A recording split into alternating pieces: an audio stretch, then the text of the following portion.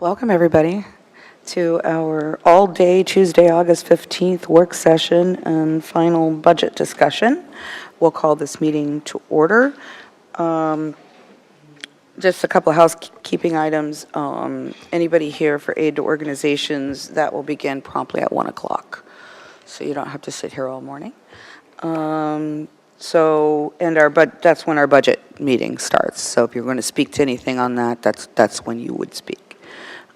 So if you'll join me and Jennifer Cowan, who will lead us in the Pledge of Allegiance.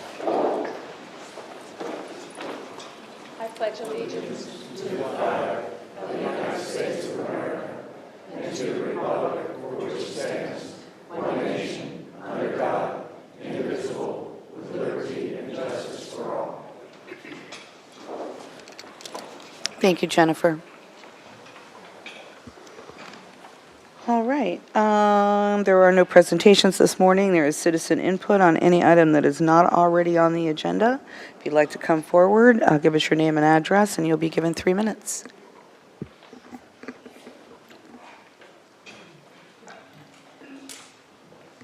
Good morning. Good morning. Good morning, Mayor, Commissioners, and the staff. Jackie Nigro, Honeymoon Island, Dunedin. I like saying that. I joined the Arts and Culture Advisory Committee in May 2007. About 2013, having been on the committee for about 6 years, I started to ask the question, why does Dunedin not have a theatre? I have raised that question and discussion many times since then, through several letters from committee membership to the Commission, to city staff direct, and in the most recent past, when the question of what will we do with the old City Hall when we build the new City Hall. You may recall, among others, that there were proposals posed such as a theatre in the round, put another level on top, and we'll have double occupancy, and so on. Well, excuse me, as we probably all know, that's scheduled for going away on the 17th of this month. In the meantime, the city has been revived and construction of new homes, more residents, restaurants have multiplied up and down Main Street, public art is abounding, and we are stretching out to the city corridors with a view to their revival also. Some people are saying that we have all this wonderful regrowth and city improvements, and yet there is still room for a missing piece, a theatre. We are all aware of the prosperity that has taken place during the last years. Dunedin is no longer the little quiet coastal town it was when I moved here 20 years ago, a one-street Main Street with a few restaurants. No, we now are vibrant and a thriving community, so much so that we are mentioned in the New York Times magazine, Coastal Living, Southern Living, and it tells you Dunedin has arrived. And so, Mayor and Commissioners, I'm in front of you once again with a slightly different plea this time, and that is, can we fix this missing link and join together to create a DPT, a Dunedin Public Theatre? My colleagues will follow with some more comments. Thank you very much. Thank you, Jackie. So, Madam Mayor and Commissioners, Morning. pardon me, I'm Mr. Jackie, George Nigro, Honeymoon Island. I'd like to bring you up to speed on where we are on the Dunedin Public Theatre. I think you're probably aware on many of these things, but a little bit of a refresher and an itemization will help us keep the focus on where we're going. I'd like to compare where we are with the DPT to the construction of a building, for instance, the construction of this marvelous City Hall. Following the formal announcement back on October 3rd, the DPT poured the cement for the foundation of the DPT, with the formal establishment of a partnership with the Pinellas Community Foundation for financial coordination and accountability, and then immediately strengthened that concrete by the establishment of a formal IRS-approved 501c. The walls of the DPT structure are being constructed and are almost ready to be raised. The walls consist of a business plan expected for completion next month, a feasibility study which is 50% fully funded, and a marketing executive who has agreed to assist. Further assisting with the lifting of the walls of our DPT is the Dunedin Chamber of Commerce, local businesses, an attorney, a CPA, architects, potential developers, a video professional who has already developed 2 videos, and a web designer. Dunedin residents have expressed great enthusiasm for the raising of these walls. Since the kickoff back in last October, a scant 9 months ago, we can truthfully say perhaps 200 future theater attendees have attended 4 of our events, which included the kickoff, a fundraiser at a local restaurant, and 2 dine-arounds. These are the commitments of our future DPT attendees, and they are our Dunedin residents. Yet there are other things that we can celebrate. There are possible locations that have been identified for the structure of the DPT. I think you're aware of the already developed architectural plan, 15,000 square foot theater, plenty of parking for disability, plenty of parking for golf carts, and plenty of auto spaces. It has taken decades to think about a theater, but a scant 9 months to bring so much to fruition. The only thing we continue to ask is your continued support as we continue to march down the road to the DPT. Thank you. Thank you, George. Welcome, Zeke. Good morning. Good morning. In case I don't forget anything. I'm Zeke Dorica on Scotland Street. I'm one of the founding members of the Dunedin Public Theater, and I want to just talk a little bit about the future, where we're heading. In the beginning, we wanted to keep this group small so we could get it organized like a fine-tuned machine. Well, it's going great. And we're finally to the point now that we're opening it up to members, theater lovers, volunteers, hostesses, and more. Through many hours of work and planning, it's no longer a small group. The people of Dunedin want this to happen, I'm sure of that. Let me just tell you a little bit about that. In our first dine around, we were very, very successful, but we fine-tuned the message and fine-tuned how we ran those things.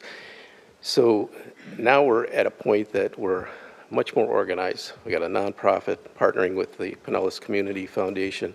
A website is going to be published shortly, a newsletter, and its members just keep growing exponentially. Our business plan should be ready in about 3 weeks. We hope the feasibility plan should be done by the end of this year. Once again, we're growing in leaps and bounds. I have not heard one negative word about this so far. From people talking on social media, the stakeholders, everything has been positive. This theater will have a draw not only for our guests and our visitors, but for the residents of this city. Thank you, Commissioner, Thank you, Zeke.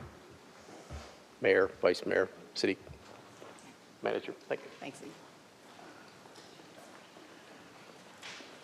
Good morning, Charlie. Good morning, Mayor Bajowski, commissioners and staff. My name is Charles Klein, live on Jefferson Avenue in Dunedin. I'm here again to promote the Dunedin Public Theater Project and to encourage a strong working relationship between our organization and the city. As you know, we plan to bring a new theater to Dunedin to be used for all forms of performing arts, movies, meetings, and gatherings. Currently, we're looking at the draft of our business plan for our projects and are raising funds and awareness through a series of private dinners around the city. This initial funding will fund a feasibility study for our project, the results of which we will share with you in future meetings. We're planning a business event this fall to present our project to local merchants and other organizations. And as our project progresses, we hope to be able to present our case for aids to organizations at the next year's budget meetings. Currently, we're aware of 7 possible sites around Dunedin, including the Douglas Avenue and Scotland parking site. We do believe most development in Dunedin should lean towards multi-use, and we hope to bring a partnership to whatever site presents the best fit for our project. If the parking lot site does not work for our project, the 15-square-foot building tucked along the trail, which we proposed, could be used by other organizations and businesses to enhance the downtown. We want to keep up a dialogue with the city and to bring a venue to Dunedin which will brighten our already shining city. Thank you. Thank you. Anyone else wish to come forward and speak to any item that's not on the agenda? Okay, so Jennifer, I saw in our follow-up memo, I believe Bob met with a theater group. We had asked for you, I don't remember the exact question that was asked, but it was something to the effect of, how would it affect our parking garage? The answer was sort of vague, but Bob, do you want to get up and speak to, I know you've been meeting with them, just so that we have an update on where you are with your discussions? Certainly. Bob Ironsmith, Economic Development Director. I did meet with the theater group. We had a good conversation. I mean, they are, as we shared today, looking to get their business plan together, looking to get their feasibility analysis.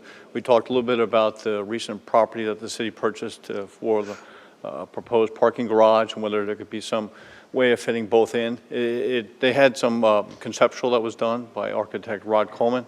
Of course, it's very early on. It's hard to gauge everything at this point in time, so they continue to pursue the opportunities, and we continue to listen.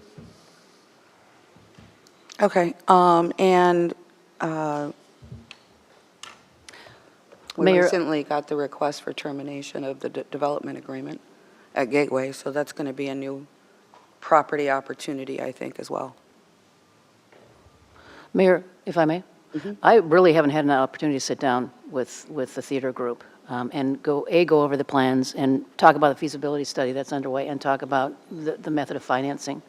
So those are 2 key components here before staff can make any determination to move forward later, to not move forward, or anything like that. I really can't make any sort of a recommendation to all of you until I do that. Gotcha. Well, I think we all agree. I think everybody up here probably agrees that that's a missing piece to our city. I think we all know that. It's just a matter of finding the right spot and, you know, that kind of thing. So we'll put that in your hands. Yeah, just as Jennifer said, keep the dialogue open, and we'll look at all the different options. And yeah, theater can make good sense for the city of Dunedin, so certainly want to just keep all dialogue open at this point in time as they develop their feasibility and marketing. And the dialogue in terms of what I had heard was the association with the proposed garage, which you're all going to consider at a special meeting next week. So it's even, to that point, where that's a draft, capital budget plan that the city commission has yet to approve. So, and I didn't realize that there are 7 other locations that they're still looking at. I thought they had kind of narrowed it down to that. So we just need to talk some more. That's all. Okay. Thank you. Okay, no other citizen input. We'll go to consent agenda. Thank you all for coming.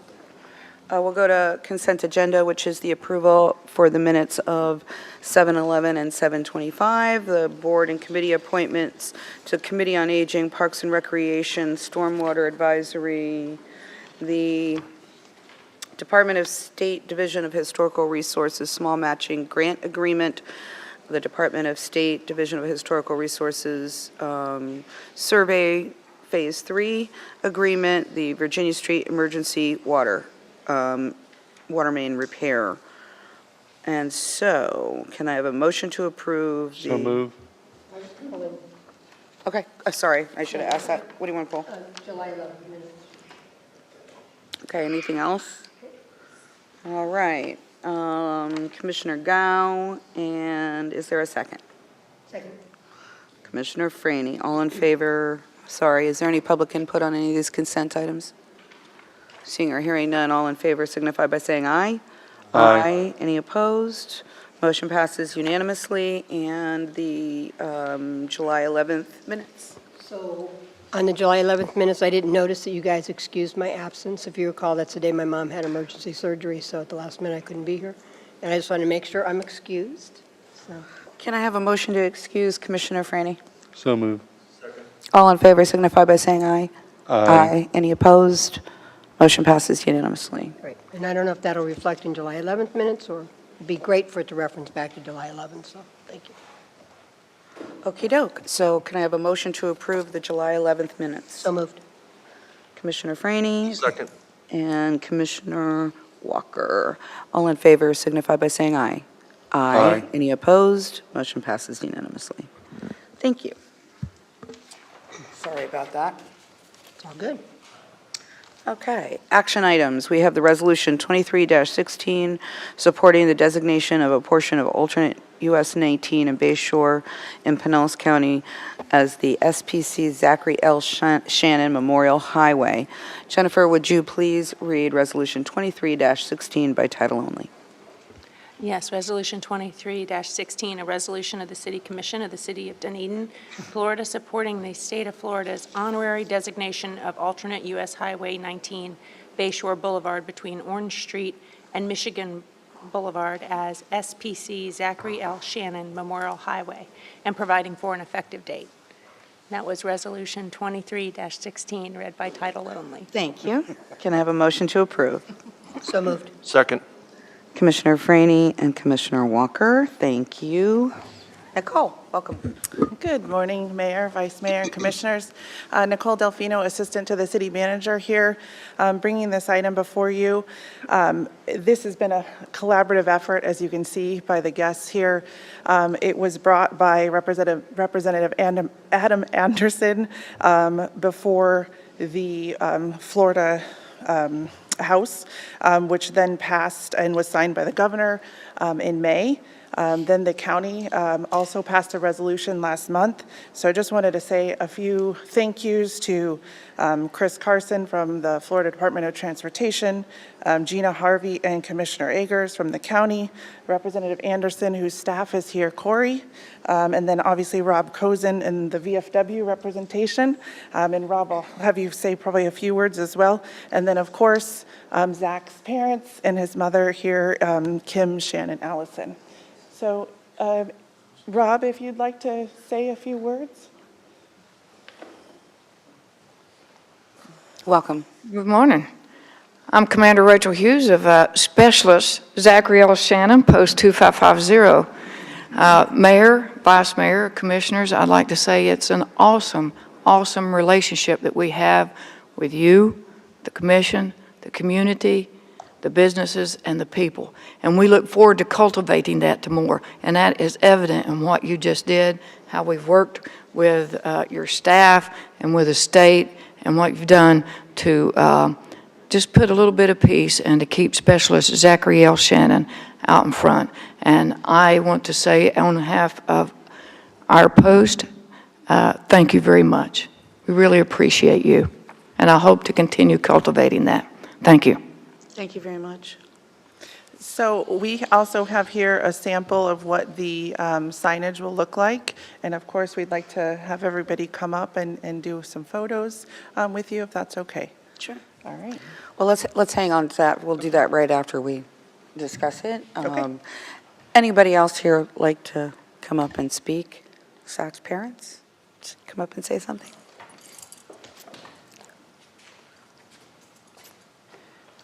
I'd like to thank everybody who made this possible. There's just way too many people to mention. Want to thank Steve Udovich, who got the ball rolling with the Representative Anderson's office and the senator.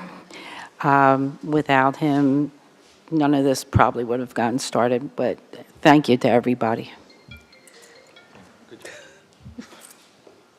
Thank you. Thank you you. very much. Anyone else wish to come forward and speak to this item?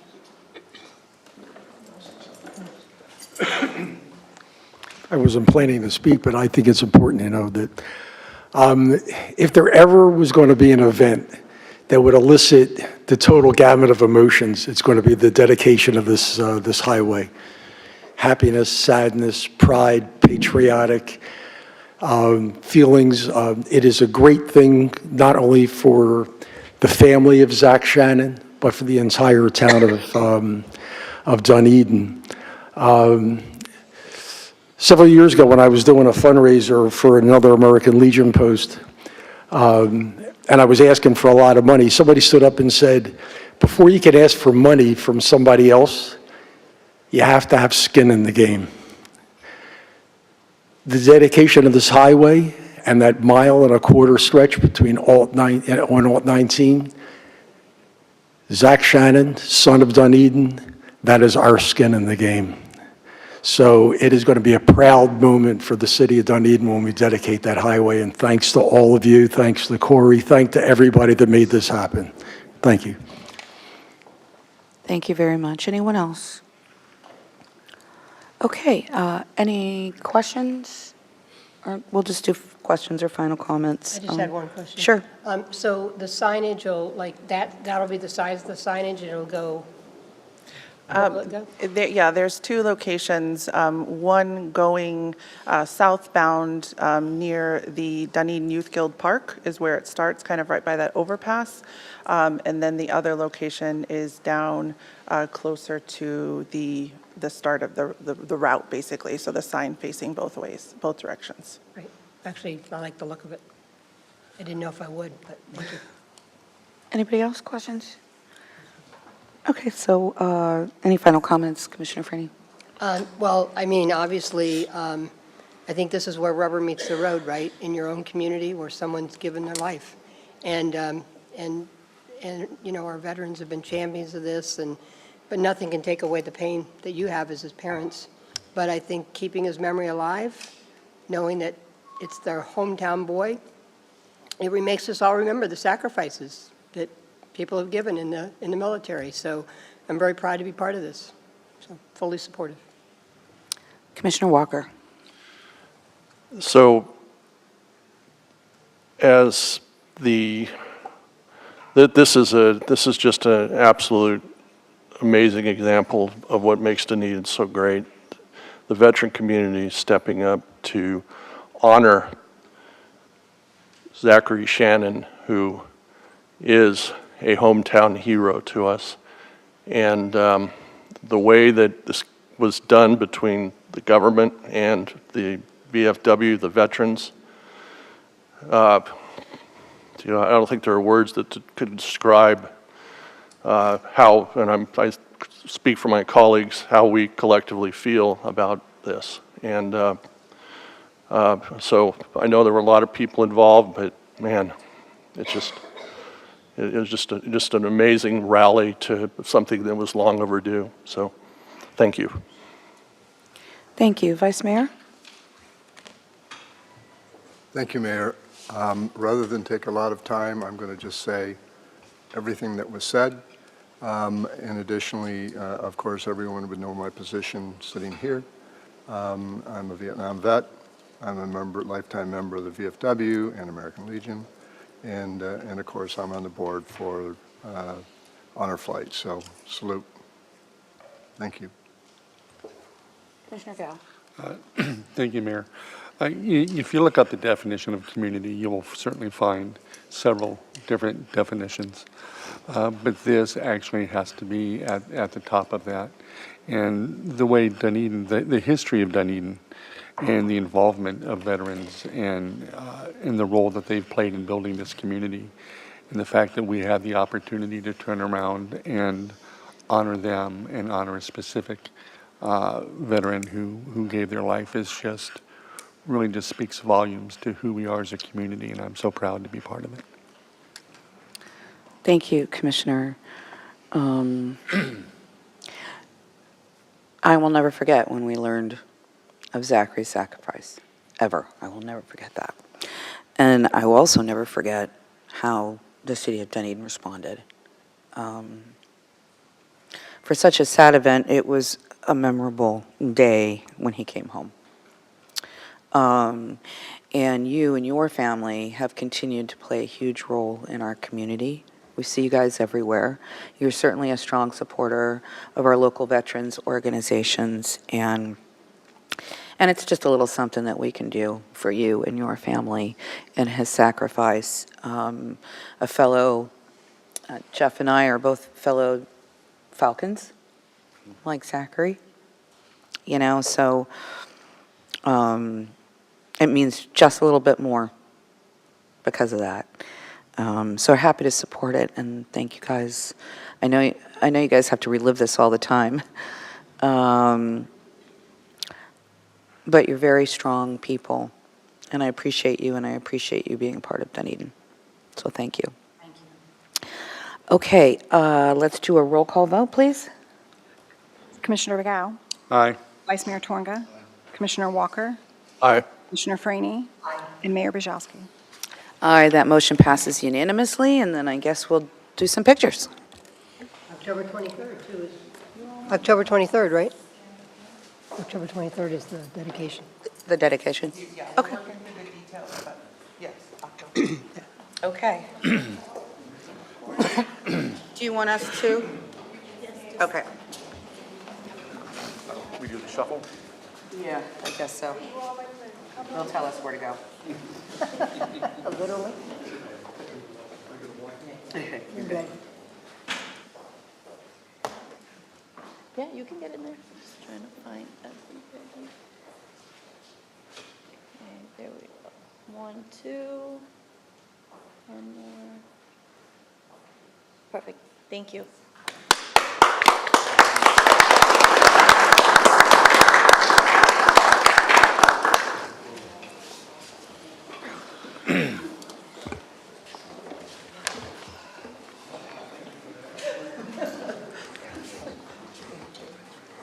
All right, you guys don't have to stick around for the rest of the meeting. We'll let you shuffle on out. Thank you. You're welcome. Thank you.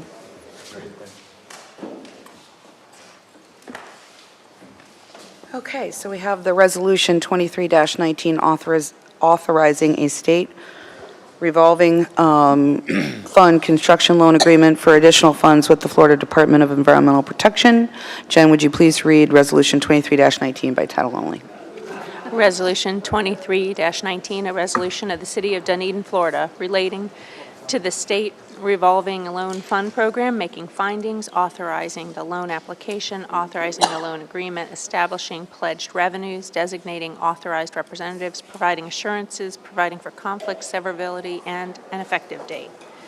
And that was Resolution 23-19, read by title only. Thank you. Can I have a motion to approve? So moved. Commissioner Franny, is there a second? Vice Mayor Twonga. Thank you. Nan, welcome. Hi. So this item started back in 2019. At that time, the city went to the State Revolving Loan Fund asking for some funding to do various wastewater treatment or wastewater improvements. And we've been working on those. The list of projects that came out of that effort, that design and then the construction effort, included electrical system upgrades to the wastewater treatment plant, electrical system upgrades for the collection system, supervisory control and data acquisition for both the plant and the collection system, wastewater lift station force main replacements, and wastewater plant chlorine contact basin improvements. We've been working on getting these projects done. They've been bid, especially the electrical upgrades, which is the biggest chunk of this at the wastewater treatment plant, and the skate upgrades. And they've come in twice, significantly over budget. And so because of supply chain issues and cost escalations over the preceding years, we went back to SRF. Our consultant went back to SRF and asked them, was there any additional funding available? We were funded for up to $15.5 million for this work. And the state does have some additional funding that they can make available at low interest loans to the city, up to another $7,649,000 $752 additional funding for a total funded amount up to $23,200,152. This resolution allows us to put in the application to SRF for that money, and the actual SRF agreement will come back to the commission for approval, should you agree to this. And I think that's the basic background. Okay, great, thanks, Gina. Any questions? Questions? Okay. Yeah, so I just want to confirm something. I understand this is a low-interest loan. Do you know what that low interest means exactly? Yeah, between 1% and 3%. That was my understanding. As you know, I'm playing catch-up, and I'm reading a lot of things, and it doesn't sink in as quick as things that you've lived. So I believe it's between 1% and 3%. They are significantly lower interest than what you could get from a bank loan, from the state revolving loan fund. And just to confirm my understanding, the loan specifically is structured by the state to provide very low-cost resources for the infrastructure development. Is that correct? That is the purpose of the SRF, the State Revolving Fund, is to allow communities and to be able to do essential infrastructure improvements at very low interest rates. Okay. And do you know what the terms of the payment are? What's the... That will all come back with the actual agreement. Pardon? It's typically 20 years is what it typically is. So the low interest part of this is an opportunity really to leverage state funding to improve our infrastructure. Correct. Okay. Thank you. Thank you. Nan, how much of this is the wastewater treatment plant versus the wastewater system? So we have already awarded almost $4.4 million for lift station controls and supervisory SCADA improvements. So that's already been awarded. The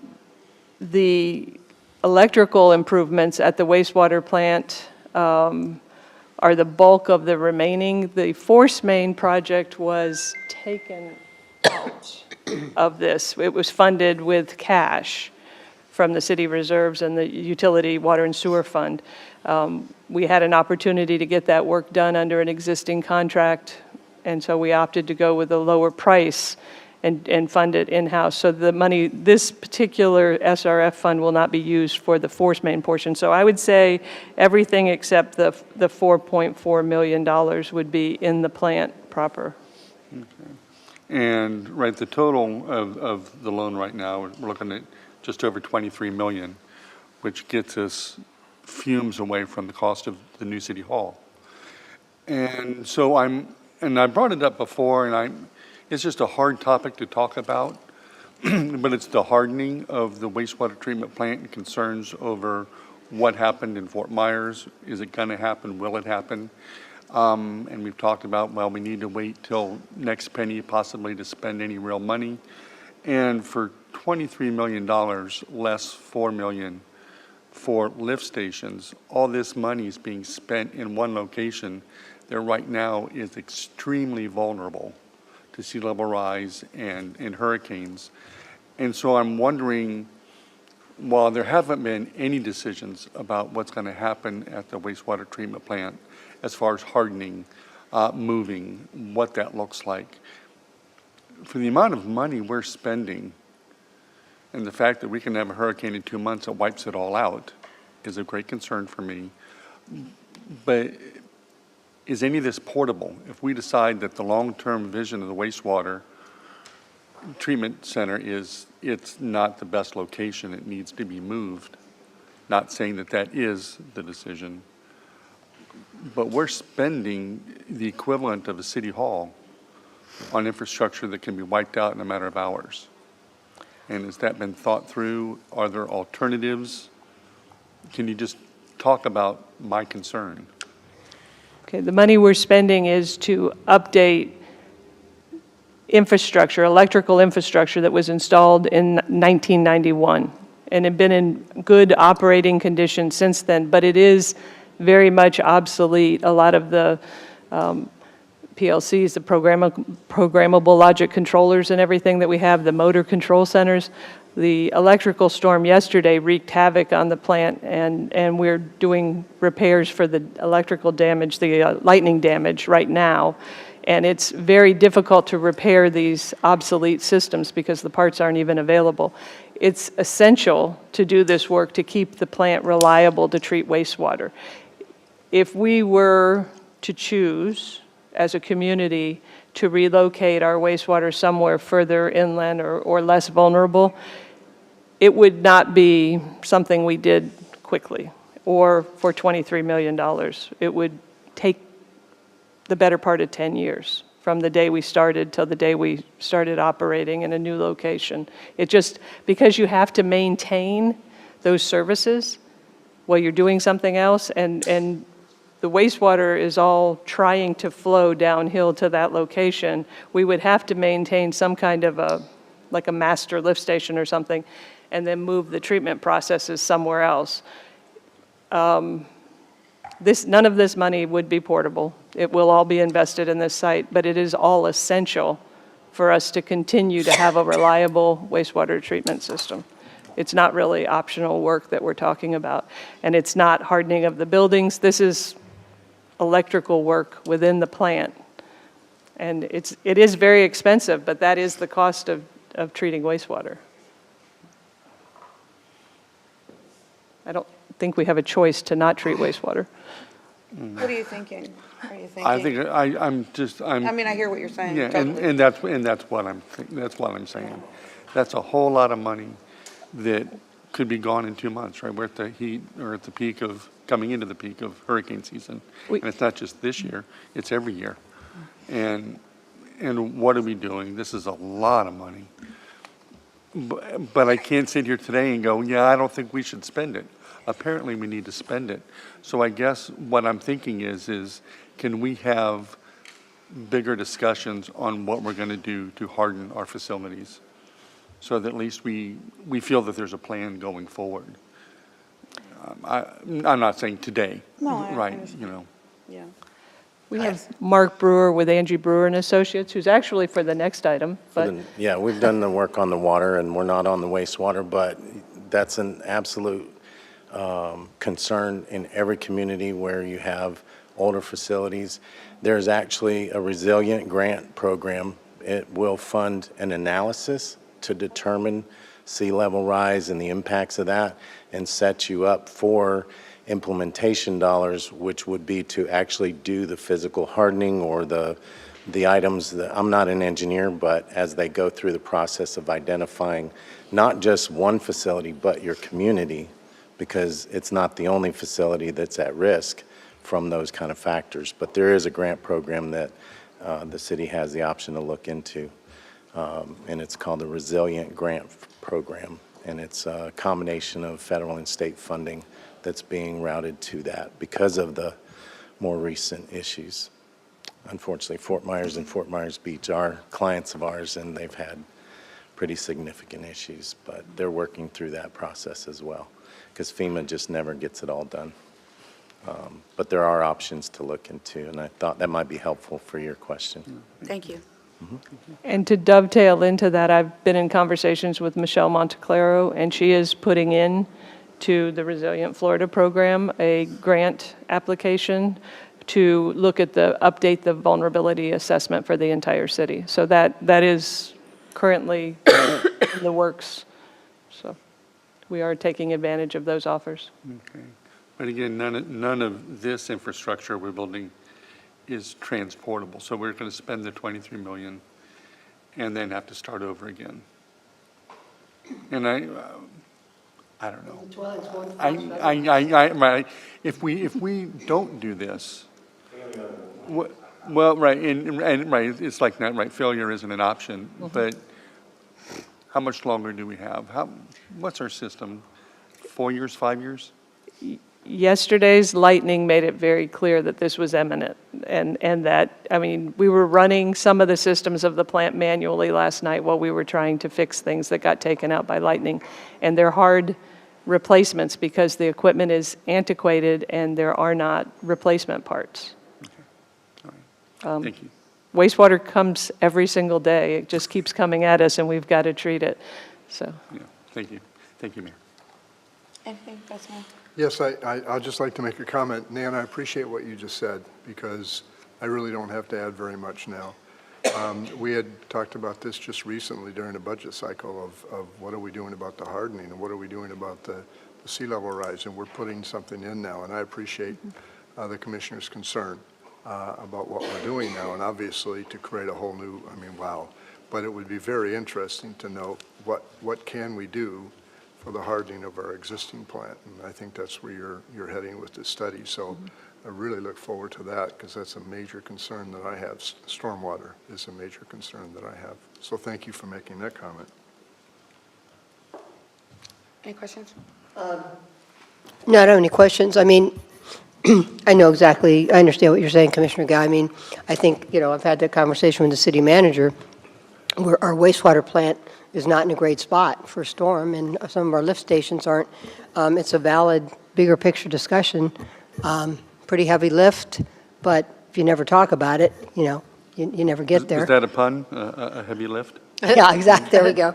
I was going to say too, Nan, and I was going to get this to you guys, but I spent the day at Tampa Bay Regional Planning yesterday, and some of our staff's involved, so they may know this, but they had several things. NOAA has a resilient challenge grant, $575 million, and it's all about how to harden, and those grants are going to be available. They also talked about the Resilient Florida money, and there's actually some climate pollution reduction type grant. I'm going to send those things to you, but the two of the three would probably, you know, filter into this. But understand what you're talking about. I mean, during storm season, we've talked about this, like, and it's a vulnerability. It's a huge vulnerability for us. But on the other hand, you know, you're right. 10 years and a lot of money to think about putting that somewhere else. It would be massive. Just finding a place for it, you know, with the theory of who would want it, right? In our Nobody community. wants it, but Right. it's a necessity. You know, it'll be, I keep wanting to say heavy lift, but I agree. It's an important conversation to have, because there's a lot of things that climate change is bringing and sea level rise that nobody wants to think about, but it's coming, and we better talk about it and be ready. So that's all I have to say. Any questions, Commissioner Walker? Yes, ma'am. No questions. I've got a comment. You may as well go ahead. Okay, thank you. Everybody else has. Yeah, I kind of did comment. That was It's okay. You know, absolutely, there's probably nothing more important than the maintenance and operability of our infrastructure. And, you know, I think to just reference about discussions that we need to have with regards to this, I absolutely agree. But I think, Nan, you made a really good point here where you've got the wastewater coming in every single day, and you have to make some business and operational decisions on a daily basis. And that's absolutely an imperative in keeping everything that we need in Dunedin operating. You know, when I was going through this particular issue and having my chance to ask questions of the city manager and her staff, it became readily apparent to me, though, that in terms of the business arrangement and the business aspect of this, you know, I think it's great that we have these state and federal, you know, programs that we can leverage to help with that. And I think the low interest aspect of it, I think, is compelling because it allows us to leverage other people's money, and that's an important piece of it. But it does concern me because, you know, this afternoon we're going to go into the budget discussion, and we're going to be looking at specifically some of the projected potential shortfalls in the out years, and we've got to be mindful of that. So I guess to draw this point all the way home here, you know, we talk about having these discussions, but we really need to have these discussions and not to impact the specific operational and maintenance urgencies that you face on a daily basis. But I do applaud the fact that you guys have gone out and you've developed a sound business business case, if you will, to basically make sure that we're fulfilling our responsibilities. So that's my comment. Thank you, Commissioner Walker. This is a public hearing. Anyone wishing to come forward and speak to this item, please feel free to do so. Give us your name and address for the record. Seeing or hearing none, we'll come back to the commission.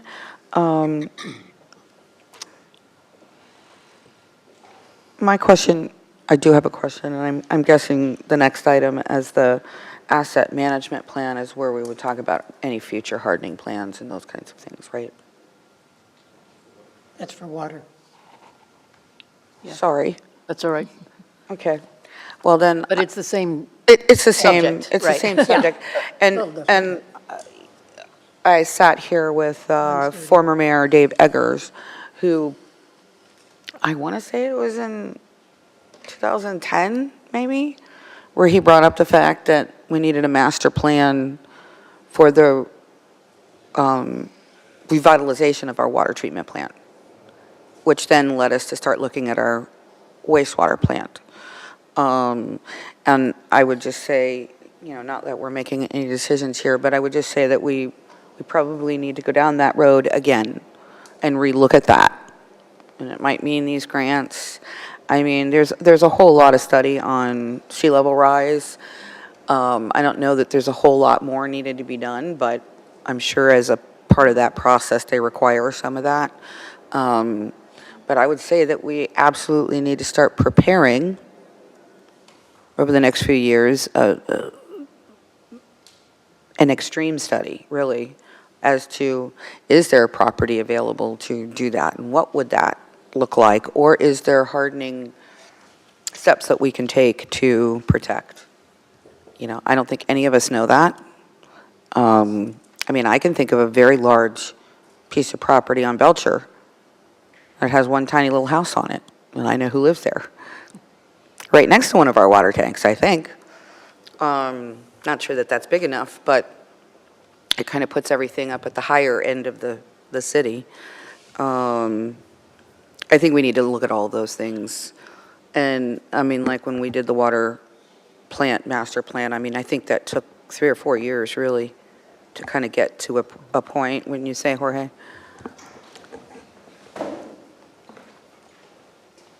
And we're in 2023, so I mean, if we're looking at future penny or whatever, I mean, I think we take this time now to do all that planning. Yeah, Does that good make morning, sense? Mayor, Vice Mayor, Commissioner Jorge Quintas, Deputy City Manager.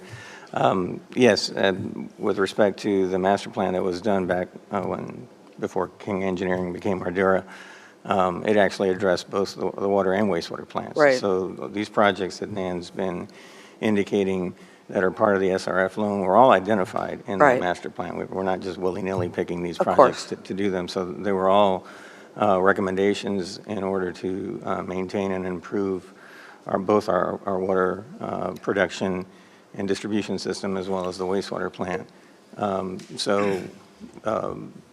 That's the whole impetus for what we've done. We probably do need to consider doing an update to the wastewater master plan. I don't know that we Just need- for hardening purposes, if nothing else, and Yeah. site selection, if that's proven to be. Yeah, and to Commissioner Freeney's point, having lived in Hillsborough County for quite some time, they did a project that basically replaced their River Oaks wastewater treatment plant. That was a wastewater treatment plant in the Town and Country area of Hillsborough County.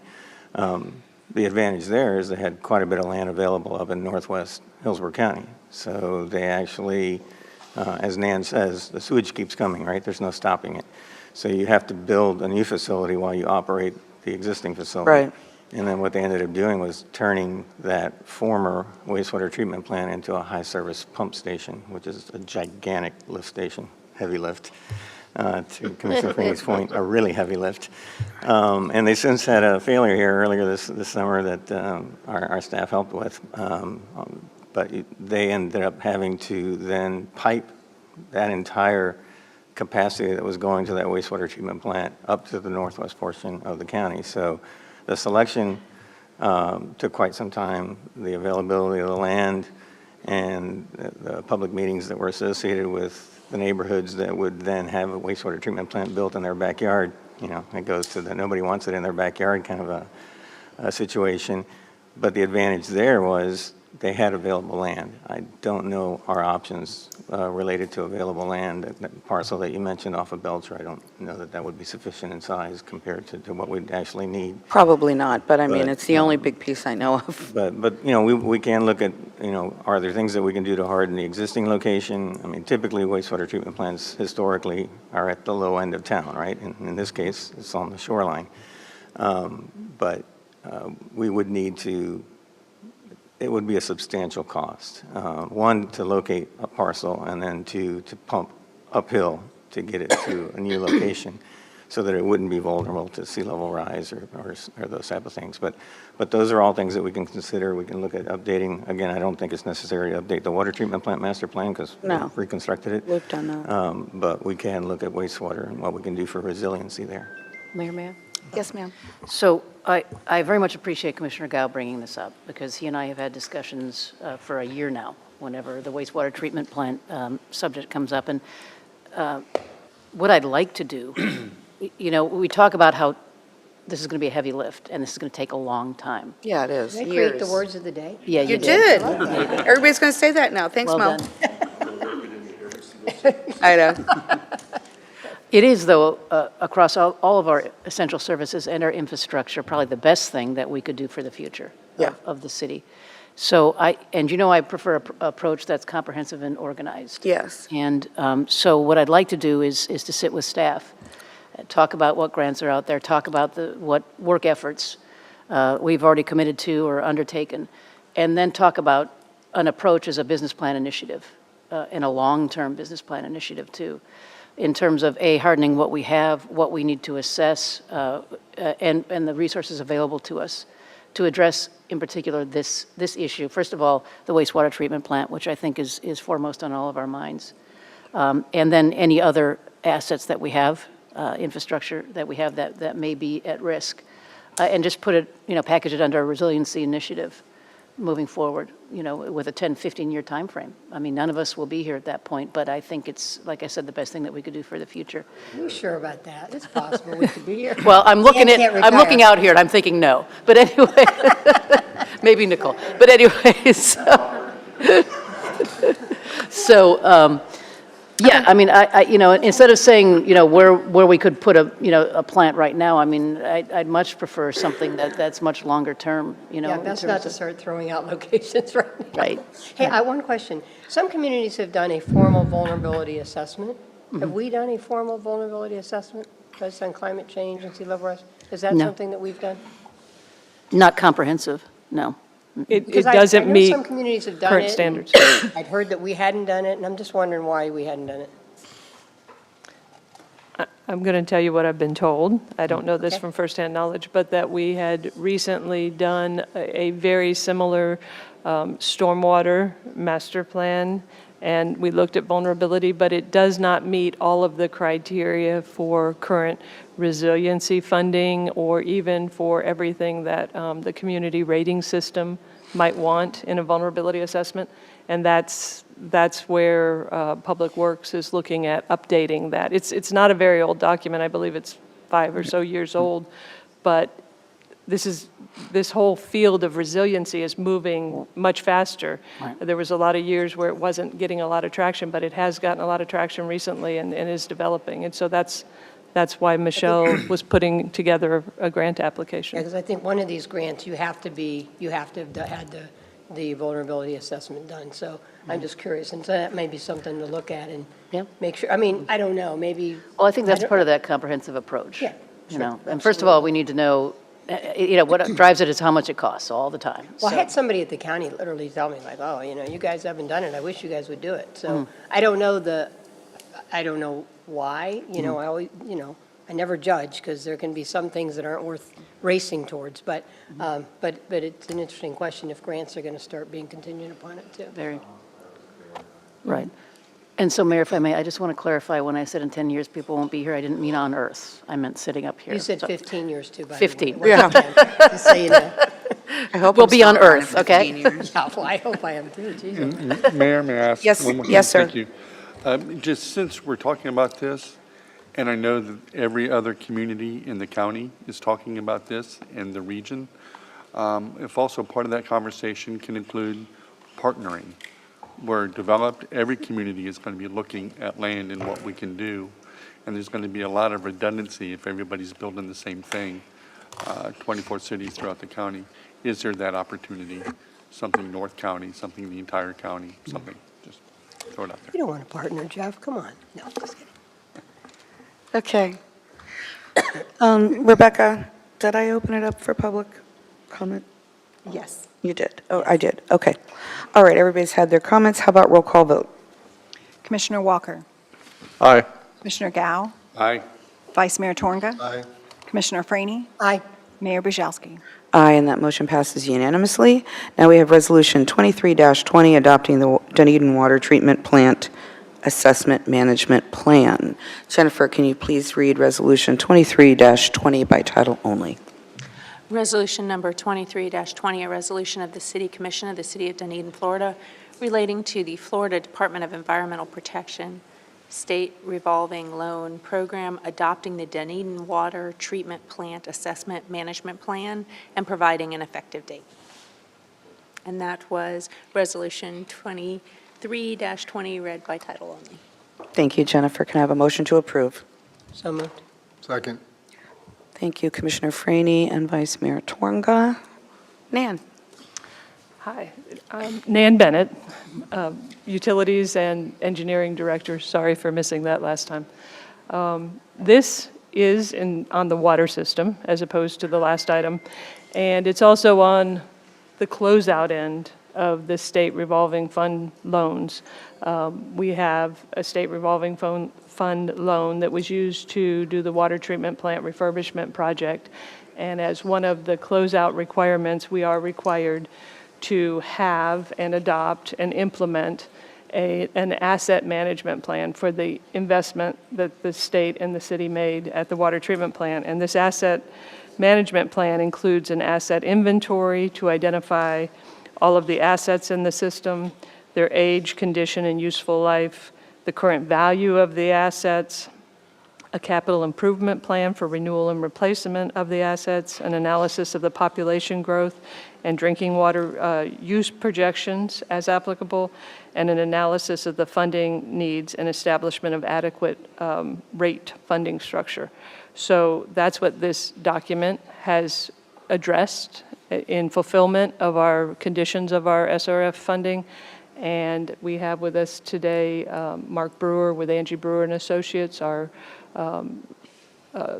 loan compliance, administration and compliance consultant, if there are any further questions specific to the SRF funding.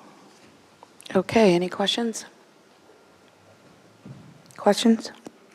Yes, I do. Did I see in there a number related to about $37 million today? Did I see that somewhere? In the document itself, Yes. as far as the value of the Yes. assets, yes. Thank you.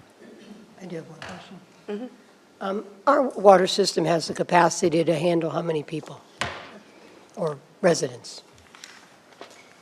I don't know that I've backed into that. It is capable of producing up to 7 million gallons a day. We typically produce 4 or less on an average day with our current population. So we run a little over 50% of capacity.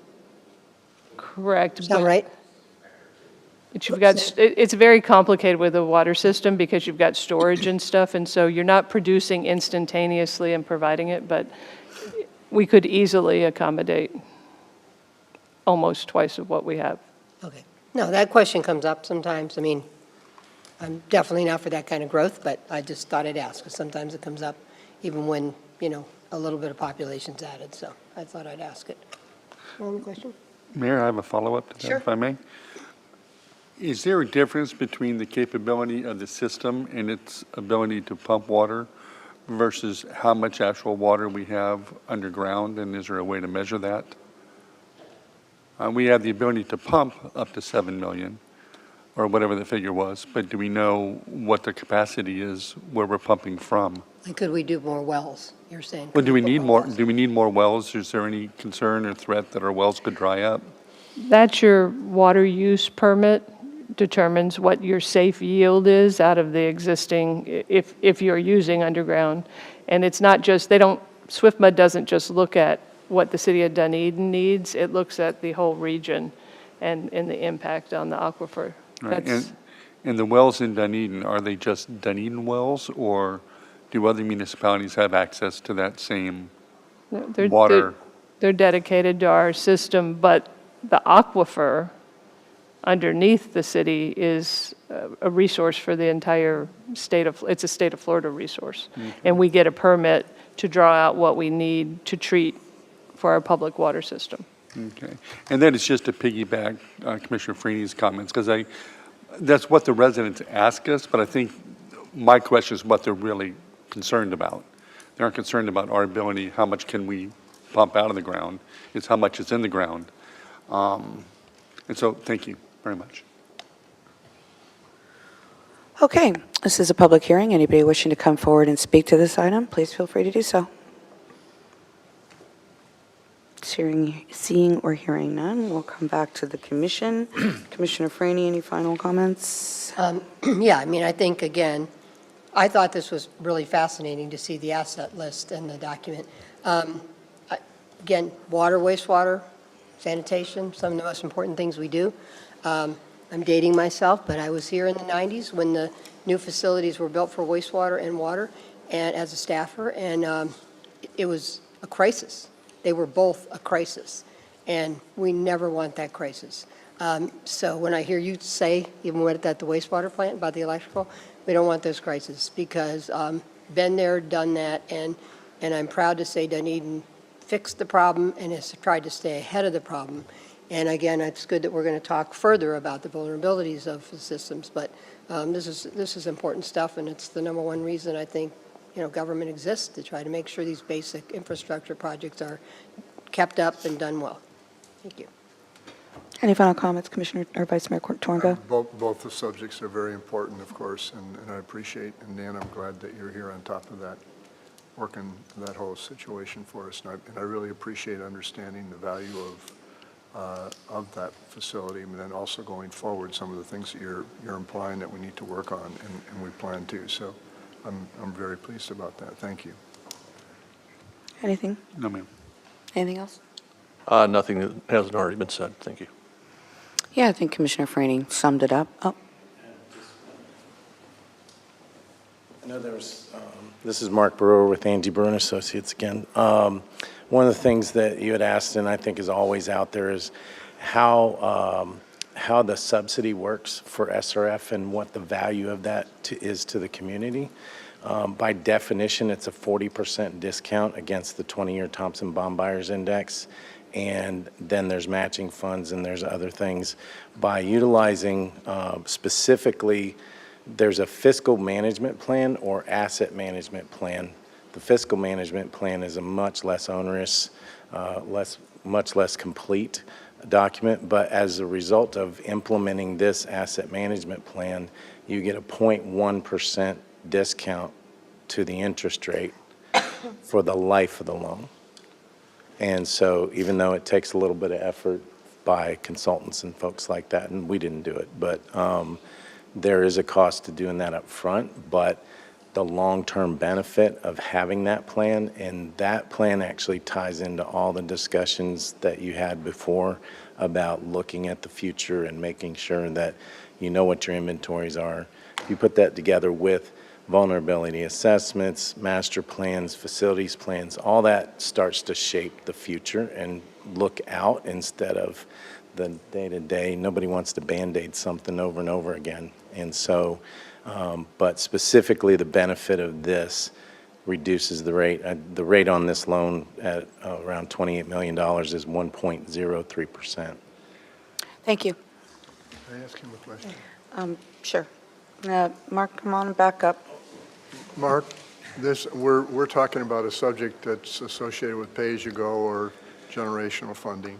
Sure. And so I'm just curious, since you work with a lot of other municipalities, what percent of them use what percent for loans when they build something like this? In other words, generational funding. So I think that I would say that there are, and I'll try to not make it a science project, but there's around 405 towns, municipalities, counties, cities, special districts in the state of Florida.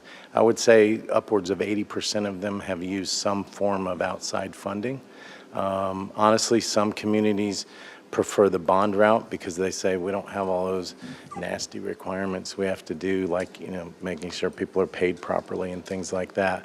But we have clients that don't do anything but whatever grants they can get.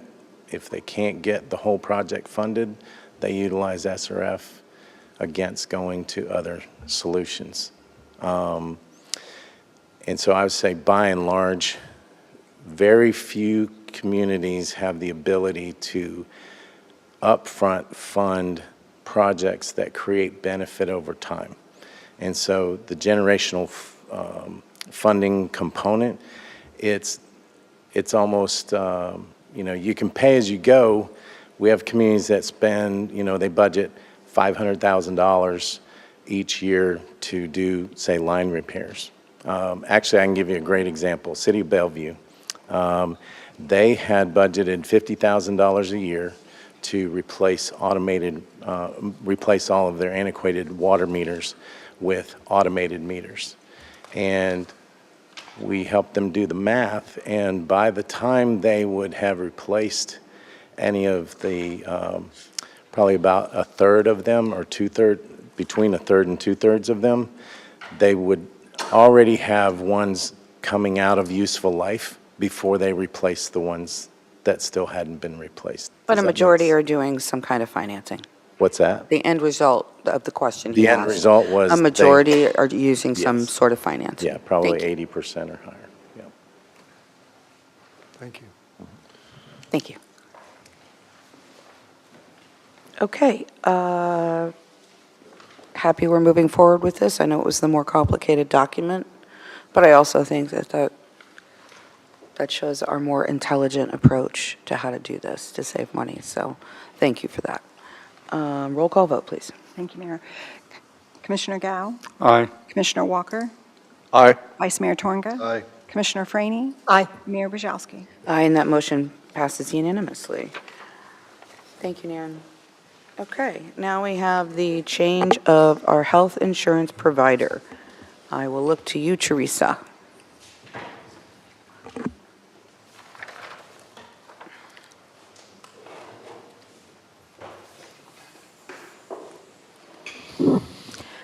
Good morning, Vice Mayor, Commission, Teresa Smalling, Director of HR and Risk Management for the city.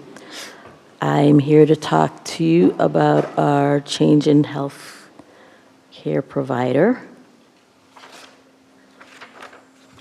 And I have a PowerPoint that will help the discussion.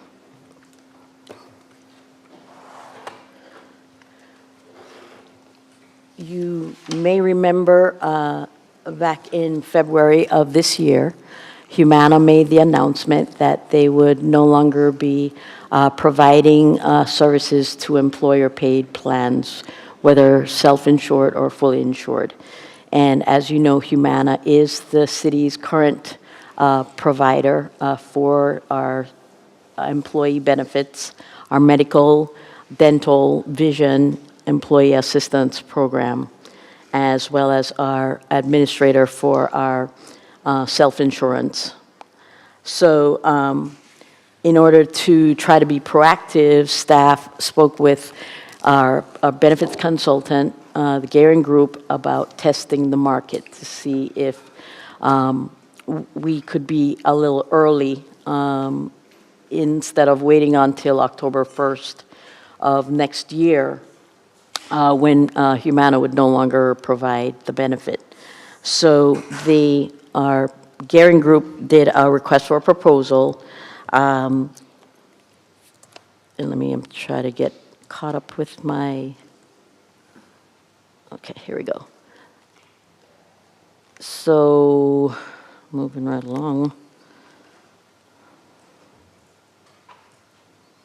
Thank you.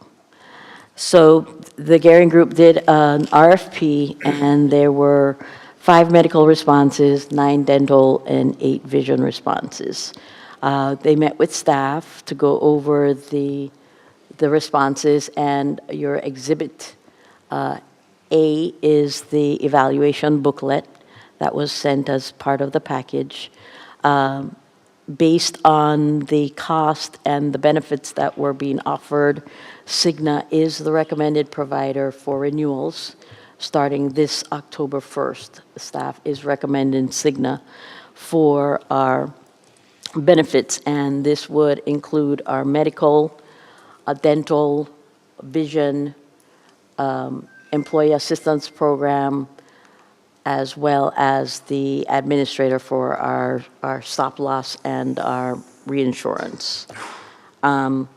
So just to go over a few of the benefits of going with Cigna, it's an 8% reduction in the administrative fees. That's the fees that are charged to take care of our weekly claims, our medical claims, and overall stop loss program. The 22% in reinsurance, which is what the city uses to protect itself against any claims that are over $110,000. 6 months admin fee credit, $50,000 wellness fund. You may remember that Humana has the Go 365 wellness program, and Cigna has a wellness program, but the Go 365 program was sort of morphed from Vitality. And in order to make the change less traumatic, if you will, we asked to look at Vitality. And I'll talk about that in a little bit. But that wellness fund would help to pay for any costs associated with Vitality Wellness. And then also $13,000 in discretionary and COBRA funds. So we use another vendor to administer our COBRA, and so that money would go towards paying for that. There were dental and vision cost reductions of over 7%. Now, one of the advantages of going with Cigna, it is a national network, a larger network than what Humana offers. And in looking at the providers, the providers that are used by the majority of our employees, it was noted that 98% would be considered in-network. So with that, we are also proposing to eliminate one of our 4 medical plans. Right now, we offer a base HMO, a BIOP HMO, consumer-directed health plan, and a national POS, point of service plan. The national network would encompass the providers that are in that out-of-network aspect of the point of service. So when we asked for this RFP, we did ask for equivalent or better benefits than what employees are having. So employees will not see a drastic change in benefits. They will just get new cards from Cigna if approved, and they would just keep going. For the employee assistance program, the number of free sessions was increased from 6 per issue per year to 8, and Cigna will administer our health reimbursement accounts as well as our flexible spending accounts. Our health savings account is with HSA Bank. We would continue to keep that account with HSA Bank, but it would now be administered through Cigna. And then, as I said before, we would transfer the wellness program from Humana's Go 365 program to Vitality Wellness with the same or better benefits. Vitality has offered to waive any implementation fees, and employees would be able to carry over their mall bucks that they earn as while they participate in the wellness program into the Vitality program. And as is custom, we would be able to transfer some of our residual points that we accrue every year over into Vitality. Just as I mentioned, there are no major changes to our current plan offerings. The base in-network is our base HMO. The premium in-network is our buy-up HMO. And then we have the high deductible with HSA, or we call it the consumer health directed plan. Staff is requesting for commission to approve the change to Cigna as our healthcare provider, and also to give authority to finalize and execute all related agreements for Cigna and Vitality, as well as execute the termination of services with Humana effective September 30th, 2023. At this time, I will take any questions. Commissioner? Yeah, could you go back to that? Could you go back to that prior slide? How does this compare with our current, the deductibles, the per visits? It is equivalent, and just switch to the relevant. I do have Sean Fleming from the Gehring Group with me. We need to put him to work a little bit. There really, as I mentioned, there really is no significant change with the deductibles or the co-pays. Okay. And, I mean, is Cigna, like, is there a downside with Cigna? I mean, when you look at, I don't know who else, what other communities have, you know, I mean, we're down to a few players these days, but any downside, anything that, like, the employees will be like, oh, great, thank you? So, good morning, Commissioners, Mayor.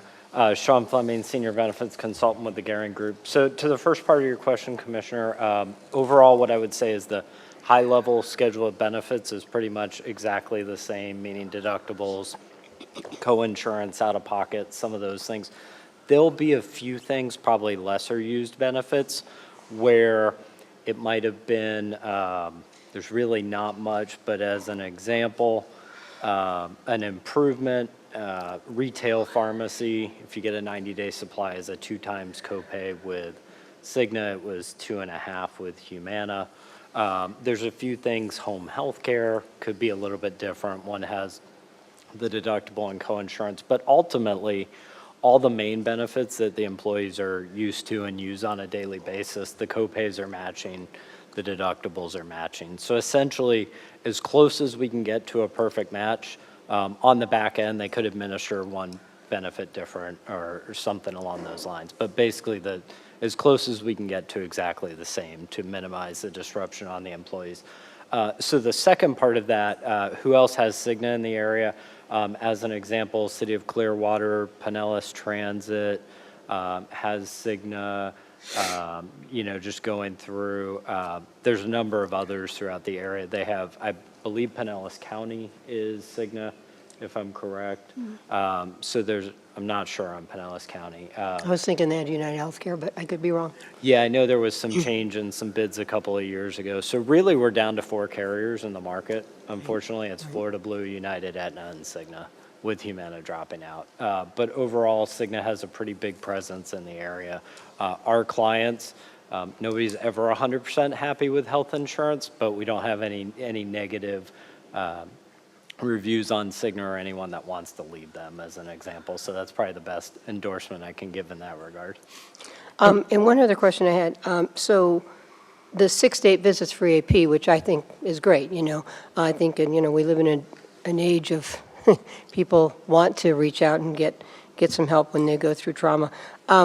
How does that then, once you have your 8 visits, how does that fold into the regular insurance and copays, et cetera? So one of the benefits with Cigna is going to be that with that, you ultimately just roll into like a regular office visit with that copay after you use the 8. The nice thing is if you're seeing an in-network provider with the EAP, which you would be, you have that kind of guarantee that they're in-network for the medical.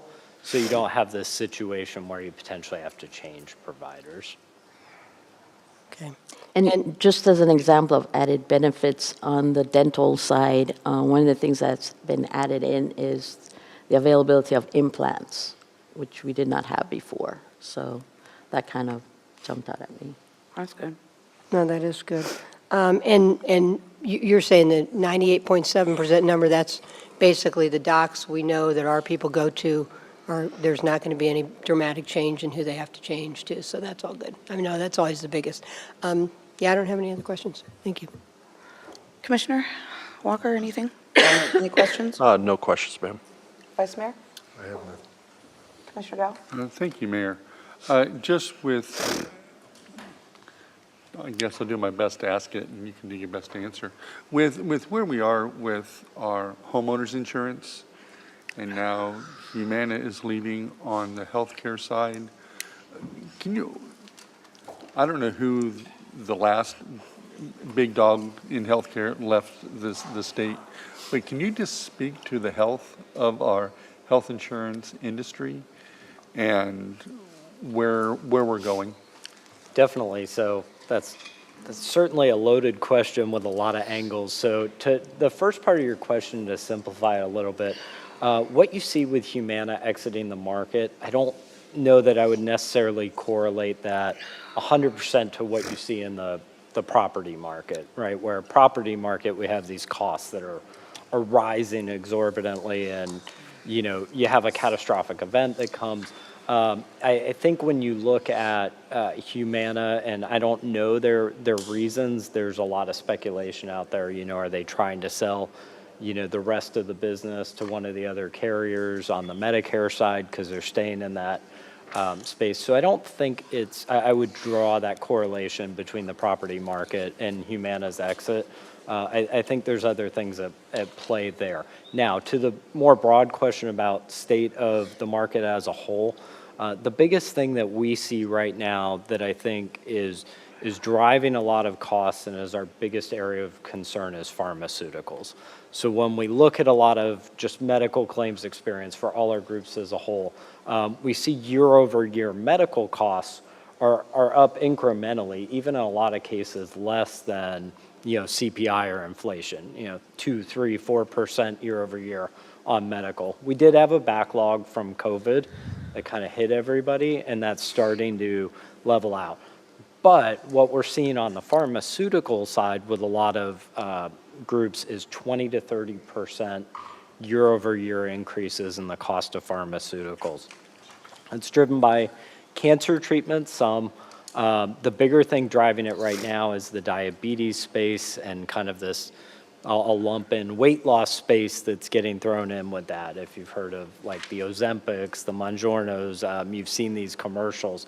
So that's, the diabetes space is driving a lot of those cost increases, as well as specialty treatments for autoimmune disorders and some of those things. So I think the biggest threat as far as driving costs right now is the pharmacy space.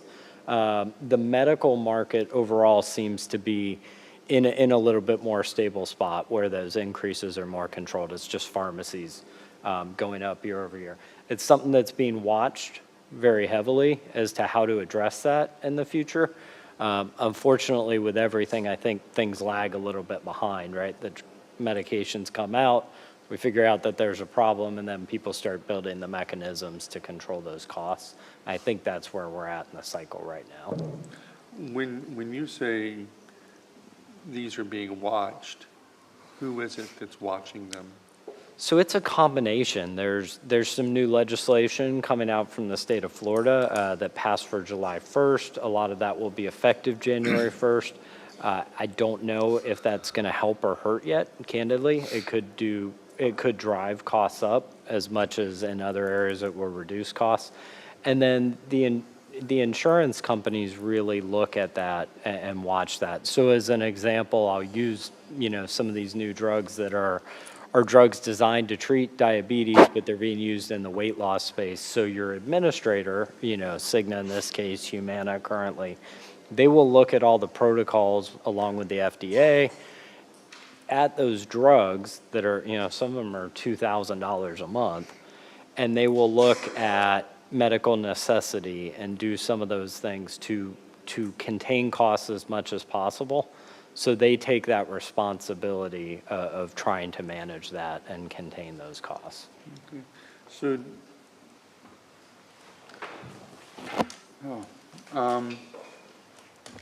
so does the insurance, and I might be going down a rabbit hole, so Mayor, please pull me. I'm waiting to hear what you're going to say.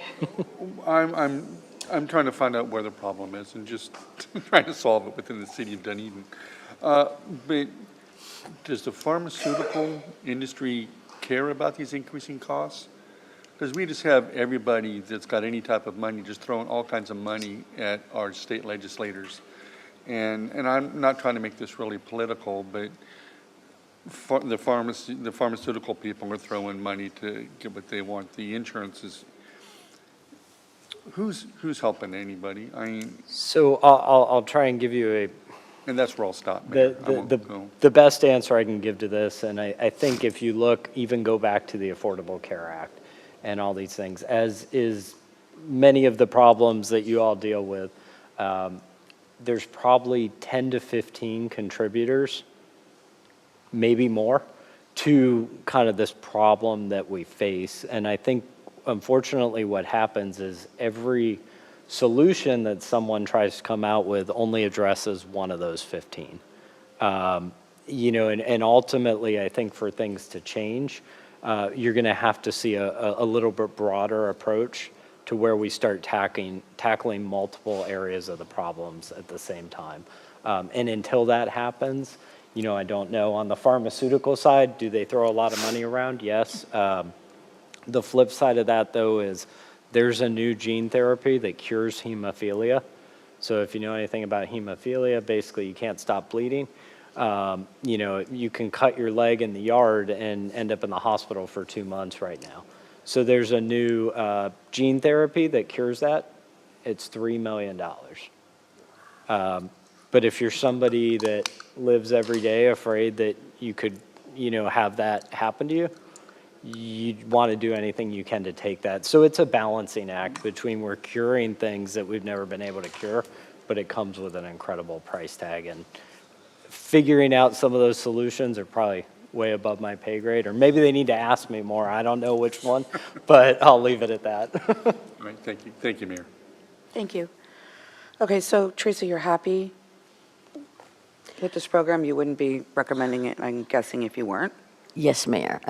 We looked at all the benefits. We compared it with what Humana is offering, and we feel satisfied that going now is the better plan than waiting, because, not to put anybody on blast, but we heard that Humana notified its employees the same day it went public with the news. And so as an employee, just thinking about working for a company that has done this, the service we've heard has already started to go down. So we think now is a good time to go rather than wait the extra year.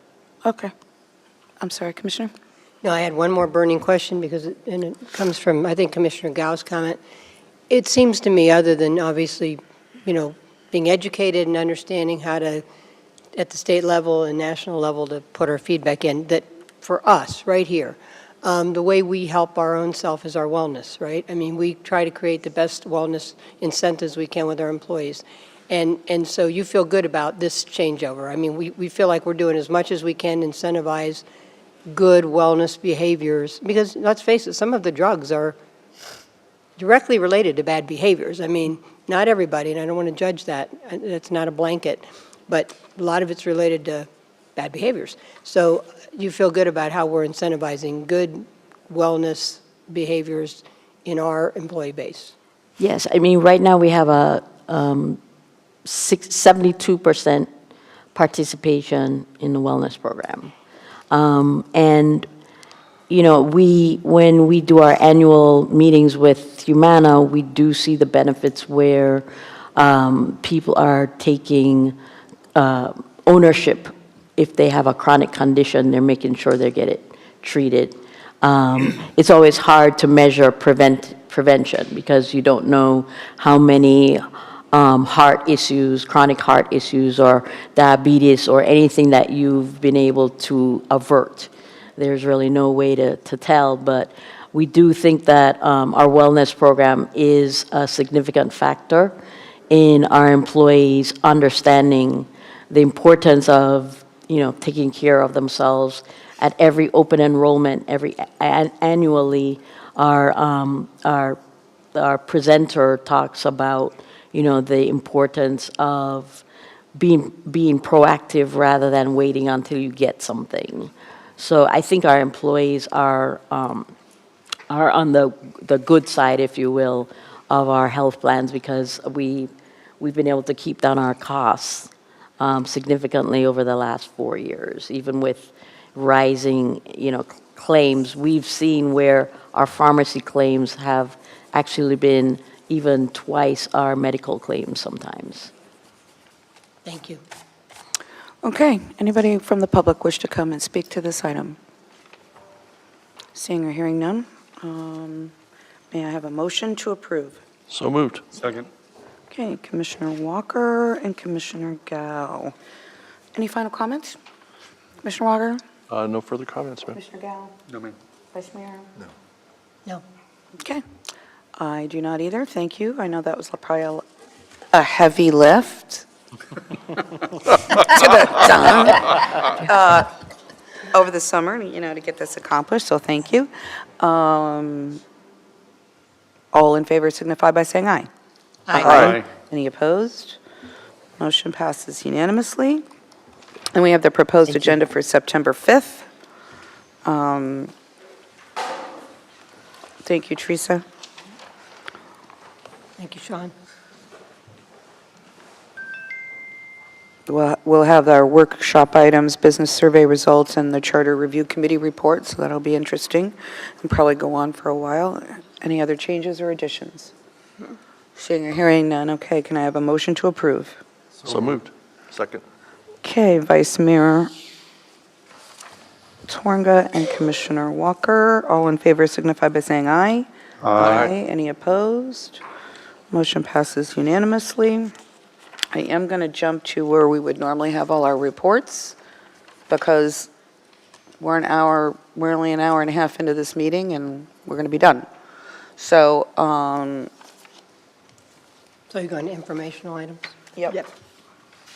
Because we're not supposed to start the rest of it until 1, right? Correct. Okay, so let's just go to commission discussion. Commissioner Franny?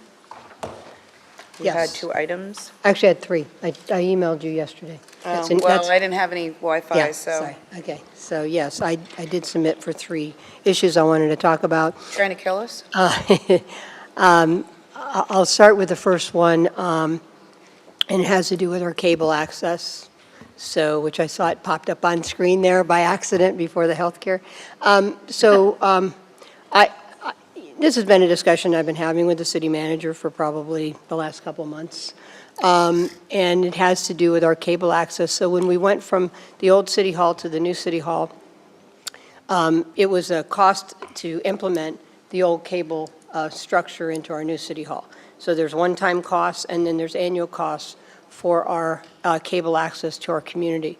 I think from putting their budget together, communication saw it as well. We have a lot of ways that people can view our commission meetings, whether it's YouTube, whether it's Facebook, however they do it. A lot of people stream, and they do. Like some people you ask, and they're like, why stream? Of course they stream.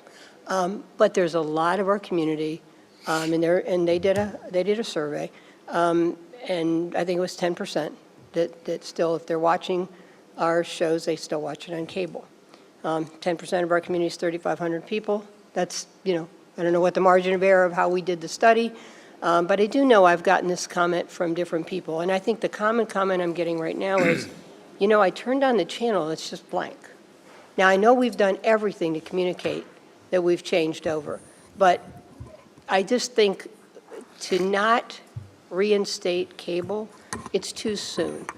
I think that you have, a lot of people that are used to that. And you look at, our community and the demographic of our community, they're just not going to, they're not going to shift over to stream. And so without a lot of hand-holding. And I think that maybe in 5 more years, we don't do cable anymore. But I think that we should continue to provide cable access. I know staff's done the numbers. I wanted to kind of bring this up to more of a policy level because I think it's important. I think the most important thing we do is transparency, and the more we get the word out, the better. So I guess I'm trying to think if there's anything else. The other thing is I did because as a staffer, I used to negotiate the cable contracts with the city. And I know that a lot has changed. The state's taken a lot of power out of our hands when it comes to franchising. It used to be, you had to provide the channel, you had to provide it free of charge. It was all part of your negotiation. I did ask Jennifer Cohen to then look like, so where are we at now? Have we just lost all that power? And just to make sure, is all that money on us versus them?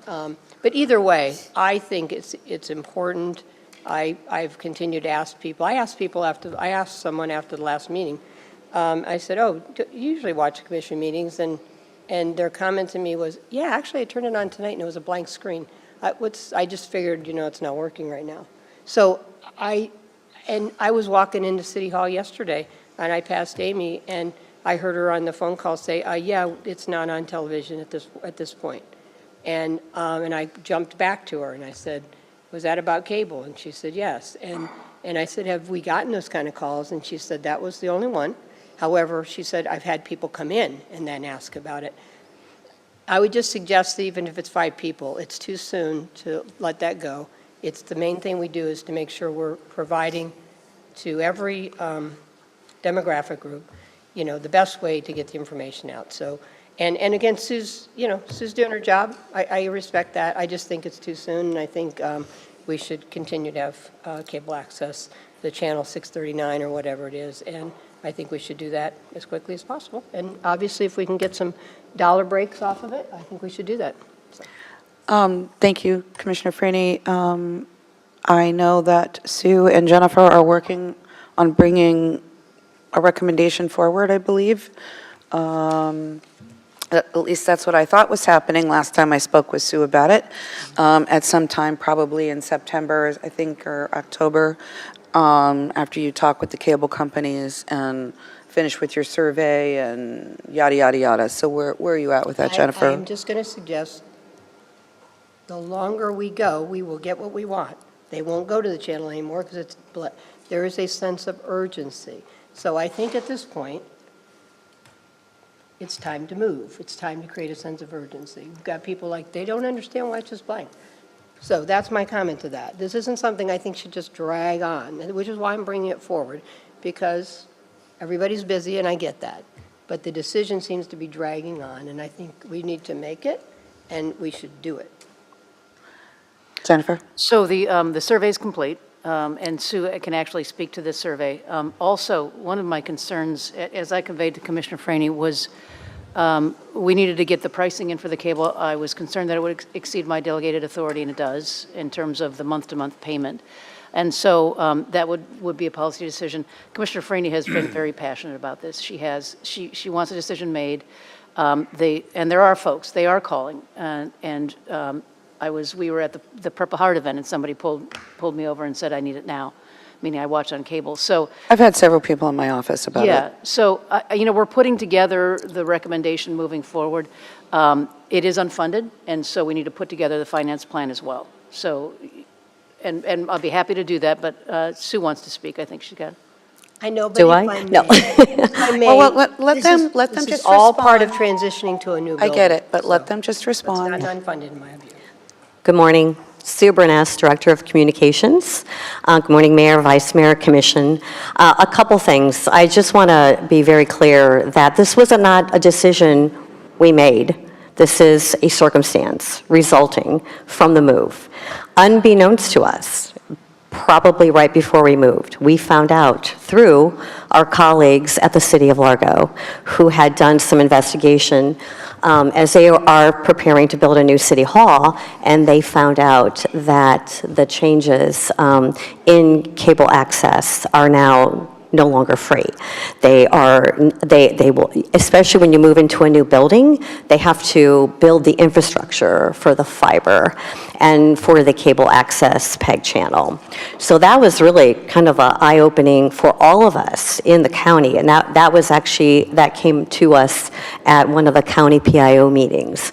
So at that point, we had no plans not to install the cable until we found out that there was going to be an installation charge and possibly a monthly charge.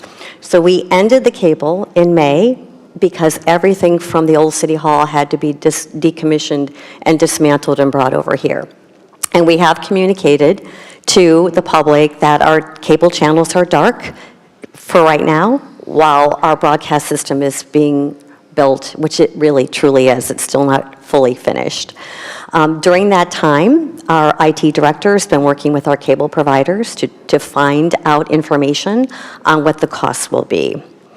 And at the same time, we also know that the box, which is a cable switcher that has to connect to the cable to do the live stream from the old City Hall, is beyond end of life. So there's also a cost to that. And I've actually have all these numbers. Still not clear on the cable numbers. We've got some pretty firm numbers from Spectrum. The WOW numbers, I'm not sure. I think they're trying to make sure we have full cable in here, which we may not need. But they are big numbers. We haven't made any kind of decision. But we did do a survey back in May, or actually in June. You can see the dates. And even though 10% said they had cable, they didn't necessarily say they watched it live. Because what we did is we did a digital and we did an online survey, or we did paper. And about half these were paper, and they had a different path. So even if 11 people out of the 91 indicated they watch or they have cable, they may not, we don't know for sure if they're watching it live.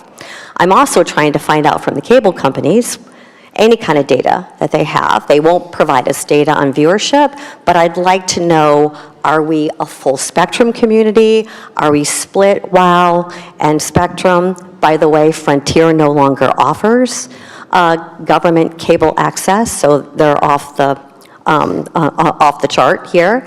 And so we're just trying to get a little bit more data from them. So what we have seen is, so these are the numbers that we currently have. And again, the WOW numbers might not be completely accurate, but we're working with them to get a better handle on what this cost will be. We do know the tightrope cable live stream switcher would be between $15,000 and $20,000. Again, I didn't realize when we were moving, I wasn't really part of the whole broadcast planning. I assumed we were getting new equipment when we were moving into this building. So that was a piece that definitely end of life that needs to be replaced, that we would look, we wouldn't do the cost of building the infrastructure for the cable if we are having a box that's not going to work properly. So those are the totals that we're looking at for year one. And then what we know right now from Spectrum and WOW, that it would be $1,000 a month. And then to your point, actually, Commissioner Freeney, since these are numbers that we were able to get working with the clerk's office in Granicus, because as you know, you can watch it live and on demand on the website. So you can see there's actually was a big spike in March since and actually the cable channels didn't go dark until May, but since March, and maybe it's because the new City Hall, but there have been more people viewing the you can see past meetings. Very few do it live, but it's actually that on demand. So we are willing to do whatever the commission wants to do. And I will work with Jennifer to continue to finalize these numbers, but I just wanted to emphasize this is not something that we just decided to pull the plug. It was really like, oh my gosh, we had no idea. This is not something the cable channels just come and, send you a nice email or call you. But when you're ready to install cable into your building, these are the costs that we're presented with right now. Jennifer? I have nothing further to add. Okay, so I'm going to look to my other Well, colleagues. can I get Jennifer Cohen? I mean, I don't even know Frontier is allowed to do that. Not that I want to push somebody back in the market if they're not doing it, but, again, Apparently they are. Well, I don't, it depends on, at one time, they absolutely could legally not do that. Right. So, and again, that goes back, and I know you're in the middle of doing some legal research on it. Yeah, I didn't know if you wanted to comment about that. And I didn't have the details of it. You have two different providers, and then one is refusing to provide such service. I mean, there is a statute that deals with provision of cable services, specifically public educational and government channels, and it does depend on the certificate holder, the cable company's obligation to provide. It does depend on usage. And so we'll need to take a look at that. And then there are some costs that are covered. Maybe we can get the numbers that way. There are some costs that are covered if you're within a certain number of feet of where they provide it. And then if you're not, then the community is responsible for those. So, but I will say it has changed significantly, and the state has taken over this responsibility. So it's all different things to me, but we can work together and find it out. Well, I think the other thing to point out here is if Frontier is legal in what they're doing, they're the one that actually put us on Channel 15, the lower tier numbers. Spectrum's got us in the 600s, and a lot of the condo folks who get provided basic cable don't get a box, so they're not even able to watch it anyway.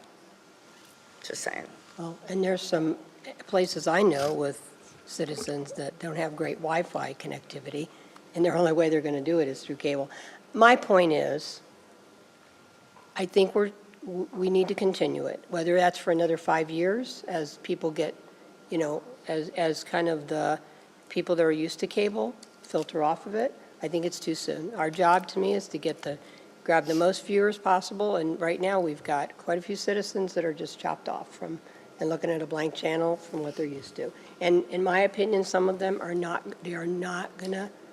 just not gonna go to stream. They're just not.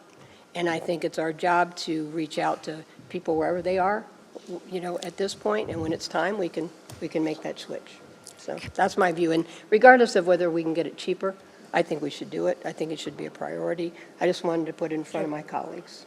I'd like to hear from our colleagues then. Vice Mayor? Yes, ma'am. Just coincidentally, I spoke with the city manager about this recently, and I only did that because one person asked me if we were still on the cable, and I told them I thought we were. Yeah, you can watch this in the evening. And I had to go back to that person and say, I think I made a mistake. I got to check this out. I don't know that we're on cable or not. And then I actually sort of recalled something about that, and I was educated. Subsequent to that, I didn't suggest we do it. It was just only one person has ever asked me. So I went out and asked some people, but this is not statistically sound. But I asked some people, and they said, well, no, nobody watches that. What? You're on cable? Nobody watches that on cable. I don't know if they do or don't. I have no idea, and I'd like to find out. Be interesting. But that's a good sum of money. And I really don't know who's watching it on cable. I don't.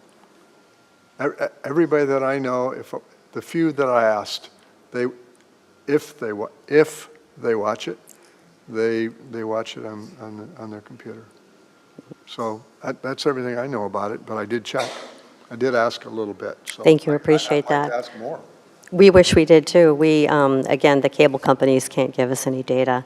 Largo tried to find data as well, and this is actually, been asking about data from the companies.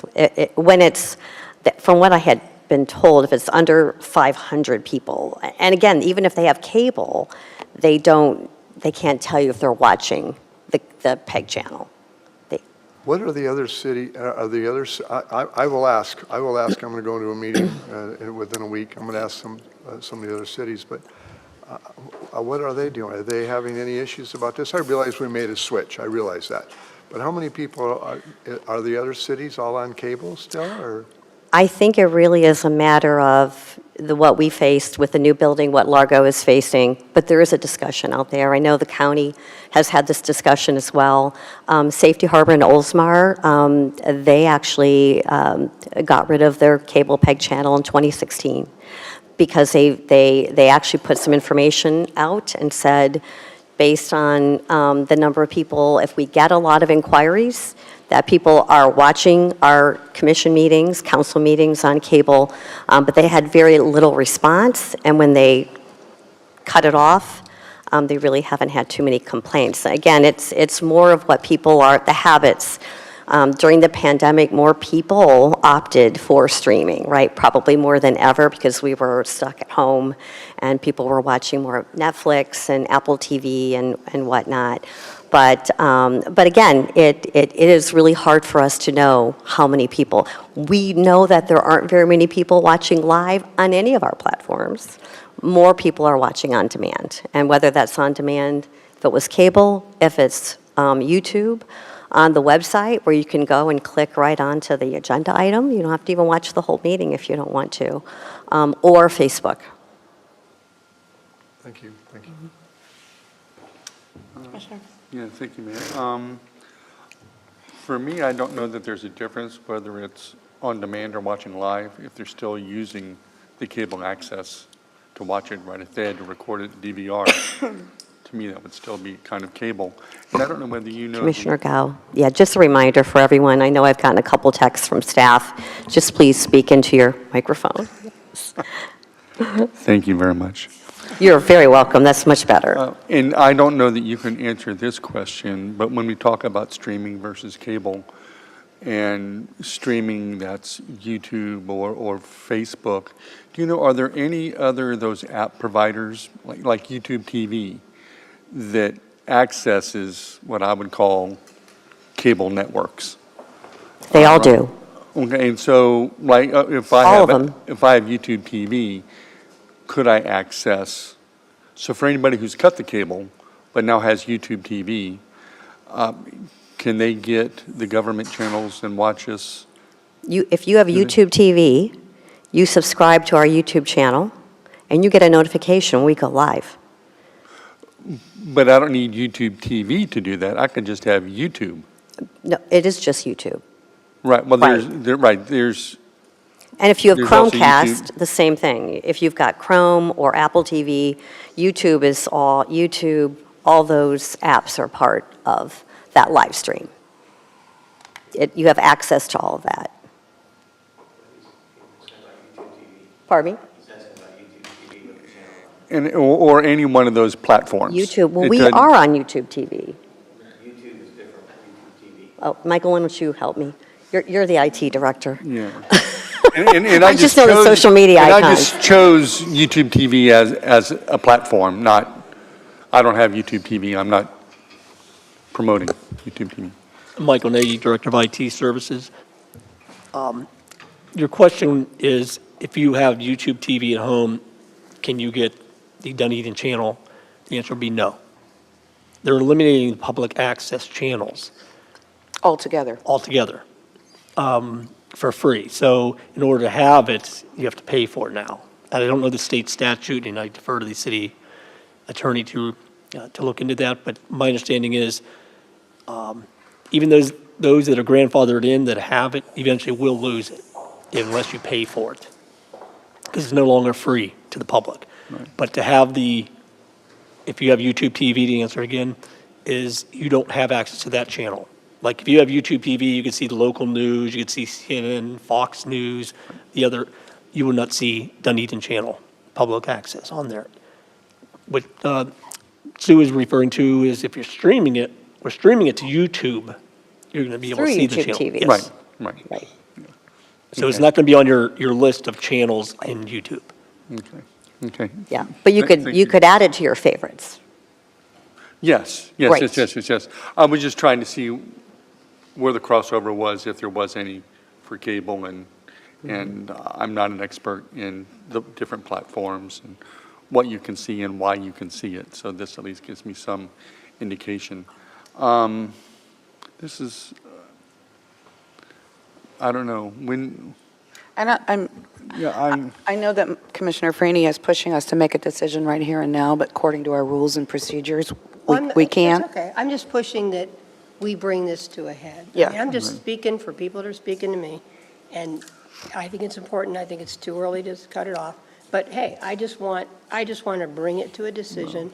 Sue knows I love her. This isn't, about, this is just about our citizens. Commissioner Walker. Bring it to a head. Yeah, so I think I can echo a few comments that were made here. Yeah, first and foremost, I've gotten the question quite frequently, and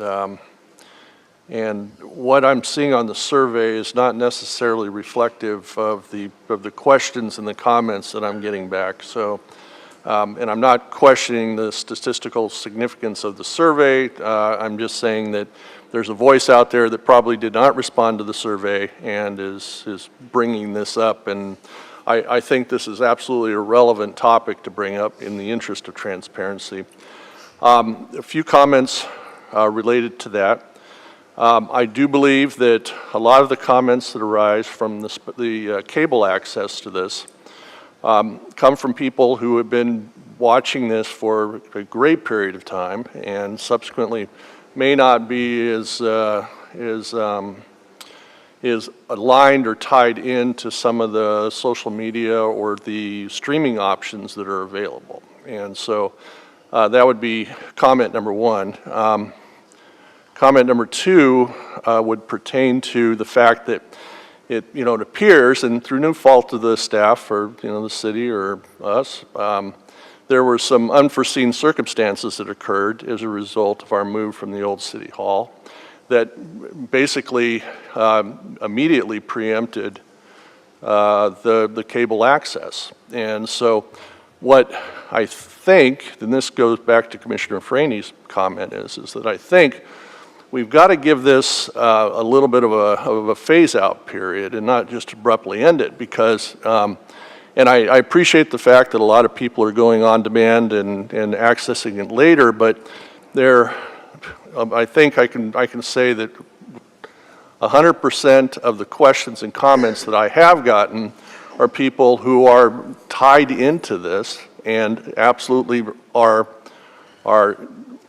enjoying being in the moment of the reality, the time frame that we conduct the meeting. So I'm looking at these costs. Yeah, it's a big cost, and I don't want to just arbitrarily ignore that, because obviously we're going to have a discussion starting at 1 o'clock, and and there's going to be some things that we're going to have to discuss, keep, delete, whatever. So I'm hoping there's another option, because I'll tell you, I've gotten 13 questions or comments on this related issue, and all of them have been pretty much along the same vein. So I really think we need to look at this. It would be great if we could provide it again with a phase-out period and with an announcement ahead of time where we're saying, okay, effective whatever date, we're going to be transitioning to this. Then there would be a community educational vignette, if you will, in terms of how best to access, what's happening here at City Hall. So those are my comments. Thanks. Thank you. So I knew we had a problem. I just didn't know it wasn't fixed. And so, I think none of us knew, really. And I think that's the thing that's caught all of us off guard, is we didn't know we weren't on TV.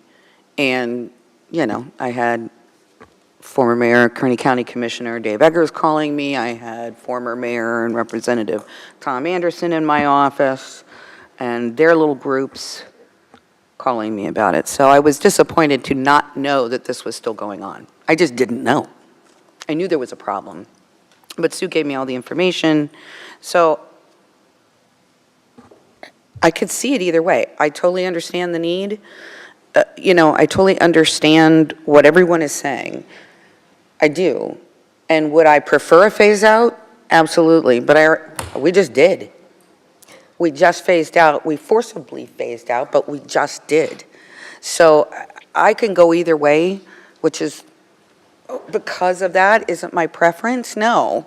But I also see that there's a lot of equipment we're going to have to buy to then phase out. So I can see it from both sides. I also know that Phyllis has Wi-Fi capability at the library and has loaners, right? Aren't we working on loaners for Wi-Fi if people want to have that? And we even talked about using ARPA money to buy more of those Wi-Fi loaners for people who needed better Wi-Fi. So, I mean, I know there's availability. I'm not saying what's right or wrong here. I'm just saying we got forced to phase out, and do we want to go spend money to have cable for one more year when not a lot of people are watching it? So I'm open, and I also understand the other side. I'm going to leave it all up to you to ballot it out, because really I have no skin in the game. I can see both sides of it. I am completely neutral. So again, I think I want to see what you all talk about. Commissioner Franny will work with you and talk to you about her concerns.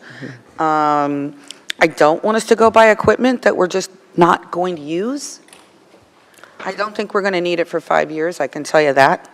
Absolutely not. I mean, a year, maybe 2. Michael just shared with me that it's a 3-year agreement for Okay. these numbers here. Okay, so Obviously 3 not the But- cable switcher, that would be a box that we would have. But the cable companies' agreements are 3 Yeah. years. I missed So, that. What was your? 3-year agreement. 3-year agreements with the cable companies, Sounds reasonable. based on these numbers, yeah. But even if we do all of that, this isn't getting hooked up until when? Probably December, by the time we get them here. So I'm just saying, we will have been out of cable for 6 months by the time they get in here and do what they're supposed to do. Is that reasonable? And I think that's where you guys need to come back and tell us that. There's pieces of this that we're missing, but if we can speed it up and address Commissioner Franny's concerns about, let's get it on a September agenda ASAP. So we can do that, Mayor. Obviously, the commissioner called the question, and so we'll put it on agenda. We've done the research, and it's not, we even gave Mies paper surveys, and a lot of folks didn't want to take that survey, so. And I Hale think- Library and the community center. So half these And the Hale surveys were Center. paper. And the Senior Hale Center. Because really, most people that are watching it from cable are seniors. So essentially, getting a direction, wrap it up and put it before the commission as soon as possible, which we will do with a recommendation from staff. Yeah. Yes. We will do that. Good. I just would suggest when we look at our budget this afternoon, there's some things that I would certainly put, making sure, and I mean, hey, God bless surveys, we're not going to get a good survey. But when you look at the people that have approached, some of us, that statistically says a lot to me. And I mean, the number one thing we do is push out our word. And if we're cutting people off, I'm going to fight for this. If I lose, I lose. Well, if I may, Mayor, I think Yes, that ma'am. my concern about the surveys at Mies and the feedback from Mies, because that's obviously our largest constituency as far as this type of thing goes, is that these aren't the types of folks who will take surveys or stream or anything like that, or any other alternative platforms. So that's really, the group that I'm concerned about and the group that we're really looking at. So we will, like I said, wrap it up and put it before the commission with a recommendation as soon as possible. Okay. New House of Beer building, and, I mean, you're on your think second this- item, and I'm sorry. I'm ready for my break now, Mo. Okay. No, and I'm just going to make this comment because I just feel like I need to. just to get it all out there. I don't know what else you guys are talking about behind the scenes, but it's important for me to put it out there. I'm going to be careful about it because I know Jennifer is doing some research and review right now on it. Yeah, I'm extremely not happy about the large building that got built at House of Beer. My concern is that if there's anything that the commission needs to do when it comes to code, I want to do it to make sure we don't have that kind of thing popping up. And I will say, as far as some of the other pieces, as far as the permitting of this particular one, I know that you're looking at that now, and I'll bow to not comment on that right now. Thank you. Any other feedback on the House of Beer thing? Well, I agree. I mean, I've already told you that. I mean, we should have, I know that we're working on an overall code, I'm looking at you, George, update, but sometimes there are things that we just have to address sooner. Right. And I think that's probably one of them. Exactly. I can't wait for the 3 years. I'm watching. Yeah. And we just need to make sure that they're not operating out of that building. I'll discuss with staff. Thank you. Right. And I know she's working on Right. something, and I don't want to upset that Yeah, apple yeah. cart. And then the other thing last was thing the I have schedule. is just that I had talked to Jennifer. It would be tremendously helpful to do our 2024 schedule Earlier? early, because we're not going to have a new commissioner. It just seems like, hey, why not? Let's do it so we all kind of know what next year's going to look like. Because we've kind of shifted around the first third, and sometimes we don't do it after holiday, it's really hard to look and schedule things. So I was just asking if maybe we could put that on for an agenda soon. Well, I think it depends on when we get the dates for the Florida League of Cities stuff. That's part of the reason we hold off, because all of that, we don't have the next year's dates for some of that. Yeah, I think those are out, and They either are. way, I think that could be when the Scotland trip is anyway, so it won't matter. Right. So, I have a draft already done, so You we do? could put it on any agenda. yeah, so I that you mean, can- That's great. there are rules and regulations. We can change them anytime we want. And the calendar is in there for Yeah, I December, didn't but we think can you- do it I now. thought you'd be okay with that. No. 'cause, I mean, normally if we have a new commissioner, we have to wait, but.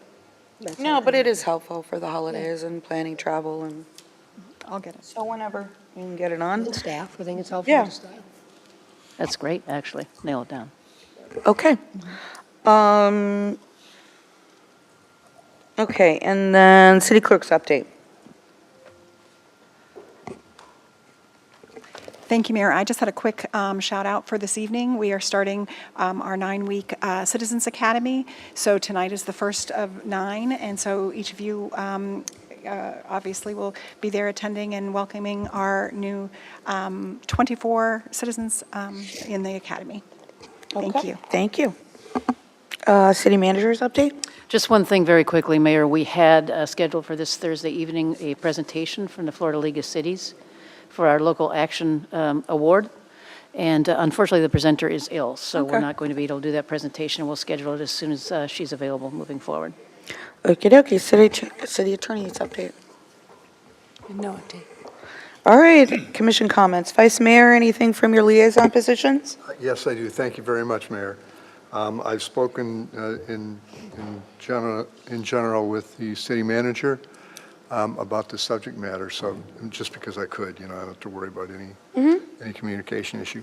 So on the 25th of August, we expect to have the Suncoast League of Cities in here for lunch, and I did speak with the city manager about this, so I could have some kind of an agenda for them. And so I suggested, or just thought to recommend, that we perhaps make 2 presentations, perhaps one by you for the local action award for the Gladys Douglas, just to give them an update of what happened, because it's pretty significant.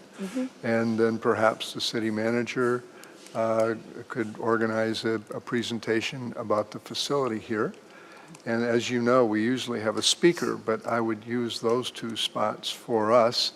So I did talk with the executive director as well as with the president of Florida League of Cities, and just put that forward as a proposal.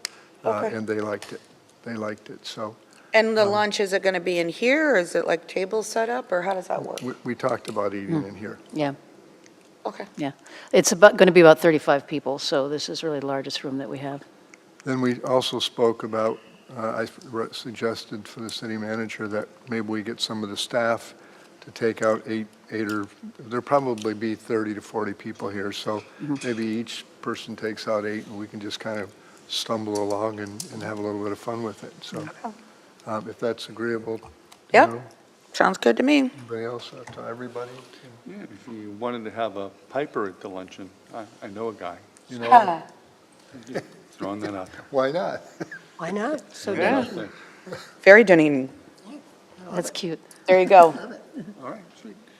My turn now? Anything else, John? No, we're continuing to have our meetings with the golf. I don't give very much of an update to that because Jennifer, that is a staff position now. So I kind of rely on Jennifer. The meetings have been good there. They've got a couple new board members. They're basically just functioning as quite similar to a regular board, and some combination between a board of finance and a committee within the city. So if I hear of anything specific, I do go to the meetings. I'll be going to a meeting next week. But it's just continuing the update and upkeep of the existing golf in the course. Okay. Commissioner Gao. Thank you. Thank you, Mayor. PSTA from the American Public Transit Association won the most outstanding transit agency of the year award. Awesome. So go PSTA. Yay. Schools are now in session, so please drive like they're in session. Be mindful of students that are out walking or riding their bikes. If you're in a school zone, please follow the appropriate speeds at the appropriate times. And also, if you are anywhere near a bus that's got its stop sign out, please follow those rules. We want everybody to get to school and come home safely. We just had our North American Championships, and we were well represented by the City of Dunedin Pipe Band. And they at least made it to the podium, 3rd place, so well done them. Fantastic. Which leads us to this weekend, which are the World Championships. And in Dunedin, that means there's a watch party. Yeah, So where is it? it is at the Scottish American Society. 5 o'clock in the morning or 5 something? a.m. if you're not doing anything. Not Saturday? It is Saturday. It's not by choice. There's just a time zone involved. Right. And, but it's actually a lot more fun than you think. Are at they 5 doing a.m. breakfast or anything? That's all that I know. I don't know any details on it. So I would think that they would. And usually it lasts until noon, so it's 5 a.m. until noon. I and feel like we there's- should go to this thing just because we know we're going to be there next year. When is it? This Saturday, At 5 a.m. 5 a.m. Yeah. Well, not my Maybe I favorite just won't time, go but to I can do sleep. it. That's right. Maybe And- I just won't go to If they sleep. have, food and beverage, I can do it. Yeah. Oh, they will Right. have, they will have beverages. Beverage. Right. They will have beverages. Literally beverage. That'll be the epitome of Speculate. day drinking, right? Food, yeah, we'll see. But Rob said that's anyway, championship day drinking. Yeah. and, That's exactly. and that is my report. Real quick question on PSTA. Yes, ma'am. You have news on any of the routes they were cutting in Dunedin? I mean, update on that? Not a whole lot more information, Mayor. And the question is PSTA, we're going through our budget process as well, and it's a tight money year, and so they're actually talking about cutting some routes, and at least one of those routes is in Dunedin. I was a lone no vote in cutting those routes, but what that vote really was bringing those route reductions public and hearing from the public. And so we're just now into that process, but it is well-known Dunedin's stance on Well, what do you where need we from are. us? Well, we've got the letter Okay. that we will submit to them. They are certainly hearing from me. I plan on getting on that route and talking to some of those drivers. We voted for just some of my frustrations with PSTA, and some of it is actually even my own fault. We voted for 2 things this year. One was to expand the free service on our Sunrunner, which ends in October, so we'll implement fees in October, if not before then. But also we voted for free service for our veterans in Pinellas County.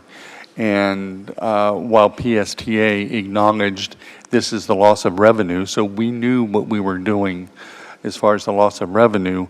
For me personally, I did not translate that from lost revenue to actually reducing routes. And so the irony that we're providing free service to one part of our population, the veterans, it's at the cost of not providing routes for others. And that should have been part of the conversation, and it wasn't. And for those veterans along the route, the irony of now offering them free service but taking the route away from them doesn't make sense either. And so those are part of the conversations for me and what I'm going to ask them to do going forward when it comes to reducing revenue and things of that nature. And that's the route that goes by Palm Lake Village, right? Yes, ma'am. Yeah. Yes.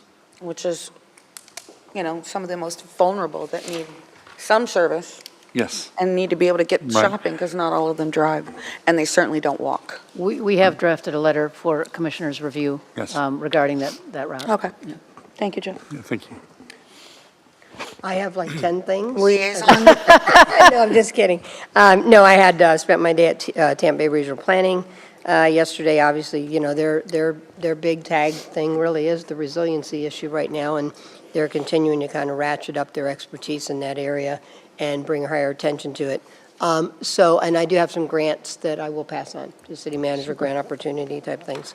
And the only other thing I wanted to comment on is Jeff knows this because we've talked about this, but Bruce Bazell passed away in the last week or so. And of course, he was a longstanding member of many of our boards and committees, prior Highland Games chair, a lot of things in our community. So I just wanted to make note to that loss. Great guy, and our best to Betty, who's also been a great member of our community, continues to be. Okay, thank you. Commissioner Walker, anything from your liaison positions? Yeah, so I give first, just regards to Suncoast League of Cities, unfortunately, I will not be there. Fortunately, my son is getting married on that day, so I'll be up in Grand Rapids. Oh, nice. So regarding my liaison activities, so Dunedin Fine Art and Wearable Art is Saturday the 26th, starts at 6 o'clock. Tickets are still available. And also related to Dunedin Fine Arts Center, I had the pleasure of meeting the incoming CEO for the Dunedin Fine Arts Center, and I think we have a lot of reasons to be excited, a whole lot of energy coming into the position, not that their energy was not there before with Georgianne. So it looks like a really good transition, and by way of that, I'm going to be setting up 30-minute meet and greets with the commission mayor when she starts. I believe she's starting on the 18th of September. So we'll get those on your calendars. And that's all I've got. Okay, I didn't hear anybody talk about the League of Cities conference last week that I missed. You all went, and I had to miss it because I One went thing to a that's wedding. really important to say is the conference hotel had a lazy river. Anybody who knows, that's... Did you go in it? Yes, actually, 3 of the people up here went in it 2 times, and it was a lot of fun. And I know we may not get it right away, but it makes me inspired to make sure we get it in 2028. So it's... I told you you'd have fun with that. Oh my gosh, so much fun. It really was. Other than that, I mean, anybody else want to say anything about the conference? Did y'all learn a lot? No, we did. They had the keynote speakers were great. But no, there was a lot of good sessions on, customer service. What else, guys? I can't think of anything. Yeah, I think the agenda really did kind of hit to the hot button issues this year. I think probably the one part that I remember was memorable was the keynote address. And I have to say that the way that was structured, specifically as it pertains to the environment of political divisiveness that we're currently experiencing in this country, to distill it down into 3 key concepts. I thought it was a very good approach, and it really does give you an opportunity to kind of take a 360-degree view of, why things are the way that they are, and more importantly, what we as elected officials can do to mitigate and minimize that. So anyway, that was the one takeaway for me. And I'm going to give the three things, Yeah, since you thank brought them you. up. I didn't have them in front So of me. the three things that they said are really important in how with divisiveness being what it is assumption of goodwill on both sides. Assume goodwill on the other side of who you're debating with. Second is beware of the dangers of tribalism. We know what that means. And then three was the issue of real communities versus online communities, the importance of connecting with real people in real time and not so focused on the social media aspect that can actually further divide. And they were great, so it was good. And just to give it some context, the topic of that talk was how to disagree agreeably. And so it was exactly what that was. It was in a husband-wife format, which was wonderful. I really did She feel was like I was in their Republican, and he living was- room. She was Republican, right? And he was Yeah, independent. she was to the right, and I don't know him. I assume he was to the left. But certainly both of them were centrists a little bit. But it was just, it was typical husband-wife banter. But it was wonderful. Both of them are on CNN. She hosts the Firing Line on PBS, and he is an author of several books. They talked a lot about Abraham Lincoln and what he might have been able to accomplish after the Civil War, had he been given the opportunity, and George Washington and his farewell address and what that address really was about through their lens, at any rate. So it was a wonderful conversation. It was just very healthy. There was a session called What Does a City Manager Do? And I did go in there to check and see if anybody was in there. I skipped it, no.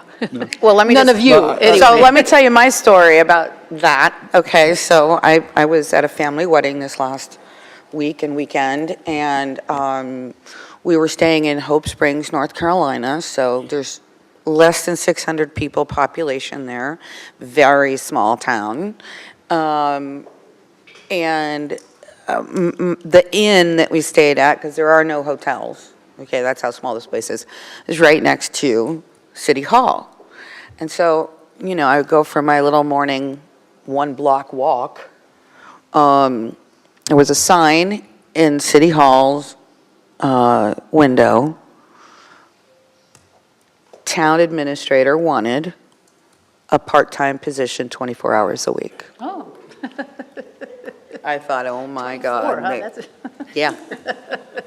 I just thought you'd like to know that. I did not ask how much they were paying. I doubt it. And right around the corner was, I guess, the police department, but it doesn't say police there. It's just a tiny little office, and I never saw a cop there once. So I don't know where they were, but Small town USA. anyway, that was my city manager story. I thought of that, and I was like, oh, geez. Okay, so because I've been gone, I don't have a lot to report on my liaison positions, other than, everybody came last week to the Forward Pinellas thing, or the week before, and we got our seat secure. We have our seat secure on Forward Pinellas. We've added more seats. Tarpon is officially on there, so now we have up to 19 seats. We just have to have the governor sign off on it. And there's really no reason for him not to sign, but, fingers crossed. But we have secured our seat, at least at this point. So I'm very happy about that. Let's see, Forward Pinellas. I have my Tourist Development Council meeting tomorrow, and we'll be talking about the strategic plan that we're working on. But what's even more important is we're going to be having a joint Board of County Commissioners and TDC meeting in September. I'm hoping we're going to be talking about, fingers crossed, that we're going to be talking a little bit about the use of the bed tax money and other things that, tourism affects, things that we might be able to use it for. So that's Working on it. We'll see if that happens. And the whole beach renourishment thing came up yesterday, and Corps of Engineers And we've thrown a lot more TDC, money. TDC's yeah, put a so- lot more money to it. Can't spend it. It's just sitting there. I got plenty of things we can spend that on right now. That's all History Museum, y'all know that they are closed. I know you've been briefed. Probably till November 1st. The new director, CEO, will be starting the beginning of September. And, they're just going through and cleaning out and revamping. I believe, Mo, you're going to be helping them with updating their strategic plan. Yeah, we're going to schedule a date in September. Mark Middleton asked me Yeah. to do that, and I agreed. 'cause So- we want them to be successful. Jennifer will continue to keep you briefed on everything there. That's it. That's all I got. Okay. Anything else for the good of the order? All right, we are adjourned, and we'll start at 1 o'clock, right? What? Maybe we're recessed. Recessed. Yeah. Sorry, recessed. We're recessed, and we will come back at 1 o'clock, but I do think there's a selfie picture at 12:30. Sue? Oh, is that today? Yeah. Well, the big one was earlier. This is just us. Thank you. 1:45, or 12:45, where do you want us? Out in the lobby, and we'll probably go outside. Okay. All right, thank you. Directors included. We are recessed.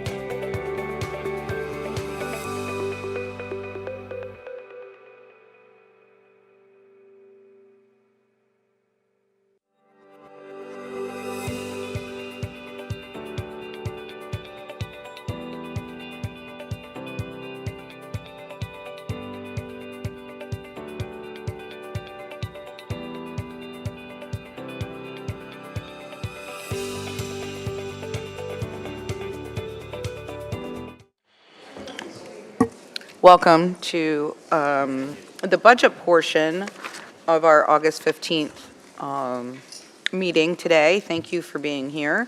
We're going to go right into aid to organization, so that these folks don't have to sit around all day. We know you like us a lot, but not that much, right? All right. Mayor, don't can I just actually make like some us opening at all. remarks? Yes, ma'am. Thank You may. Put your glasses on, you're scaring me. It makes me look more intelligent. It actually does. I don't want to scare you. Good afternoon, Mayor, Vice Mayor, and Commissioners. This is the third budget workshop. Actually, our fourth meeting regarding the budget. We started with our strategic planning process in the spring. 2 other budget workshops. We have walked through the entire budget at this point, backwards and forwards.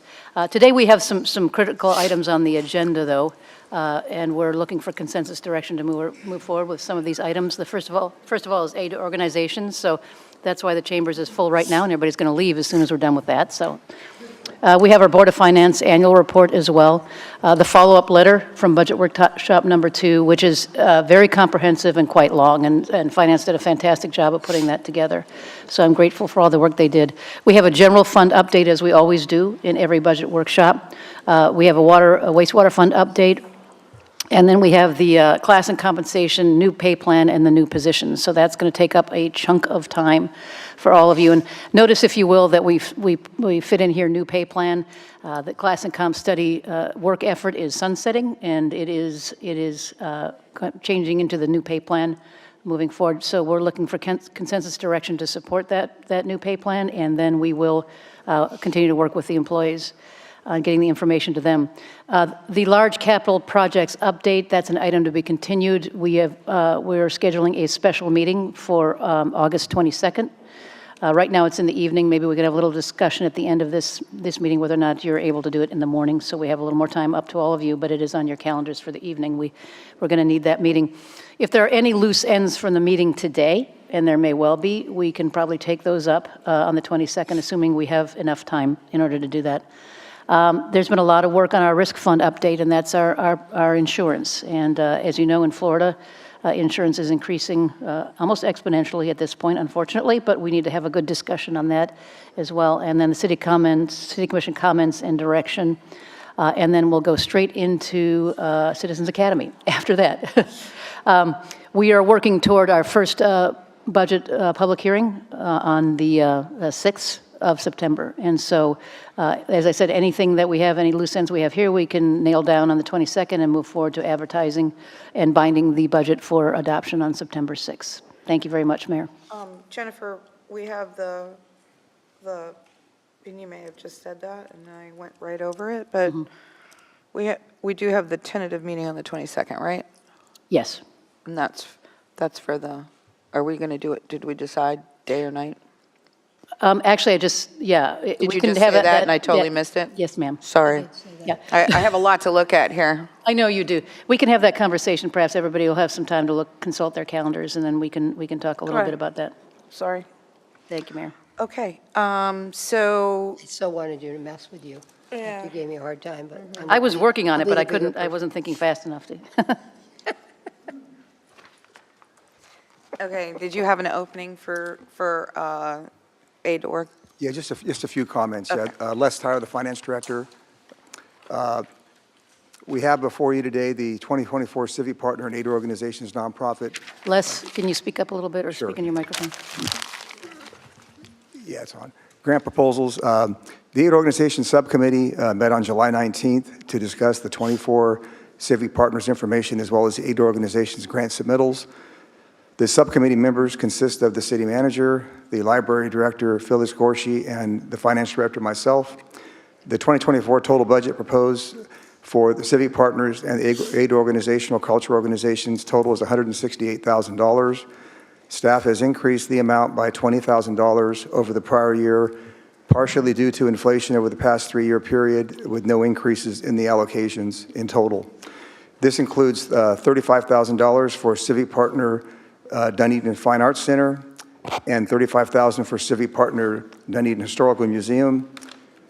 And the subcommittee is proposing that The commission consider adding Dunedin Cares as a civic partner for a total contribution of $35,000 in 2024. We also have $55,000 for aid organizations, social, cultural, nonprofit organizations, and there is also $8,000 that we have available and set aside for awards that may come up or requests that may come up throughout the year during 2024. Looking at the civic partners first, the request for 24, if you look at the far left column in the slide above, it shows the recommended funding levels for 2024 on the far right, and the far left column shows the requested amount. The total amount is $105,000 recommended. We've added one other column, which is the second column from the left, to show the ARPA nonprofit grant awards that were awarded during fiscal year 23 for information purposes. Are there any questions on the civic partners? This is probably as good a time as any to make this comment. You know, there's a lot of baggage that goes with the term civic partner. I have no problem with the money. And I just wonder if we might want to call Dunedin Cares like our social services partner, elevates them above the rest, but it doesn't bring in a lot of extra, and I think, you know, Jeff, you kind of knew what I meant when we talked about that last time. You know, the civic partners we originally labeled were because they are way historic. They go way back, and, you know, there's a lot of things that we've agreed on in partnership over many, many, many years. Dunedin Cares is newer to the front, but fulfilling a really great role. And so maybe it's not worth the hassle, but I just felt like we should at least kind of say, because I just don't want there to be a misunderstanding that, you know, all of a sudden we're going to get a lot of requests for civic partnerships. So just something to air. If nobody cares, I'm fine with it saying civic partner, because I mean, I think we would not make that choice for just anyone. They may ask a lot, but I mean, I think we're very clear on what this is, but I'm open. Okay. I just want to make don't sure wanna we're have all good, because, you know, we got to that term civic partner, and it had a lot of baggage. I want to make sure we're all good and feel like that's no big deal. May I make a suggestion? Sure. And actually, I'm looking at the chart right now, and Dunedin Cares, we should probably, the primary impact, we should probably change cultural to social. It says social, primary impact social. That's what it says here. Already did it. Yeah. I think you were saying social. Yeah, I'm looking at the It says PowerPoint, so that's good. It says social Right. for Dunedin Cares and cultural for the fine art Okay, and the it's already been history. changed. This is different. Good. Wow, see, we already did it. Everybody okay? Okay, I just thought we should talk I have about a it. comment that relates to that. Sure. But it involves the whole collection here, so. Oh, okay, well, we'll You wait for wanna the go- next page. Go You want ahead. to go up and down, or? Well, we're only talking about this page right now. That's the first page. Okay, then I'll talk about the first page, Uh-huh. but it affects everything. So on the first page, we've added something in here, and there's a point that I wanted to make, because the other two had been line items before, and established with the facility and the like. And so we said, let's make them a line item, they're part of the city. Dunedin Cares, I support Dunedin Cares, everybody knows that strongly. They are currently have a build, but they're looking for a building. They may have different requirements during the year. And as it relates to, for example, if you think about inflation, we have inflation, so we're raising our numbers for inflation. In this particular case, these two organizations are staying where they were last year. We know we have some inflation, so it would seemingly that they would go up with some inflation number, perhaps small. Second of all, they get something else from us, okay? We give them a discount, and they get their facilities taken care of. So I think we ought to leave those two separate, move the other into another category, because they may be asking for different sums of monies, and as they're looking for a facility or what have you, we know what they're doing right now, that they're actually looking for that. That gives us the option maybe later of rolling it in or leaving it separate, but it has a different requirement, and I think the requirement may even exceed this number, because it's an ongoing function that they receive no monies for at all. and they give out. So I think that would leave them just a little bit special. As opposed So John, and I think that exactly my point too. Hate to agree with you, but I do. No, I mean, I think that if we call them a social services partner, again, they're different. They are different. They come in with a different tag and yeah, we don't know. Like sometimes they may need more, sometimes they may need, well, probably never need less, but anyway. I don't know, I kind of feel like every year we can figure that out. I mean, that's the whole point of the application. If there's something special going on. I mean, how many labels are we going to have in our budget is what I'm trying to say. I think by making them a civic partner, that is making them special. That's just I'm just trying to keep it simple. Yeah, I'm okay either way. I mean, Yeah. I'm okay. And then, every year doing the application, if, let's say it already says on here that our people are going to be working with their people to see if there's facilities around. They're going to know what's going on, and then they're going to, when they do their application, if it happens to be one of our buildings, I mean, not that I know we have space, but I'm just saying, we'll know what they're asking for. And then we can address it at that time. Because, yeah, they might need more than that once they get into a bigger building. Excuse me. I don't know, but I just don't want to make it more complicated than it needs to be.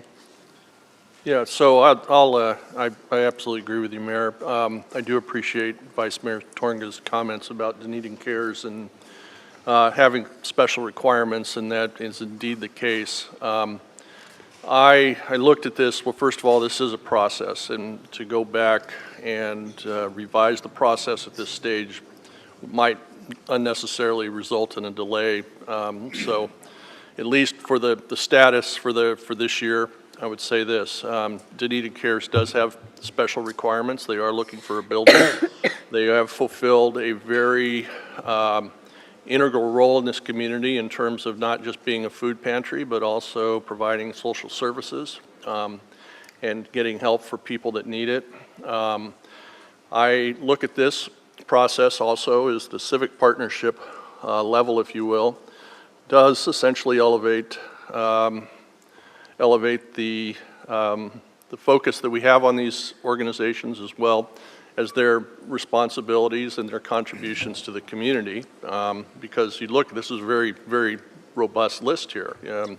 Dunedin Fine Arts, I mean, there's nothing like it anywhere else in a town of our size. It's a cultural hub of everything we do. The History Museum, we embrace history here, and that History Museum needs to continue. So, but circling back to Dunedin Cares, for this year, I'm good with it being a civic partnership, and every single year with our civic partners, we have a responsibility to go back and take a look at where they're at financially, where they're at from assistance that's required, and we will continue to do that. So I guess this is a long-winded way of saying that I support the mayor's position and appreciate the comments of my colleagues. Thank you.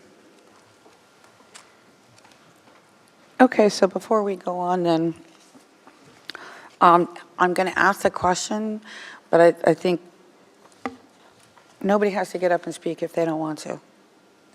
Your money's not going to be pending what you say today, I'm just telling you. So, but for this first group, we have Dunedin Cares, the Fine Arts Center, and the History Museum. If any of those groups want to get up and say something, you are more than welcome to do so. And Georgiana, it'll be your last visit. Yes. She's got the pearl necklace to prove it. Yes, which came from Trashy Treasures, one of our first ones when I joined the Art Center.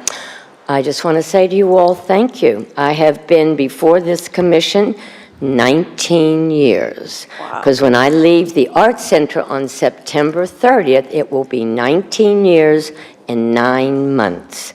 But Catherine and Todd are still there, our 25-year veterans. I've been told by the board and the search committee that we have a new director or a new CEO coming on September the 18th. I'm not sure if they'll introduce her. It is a woman.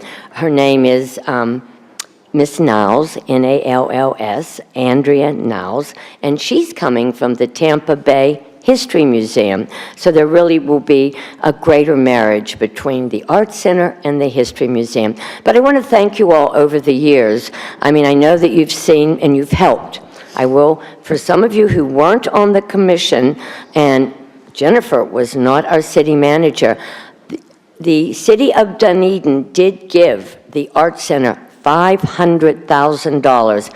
I have never forgotten that fact. We were able to match the state grant, which we received $1 million. That built our East Wing and helped us with the West Wing. So you've all overseen us over the years, and you painted our building at a cost of $75,000 last year, and it gives me such a delight to walk in and see the building. You have truly, truly been our partner since 1969, when the intrepid Sid Intel went and asked, can we build on that land? And which we did. I don't think the mayor at that time thought that we would keep building, but we have. And thank you very much. Thank you for your friendship, your partnership, and your generosity. And you'll only see me at these meetings as a citizen because I live in Dunedin, in Weybridge Woods. Thank you. Thank you, Georgianne. And thank you for your service, for sure. Okay, Vinny, come on up.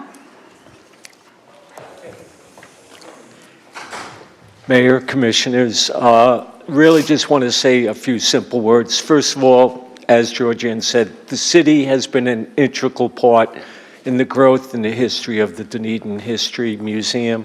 If it wasn't for the city's support, we wouldn't have 3 times the size of the museum what we have now. And the individuals that have used the museum for personal history, educational purposes, all of that has because you've partnered with us and have grown, as well as combined use of summer camp programs with the city and the museum.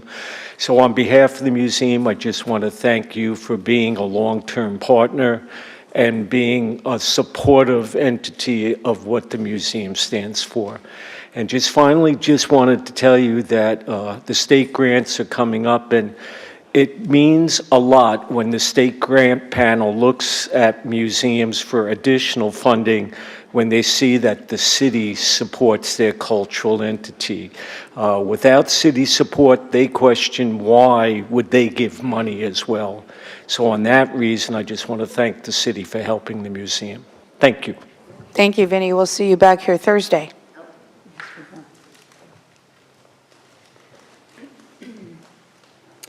I will speak on behalf of Dunedin Cares. So I am now their executive director. Welcome. So I just want to thank you all for your civic partnership. We don't really care what you call it. We just appreciate the money.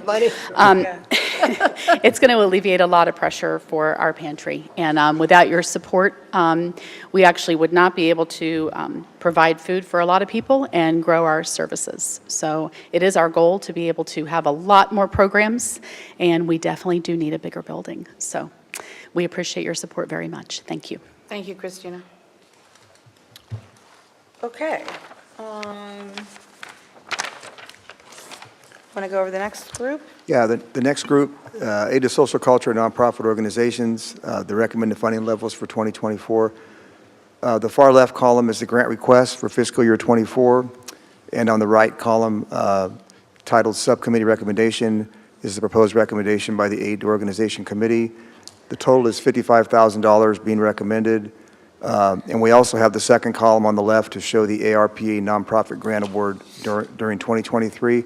I also want to point out here that I want to mention that we realized late yesterday that the Chamber of Commerce grant request, we have $40,000 here as the request, and we realized that it was actually $90,000.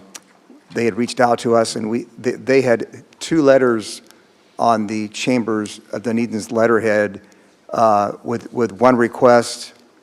One request was for the Chamber, and the other request was for the Dunedin Chamber Foundation.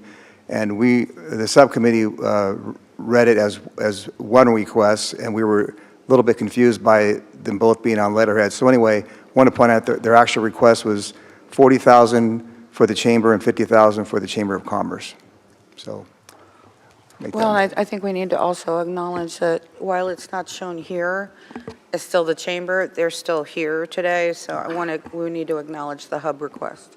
Yep. Even though it's not coming, and that's 20, right? Correct, that's 20, correct. So, I mean, even though it's not coming out of this, I just think we should discuss it all at once so they don't have to sit around and wait. Correct, yes. So Mayor, our recommendation for the chamber is still $8,000, though. For the chamber. Right. And the foundation was nothing at this point. We didn't get Correct. financials Correct, of the foundation. correct, But we did get financials for the chamber. yes. Okay. And a question? Hang on a minute. Oh, And then on the hub, we got all the information there, all the stats that we had asked for and We do, everything. yes. Okay. That's actually- And you are recommending, I know it's later, but you're recommending what for that? Just so that we are just discussing it now versus making them Right. wait. It's actually in the general fund, and we were going to discuss it at that time, but as the mayor said, the Chamber of Commerce is here in force. We are recommending $20,000 for the hub. We received, and I can hand this across if you'd like, we received a letter from the Chamber of Commerce with some really very impressive metrics as far as, and performance measures as far as the hub goes. It is our only business incubator in the city of Dunedin.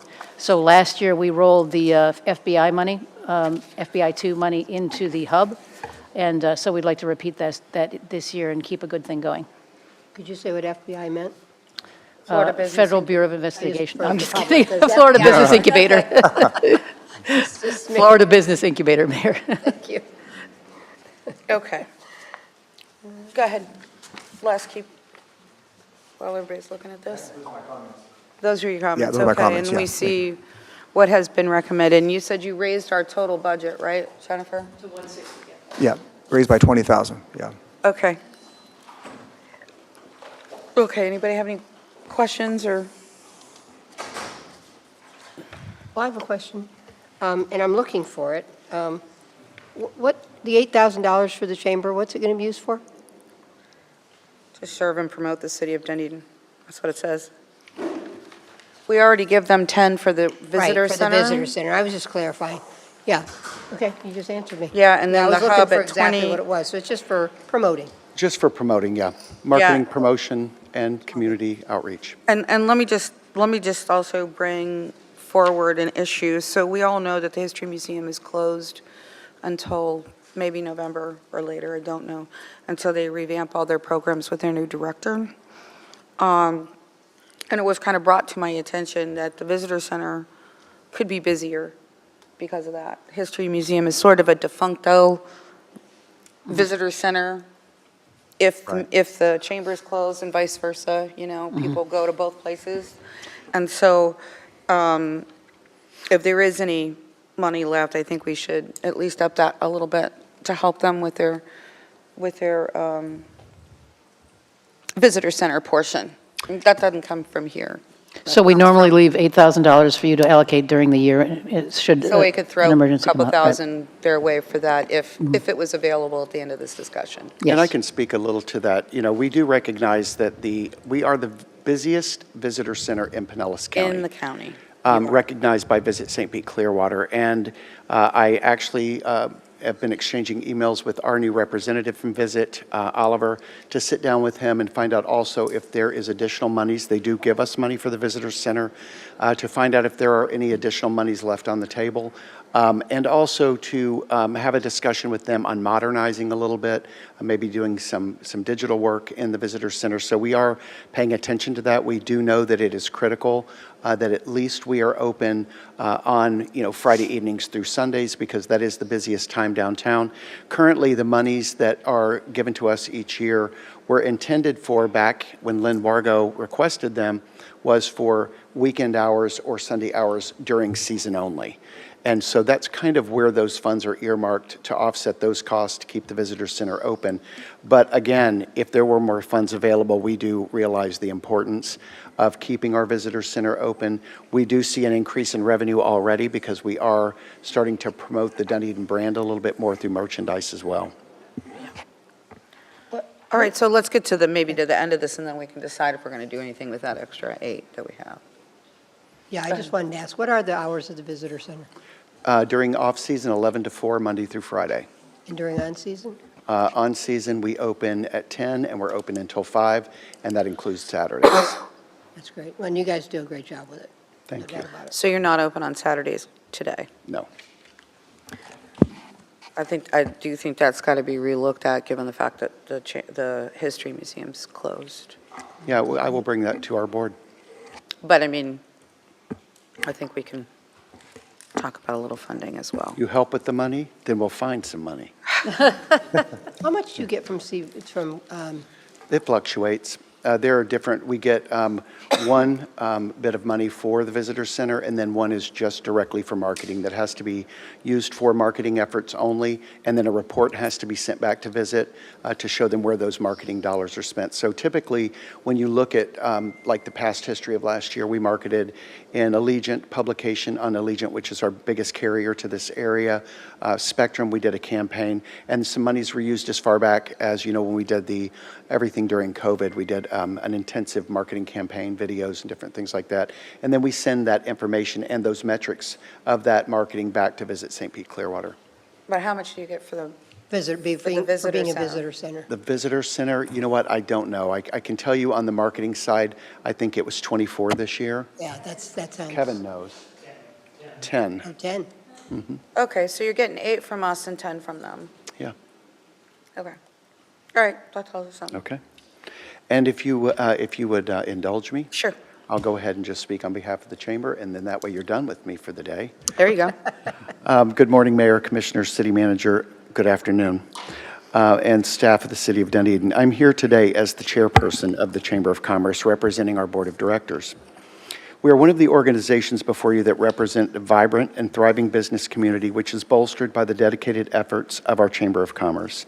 We believe in the power of collaboration, innovation, and community spirit to drive economic growth, create jobs, and foster a prosperous future for our city.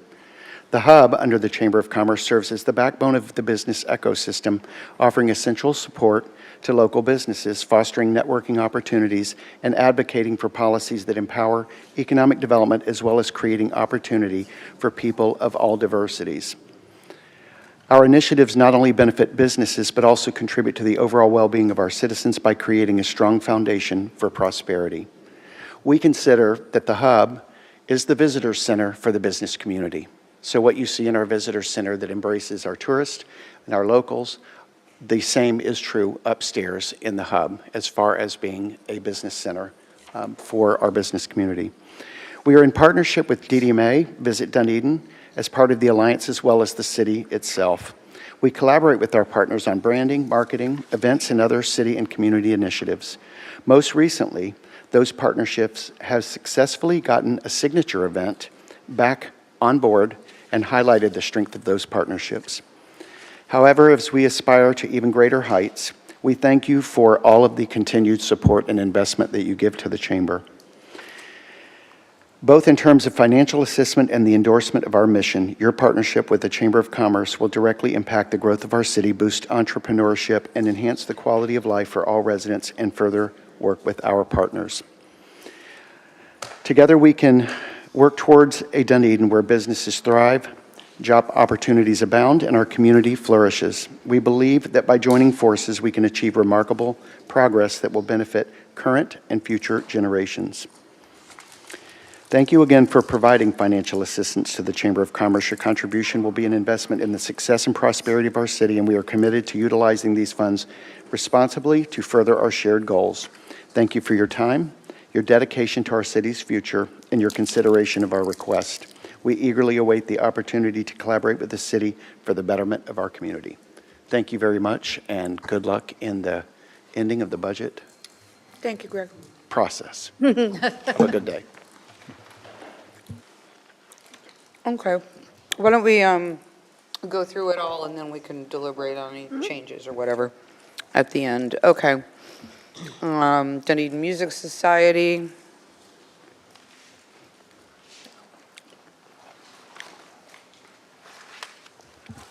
Good afternoon. My name is Greg. I'm a Dunedin city resident and proud member of the Dunedin Music Society.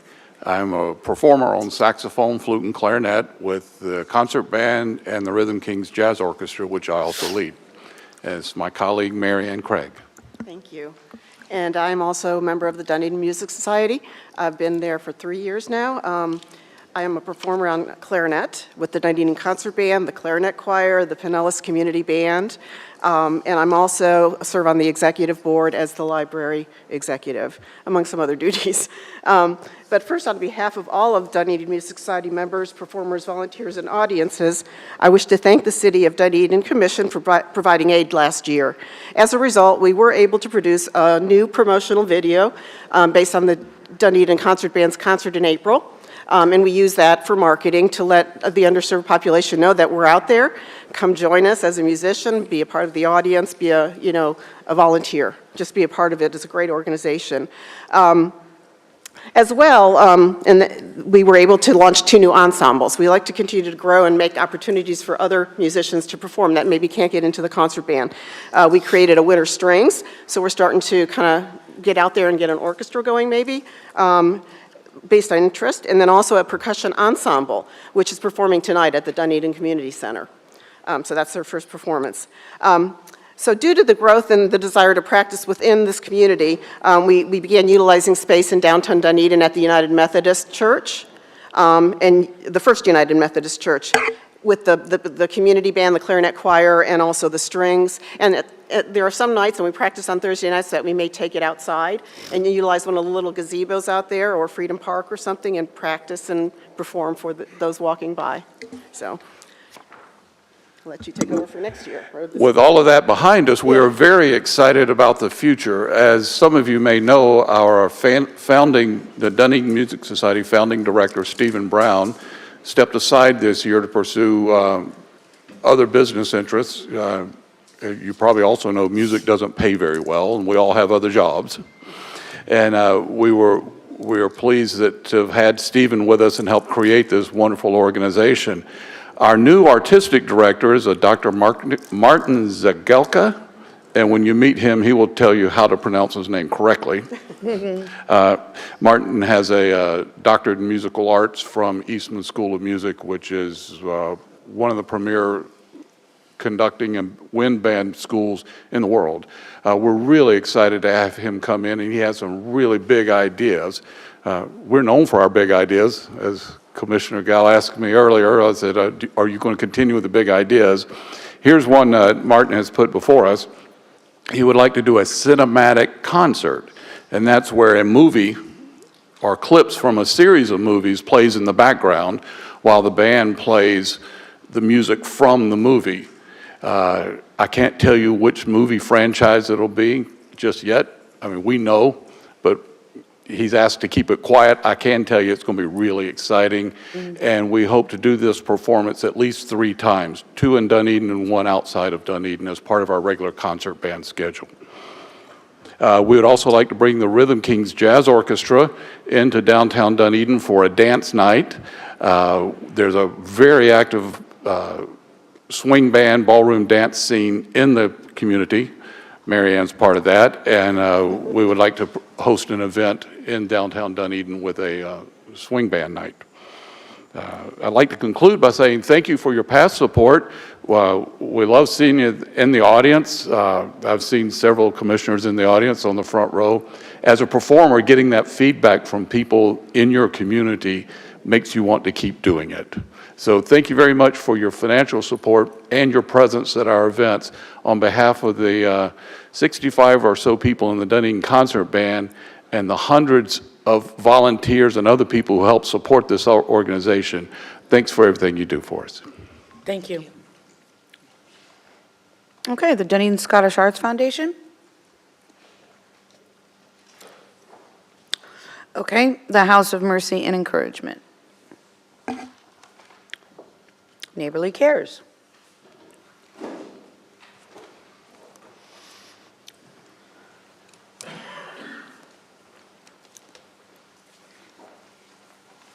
Good afternoon, Madam Mayor and the Commission. I'm David Lamach. I'm the Executive Director of Neighborly Care Network. I'm not sure if you know of Neighborly, but you know of Meals on Wheels. And what you're getting passed out right now is our annual report. This is the first time We've done it in a number of years because the funding's just not been there, and we've been kind of, with the growth during COVID and now with inflation, every meal we deliver is $2 more than it was, and we delivered almost 1 million, just under 660,000 meals last year. So at a $2 increase, that's 1 million too. We've had to find ways to do it. Our request this year was a little bit higher than last year, so at $2,500 more, really as a match. We got more funding, even this year, we got more funding for the second half of this year to provide transportation. We've cut our transportation from 8,000 trips, taking a senior to a dining site, to a doctor's appointment, to grocery shopping, even to Dunedin Cares. And we've had to cut that from 8,000 trips a month to 4,000 a month, spread out of all Pinellas County because of funding reductions. We don't have the local match. We're doing fundraising, we're doing all the things we can to generate the local match. We got federal dollars that come in, Older Americans Act dollars, and again, we're required to come up with 10% to be able to match those funds. So when we get an extra potentially $50,000 to provide transportation, we need an extra to come up with $5,000 more. So you'll see in that, in the annual report we provided, just the adult daycare centers, we have 3. One of them right up the road up on just south of Klosterman on CR1. That's 30 people with dementia and closed head injuries, cognitive disorders that are there with us all day long, and we're able to do it for a cost of $77 a day for somebody to be with us. That includes transportation and meals. Again, as I said, we have a congregate dining site where we have between 50 and 60 seniors that come and join us for lunch at Palm Lake Village every day. We have a fleet of 50 buses and 20 cars that drive around and get seniors to places they need to go. And it's through the entire county, from South St. Pete all the way to Tarpon Springs and everywhere between. And we have a relationship we've been mending with Dunedin for the past 5 years or so since my arrival. And I think we're doing a lot more here, and we appreciate the support we've had. But we reach out and say, these are the things we're going to need to do to keep trying to ask more. We're very connected politically, which has been nice. We've had two recent appropriations for a new facility, so we don't have to pay rent anymore. So a number of things we're doing. We have close to 1,000 volunteers today delivering meals. I got to meet 7 new ones today, and I love doing that with the people that volunteer, because they know there's other models out there about delivering frozen meals, but think about a senior picking up a 40-pound box of 14 meals that are frozen, putting them in their freezer or fridge, and then that's their, as opposed to a daily visit by somebody that they get to know and count on.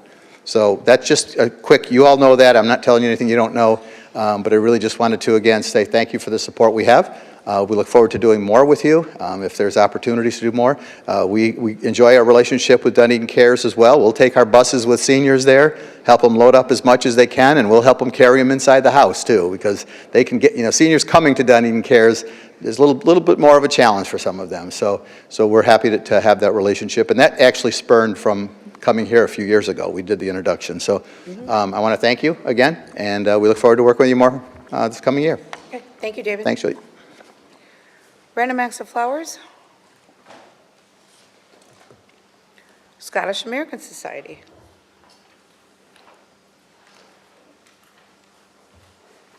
Good afternoon, Mayor, Welcome. Vice Mayor, Commission, City staff. Alan McHale, I'm the President of the Scottish American Society, and I've been with the Scottish American Society now for about 5 years. First of all, I want to start off by thanking the city for their recognition and for their support, which goes on year from year. And I have to say, on behalf of the whole board and membership, we never take it for granted. We're really grateful for your support. And again, we thank the Finance Committee for recognizing us again this year and making that recommendation. 5 years ago, I joined the board of the Scottish American Society, and the hall that we had at that time was being used on average 1 day a week for 4 months in the year. Today, I'm very happy to report that that hall is being used almost 7 days a week, 52 weeks a year, and has now become a fantastic little asset for the city of Dunedin. Last year's award that we received from the city was used to expand our education program. We now have between 80 and 100 students every week participating in the Scottish arts. And we've been able to support a number of them in their travels around the country, representing both their group and the city of Dunedin. One of the things that we've recognized from sending these youth around the country, is that they come up against competition from countries like Canada, where their organization or the organization behind their Highland dance gives them greater exposure to competition that the city of Dunedin hasn't been able to match up until now. And one of the things that we're planning for next year is to create an association between all the Highland dance groups in the state of Florida to bring them together on a regular basis for competitions outside of the Highland Games Circuit. Highland Games Circuit, as you may know, is probably only 5 or 6 events throughout the year. So in order to increase the standard of dance that's coming out of Dunedin, we think by creating regular competitions that we'll be able to raise that standard and bring a greater amount of success to the city. Also last year, with the city's help, we've increased or improved the facilities within our building to make the productions that we have more professional. And this year, if we're successful again with our grant award, we'll be actually improving that once again. Last year, we were able to bring some of the top Celtic acts from around the world to the city of Dunedin throughout the year. And in one magazine, they quoted that the city of Dunedin Scottish American Society had one of the best Celtic lineups of any festival anywhere in the country. So we're quite proud of that. Again, this year we expect to do something very similar. After a great deal of pressure from some people that are in this hall today, I'm quite pleased to be able to say that we're introducing a new event in our calendar in the coming months. We've managed to find eventually a band that can play Celtic music for Ceilidh dance. It's been impossible for many years for us to be able to find a band that can do that. So a new event will be a Scottish Ceilidh dance featuring the Byrne brothers, who actually do that kind of music as part of their repertoire, and we'll be doing that next month. And we're really happy to be able to bring that to Dunedin. So we couldn't do this without your support. Our membership is up, our attendance is up, the hall's being used as a great asset for the city, and we hope to continue to do that for many years to come. So thank you very much indeed for all that you've done for us. Thank you. Thank you, Alan. Okay, Suncoast Brotherhood. All right. We're at the end, so what's everybody thinking? Great presentations. Yeah, I mean, I'm very supportive of it. I think it's good. Good layout. Thanks to the committee and Les for the work they did. Yeah, I support this. I'm good with everything. Okay, can I, since the chamber is still here, can I throw out the whole hub thing that was presented to us? Oh, Kevin's here. Kevin's here. Okay. All right. The rest haven't deserted you, huh? Yeah, okay. Yeah. Yeah. Can I ask about that? You guys okay with that? Fine. Okay, that comes from Economic Development and CRA. Something like that. I'm good with it, but I do want to look at the metrics, because you can't really look at it up here. Appreciate it. And I assume Bob Ironsmith is highly supportive in recommending it. You too, Jennifer? Yes. Yeah. It's got the economic development value to it. Yes.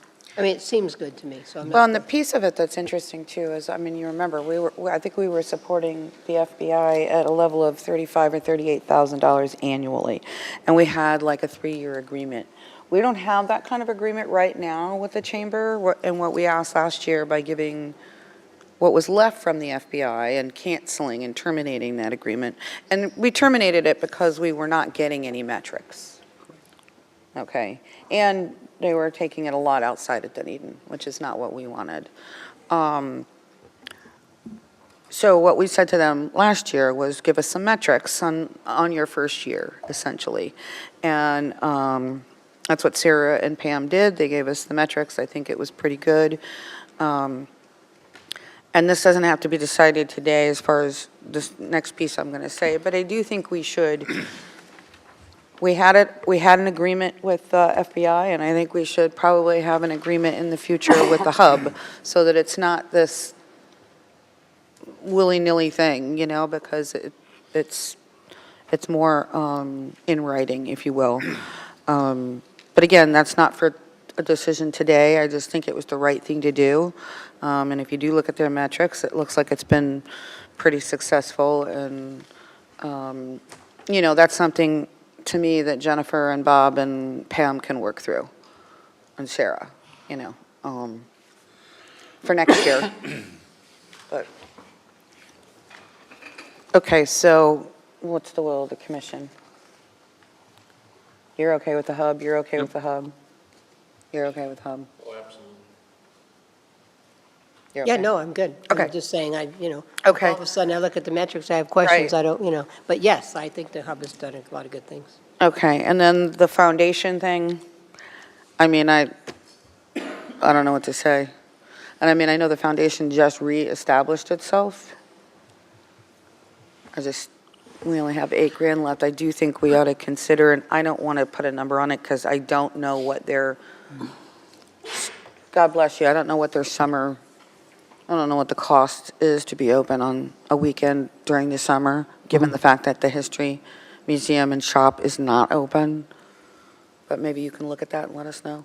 So what I'd like to do, Mayor, because I want to be fair to the Chamber and the Chamber Foundation, because I don't have a recommendation before you regarding the Chamber Foundation. They did submit a cover letter, but no financials. And so the committee, all three of us did not acknowledge or see that letter. It was attached, it was there. So I do want to be fair to the Chamber Foundation. If I may, I want to sit down with them, talk a little bit about what their plan is for the funding. Go over the cover letter with them again, kind of look at a budget that they have, because I did talk to Kevin in the intervening period, and there is some financials associated with the foundation, and I'd like to see those. And then if I may, you have the $8,000 left, come back on the 22nd, just take a couple minutes to talk a little bit about that. And if the commission wants to, you can provide more funding to them, not much, or not. If that's Well, okay I with the definitely think commission. we need to look at the other piece of it, the visitor center. I'm more worried about that this second than anything, just because it's not open on the weekends, or at least not regularly, and the History Museum is also not open. I Okay. think that's a mistake. If that's the direction of the commission, then I'll sit down with What? the chamber and talk about how much it Well, would you can cost. talk to- about it all, and you Right. can come back about it all. Right, I'm just saying, for me, I think the priority is the visitor center. right. Yeah, considering all the funds they get. Right. Including from the county. Yes. So just to make sure, because it is always nice to have a little bit extra money. Yeah. We know that people come forward, and we, we want to be able, they're not big, but, No. we like to keep a little bit extra. Okay, so you'll come back the 22nd. Yes. Okey doke. All righty, very good. There's that piece of it. Now we'll have thank you, everybody, for coming out for Aid.org. Appreciate that. All right, and then we have the Finance Board. Yeah, the next item is the Board of Finance report, which is item 4B in your agenda packet. We have Al Crossman, the Board of Finance Budget and Subcommittee Chair, and Christopher Crampert, the Board of Finance Secretary, and Dave Loford, a board member here today to present the report, and I'll turn it over to them. Okay. Welcome. Right there, yeah. You'll be more comfortable if you can sit down, and you're going to have to share the microphone. We're working on that. There you go. It's a little easier when you have a lot of paperwork to have a table. All right, the green light is on. Yes. Good. Welcome.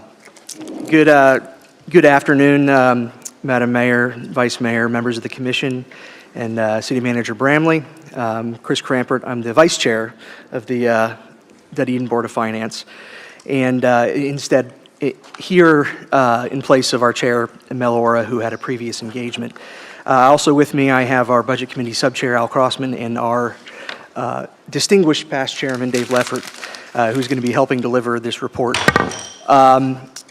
The Dunedin Board of Finance, we've thoroughly reviewed the proposed 2024 operating and capital budget, and we're pleased to share our comments and suggestions, approached, of course, with gratitude and appreciation for the diligent efforts that have been put forth by both government officials and city staff in crafting this budget.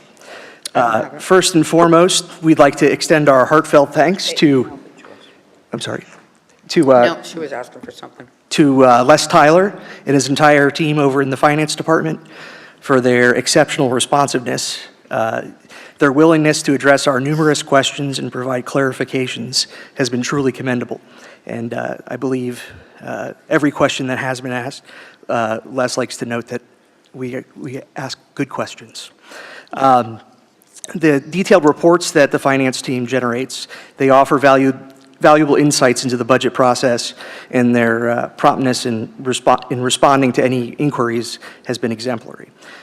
We'd also like to take this opportunity to congratulate the mayor, commission, city manager, and staff on the successful completion of this new city hall. This is my first time in person during a meeting in this particular chambers. This beautiful building, it stands as a testament to efficient management as it was completed within budget, a remarkable achievement, especially considering today's economic climate and with relatively cheap money at the time, considering what our interest rates are now. Just one personal comment for me, I'm looking forward to the possibility of a external-facing public module for the new ClearGov budgeting system as we're starting on our next budgeting cycle after this one, and hopefully having a tool like that will allow not just the finance department and you guys, but also the general public as well to have the ability to query and provide input during the budget process. I'll go ahead and turn it over to Al now, who's going to go into a few of our details. Thank you. Thanks, Rob. First of all, thanks very much for the opportunity to be here. It's one of the few times a year I get an opportunity to wear socks. So that's my last attempt at humor. It was a good one. Thank you. We spent a great deal of time talking about the budget, looking at the budget, and Rob is exactly right. We pestered Les a lot with a lot of questions and got down into the detail. I'm not going to bore you with all of the getting down in the weeds, but what I would like to do is to give you kind of a high-level view from our perspective. In the first section, we took a look at, and I'm referring to page 80 if you have your proposed operating capital budget binder in front of you. The first thing that caught our attention was the fact that expenses exceed revenues by about $13.4 million. Of course, that's largely driven by a capital increase of about $28 million. Given the fact that our expenses are, in fact, significantly, well, we think significantly higher than revenues, we believe that a more cautious approach in reviewing the budget and getting to the final budget is warranted. And we laid out a number of reasons. Number one, there's no general consensus, even today, on where we're going economically as far as the country is concerned. In fact, I just looked at a conference board report from August 3rd, and they're forecasting that GDP is going to slow down by about 1.5 points through the balance of 23, and then fall to 0.5% in 2024. Now, how that affects the income and the revenues, you know, we're not suggesting that it will have an impact, but I think the fact that there are a lot of pundits out there that are saying that we're over the hump may be premature. Obviously, it's going to be an election year, 24. We think that there's going to be continued inflation and cost of material and the availability of labor. And I think we've already seen that as it relates to the number of openings that we have in the city. I would add, or we would add 2 or 3 additional points.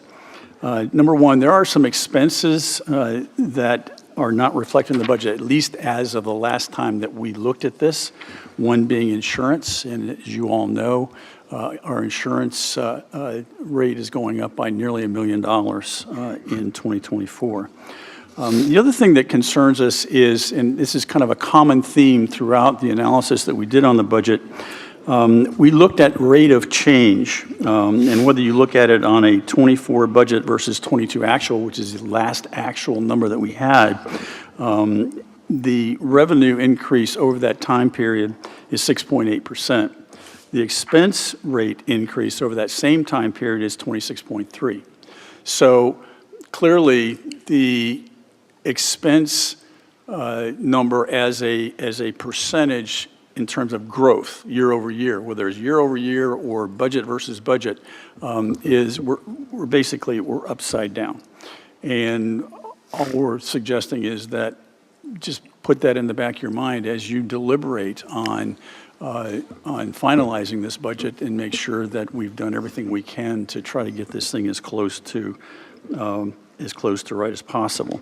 And the final thing I would throw out is that there is COVID, as you well know, has raised its ugly head again. And while we certainly are not suggesting that it's going to be anything like the last time, the last thing that we went through, it is out there, and I think we have to be cognizant of that.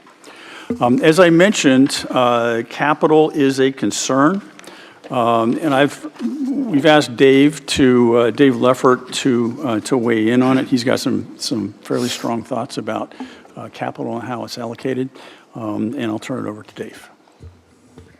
Would it make sense if I come over here? Will that work? Okay. Oh, we got to extend. Oh, we did it first class. This is great. Thank you very much for the opportunity to be here.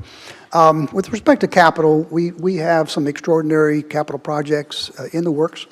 And we have in this report given a bit of a prioritization, if you will, to them. I just wanted to, and they specifically are the Skinner Boulevard, golf course, the aquatic center, and the parking garage. We think that they are all very important projects. We think they all should be and can be accomplished. But stuff happens, you know, and we just felt it might be reasonable to, if it becomes absolutely necessary for whatever reason, create a pecking order, if you will. That pecking order had nothing to do with importance. It had almost entirely to do with obligations, commitments that we have already made and how far down the road we are with them. With Skinner Boulevard, for example, we have 5 different funding sources for that project. They include a federal safety grant. They include Forward Pinellas. They include ARPA. ARPA, you know, we have to make commitment to by 24 and have projects in gear by 26. We're just far down the road. It's not easy to pull a plug on this kind of stuff. So, you know, priority 1 kind of thing.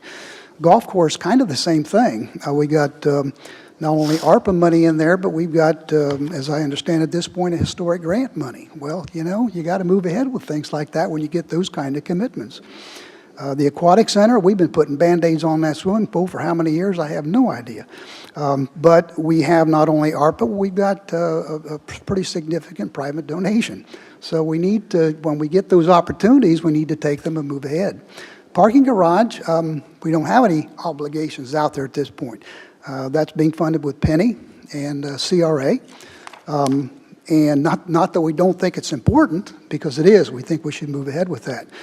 We need some place to park all these golf carts and bicycles and some cars too. We know we're going to lose parking lots and all of that, parking spaces. So we need to move ahead with that. As a sidebar, we gave some discussion to this. It's not in our report necessarily, but we pretty much understand at this point that the original estimate of that parking garage at a little less than $8 million probably isn't going to happen for a little less than $8 million. It's going to be more than that. We feel pretty strongly that any additional funding to that project should come from the CRA. It should not come from Penny or any other source unless we can get, some additional funding. But there's several reasons for that, not the least of which being that residential real estate values increased 11%, CRA real estate 17%. So there are projects going on in CRA, maybe some prioritization that should happen there. But we don't think that, we think that additional funding, if necessary for that project, should come from a CRA. And kind of as a tag to what Al was talking about with respect to the Capitol.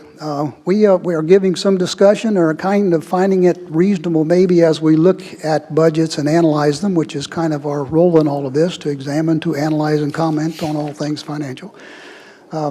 We find it perhaps a bit more of value to segregate operating budgets and capital budgets and take a look at them separately and see what's going on inside those budgets separately. It helps, I think, to make perhaps better decisions going forward. So more on that to come. We'll probably come back to you and kind of maybe offer a report on what our thoughts are on that. So with that, Al, I'll turn it back to you. Thanks, Dave. The comments we have relative to the general fund, this is point number 3 on your letter, is very similar to what we talked about under the first note. And again, same kind of story, expenses exceeding revenue by about $3.4 million. When we looked at the budget, we were very close to the target rate, 15%. We were actually at 15.6.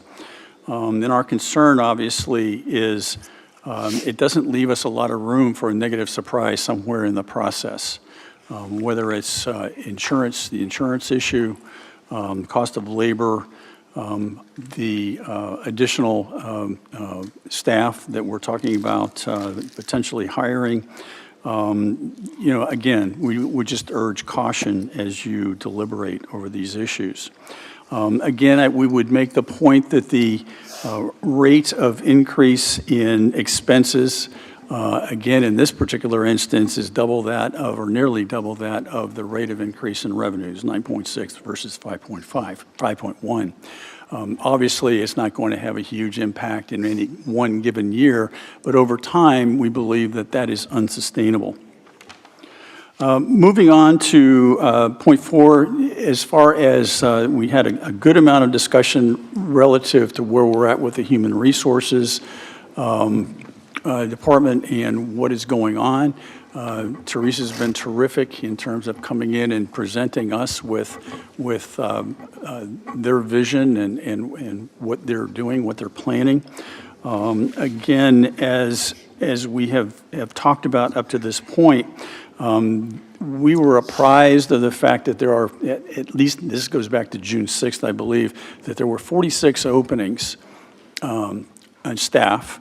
We don't know what the number is as of today, but at that point, there were 46. There still is, that is totally in the budget at this point. Those 46 positions are still being funded. The part that is not being funded is any additional staff positions on top of that. And there were some recommendations that Teresa made us aware of and is actually in the budget. So again,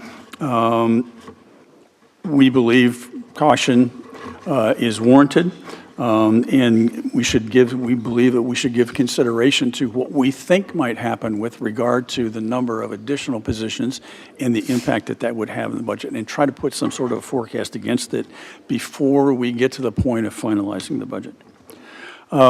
Given all of these concerns, and I believe we made the same recommendation last year, we'll make it again.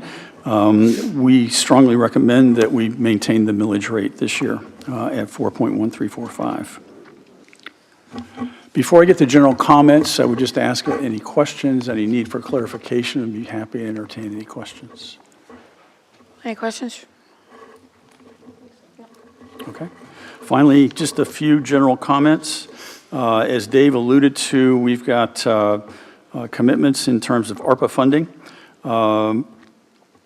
All of the funds committed have to be under contract. Obviously, you all well know this by the end of 2024 and then spent by 2026. So that also played a role in how we came up with our discussion is in terms of capital, because 3 of those 4 capital projects do have ARPA funds involved. Secondly, we support the city's efforts and those of the advisory committees in respect to the effects of climate change. And this is something that we're going to be taking a look at along with capital and the normal budgetary review process that we go through. But we believe that climate change and the impacts it's going to have on the city and other cities for that matter is significant. And we want to be sure that we are taking into full account the impact that climate change may have on the financial outlook in the city of Dunedin. And one thing that I would just, in doing some research and making that comment, obviously there's a lot of commentary out there about climate change. Some of it's hype, and some of it I think is probably warranted. But one of the things that caught my attention was a report that was put out by Nature. This goes back to February of 2023. And their opinion is that there is a significant amount of price inflation in the property value market today. And they are suggesting that and I'll read this, I'll quote this, in turn, municipalities that are heavily reliant on property taxes for revenue would be vulnerable to budgetary shortfalls if the assessed values of the flood zone properties decline.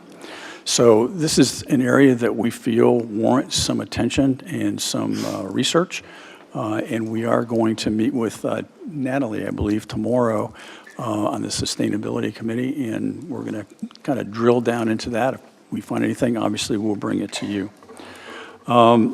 Finally, I'm going to leave the most contentious issue to Dave to recommend to you all.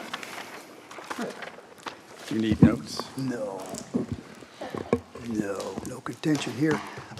Just as a tag to Al's comment on the sustainability and climate change, we're having on our agenda tomorrow is we're going to visit with the folks at the Sustainability Committee and kind of get an update on where they are and how the board might play into some of what's going on there. So anyway, this last comment with respect to Golf Course Advisory Committee, I can't begin to tell you how many times I've come to visit with you folks on the golf course over the years, a lot. And I know it's not necessarily a budget item, but we did make a request several months ago that when the Golf Course Advisory Committee be formulated, that a member of the Board of Finance have a seat at that table. We think that's a very reasonable idea. The other enterprise fund, the Marina, in their establishing resolution, encouraged there to be a member of the Board of Finance on their board, and we have done that for years. And we found that to be of a lot of value. That person is our liaison. They go to those meetings, they come back, and if there's anything that they need to share with us and we need to talk about, we're able to do that.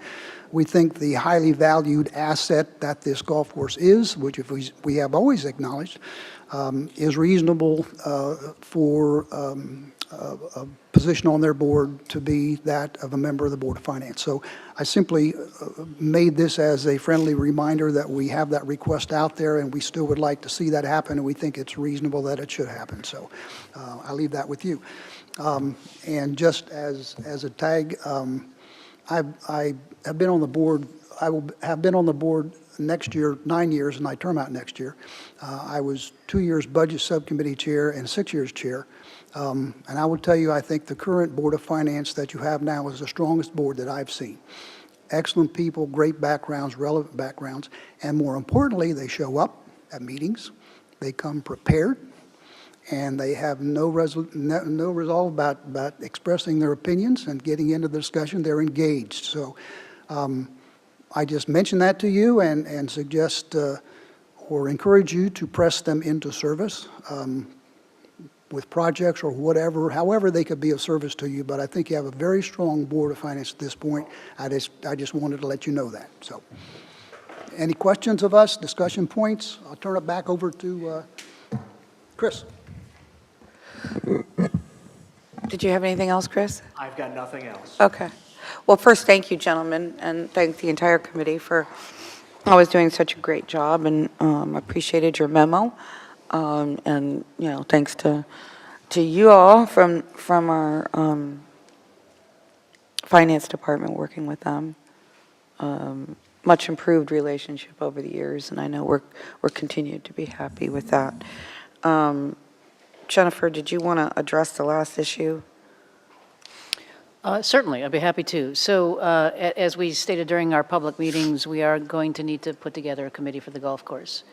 And it's going to be a committee similar to the Marine Advisory Committee in terms of it won't just be, members of the club or anything. It would be members in the surrounding, or residents in the surrounding area, that type of a thing. So I welcome a person from the Board of Finance on that committee. I think it'll be helpful. And we will certainly, when we put out the applications, the City Commission obviously is going to have to adopt a resolution and so on and so forth, but we'll definitely make the Board of Finance aware, and perhaps you'd make sure in the resolution that there is a seat for a member of the Board of Finance. Thank you for that, and I think I can pretty much assure you that we can probably provide somebody that plays golf that can talk the talk. That would be helpful. That would be helpful. And they don't even have to play golf Well, well. all three of you look like you play golf. Not well, though, that's. Nobody said anything about doing it well. I tried the golf cart. I don't play. Okay, so anybody have any questions, comments, or final anything for the board? I do have a comment. Yep, go ahead. Take my turn along. Go ahead. Well, I just sincerely want to thank the three of you, Chris, Al, Dave. I thought your memo was great, was spot on. Certainly fits my theory of caution, and even including with the new positions, we've got to be really careful and cautious. But I just appreciate the thoughtfulness that you put into it. Property insurance is a great example of surprises. I mean, that's huge, and we have absolutely no reason to think that's going to get better. But I also just wanted to say, you're our most important board. You're the only charter board. And I just absolutely am ecstatic with how this board has evolved. Dave, I think you're right on. Just a great board at this point. And I have to say, when I look at the relationship where it was a couple years ago, 3 years ago, I look at it and I say less, because you're so objective and responsive. You get a big chunk of that. I know, Jennifer, you worked hard, but I will say this, and I say this in a way I don't mean it to sound, I'm proud of you, Dave, because you basically, I know how you did. As each position came open, it was your job to get the right person in there, to add women to the committee, to add that, basically a good diversity to the board, and I'll tell you what, it's where it is today because of that. So I hate that you're going off it, but you're leaving a legacy. So, thank you. You're excessively kind, but thank you. It's true, though. Oh, she's right. Anything else? Well, so as Dunedin's newest commissioner, I certainly appreciate the input that you guys have put into the annual report. I go through the budget, and I'm no stranger to budgets and, balancing a budget. But when you look at some of the items that are truly unique, there has to be a little bit of perspective in which to validate any sort of opinion that I might have on that. So I appreciate the holistic approach that you've taken to the annual report, and just thank you for confirming that I understood what I was reading. So thank you. We succeeded.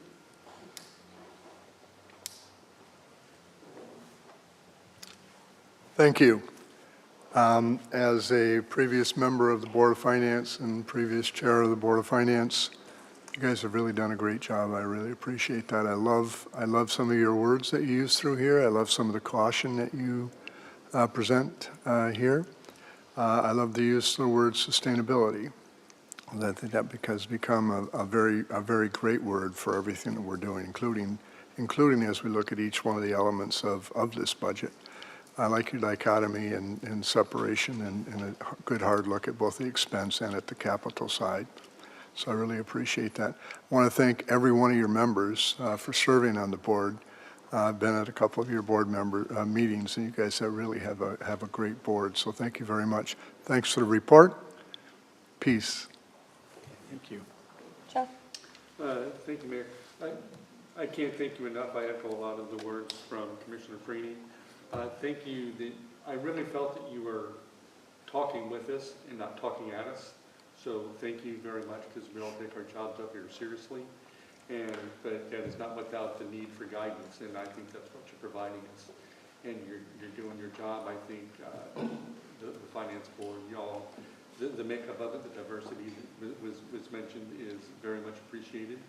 To look at the budget through all perspectives is wonderful.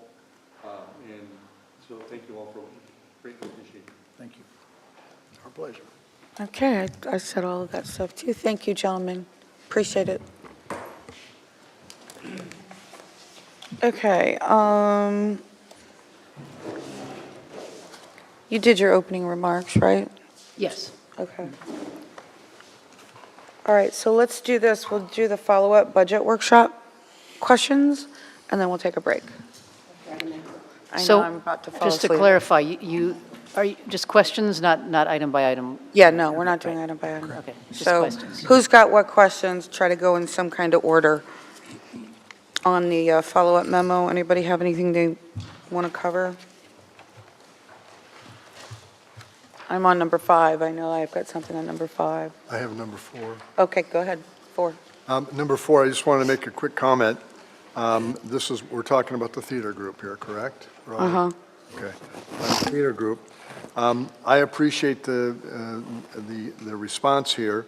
They also came and spoke to us, and as we know, and they requested some additional consideration, I think, in their communication, and I strongly do support that. And so I would just like to make sure that staff gives them just an extra portion as they're in this communication. I think it's an important part of the continued growth of our community. I know I'm always known or thought of as the coastal guy, but this is particularly applicable to any city, and I think it's just a great idea. So I would appreciate additional communication.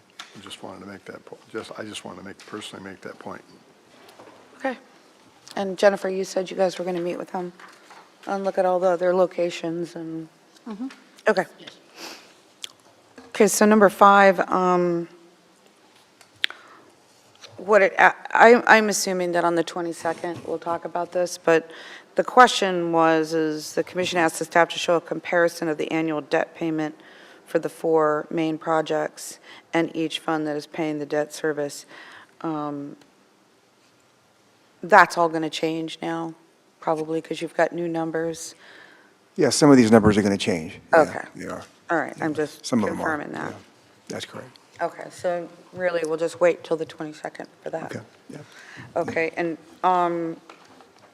next from anybody? Number 6. Number 6, okay. So the estimate came back with a $25,000 budget or estimate for structural engineering review of this. And I thought I saw in the projected budget that the current estimate, and I know it's just an estimate at this point, because was about $100,000. I think that I agree with, we talked, I recall the discussion we had at the last budget workshop with regards to the structural engineering piece of this. I also recall, and this is the question, that we were going to look to see if we had that expertise in-house, and I guess that came back that we do not, and we're going to have to go out for that. Is that correct? Yes. Okay. All right. Okay. But at least they're putting money in there Yeah. for it, because, I mean, I can just say, when I brought it up, many of us have been in that building for many, many, many years. Yeah. And, you can see the difference from 20 years ago to today. And it's a public safety thing that I just want to make sure everybody's okay until we do fix it. It doesn't have, but I want somebody structural. And that was why I brought it up. It's like, Oh, because no. there's a lot of activity that happens in that building for many different things on any given day, and I don't know. Yeah. Strong wind, and so I do appreciate us finding that extra money to have it looked at by a professional. Yeah, and I'm not disputing it. Please don't. No, I know you aren't. Yeah, and I agree with everything you're saying, that, obviously, we want to do this right, And, but, at the end of the day, it's going to have to be done. And Yeah. so, anyway, that's my question and comment. So if I may, so we incorporated $100,000 in the budget to address the engineering study, but I think we're still going to need to partner with the boat club for maybe some cost sharing. Obviously, the city of the lion's share, but I think it's going to exceed that, given what we have out there. So Be surprised if it doesn't exceed that. I'd like to work with the boat club. I think I won't speak for the board and bridge, but I think that was a reasonable expectation. I had a question about that, and when I read through this, I saw that, it's quite a sum of money to get the inspection and then get the work done. And I'm not sure, I don't mean to disagree with anybody, but I'm not sure that the board there is, and I appreciate your comment about working with them, because I'm not sure that they're prepared to share in that, or have the money to share in it. So, but Rob is, you're the liaison, right, with the city, so you can carry some of that back, I would guess, or not? Yeah. Let's make him the liaison. Yeah, and Vice Mayor, yes, your comment that this hasn't gone to a vote. We're not speaking on behalf of the club. And I think, though, that in terms of the staff working with the boat club is absolutely the appropriate thing to do. Yeah. Okay, Les, item number 7, you're going to go over that after we go over all this other stuff, right? You're going over let's just hold that one aside, and we'll do that when we come back after break, because I think we need to look very closely at that. Sure. And I'm falling asleep, so. No, that's true. We'll go over that slow slides, yep. Sorry, okay, so, I don't know if anybody has anything on 8, but I definitely have something on 9. So number 9, the 20%. The last statement, it says, at this time, we cannot use parkland impact fees, but we can, because we can use 20%. Yes, up to 20%. Okay, so the last statement is wrong, but, and I know that see what you're Jennifer doing. is not here, Yeah. but again, She's down- she's upstairs. this was not a park at all. And it had a building on it, but we're going to turn it into a park. So I think it has to be, I understand she's not here to answer, but I want us to go back at her. Because I think the philosophy, no way did we ever create that ordinance understanding this might happen. And if it means we have to change a word or two, then let's do it. Or consider it. I mean, no way did we, I mean, it was a property with a business on it. Now we're completely turning it into a park.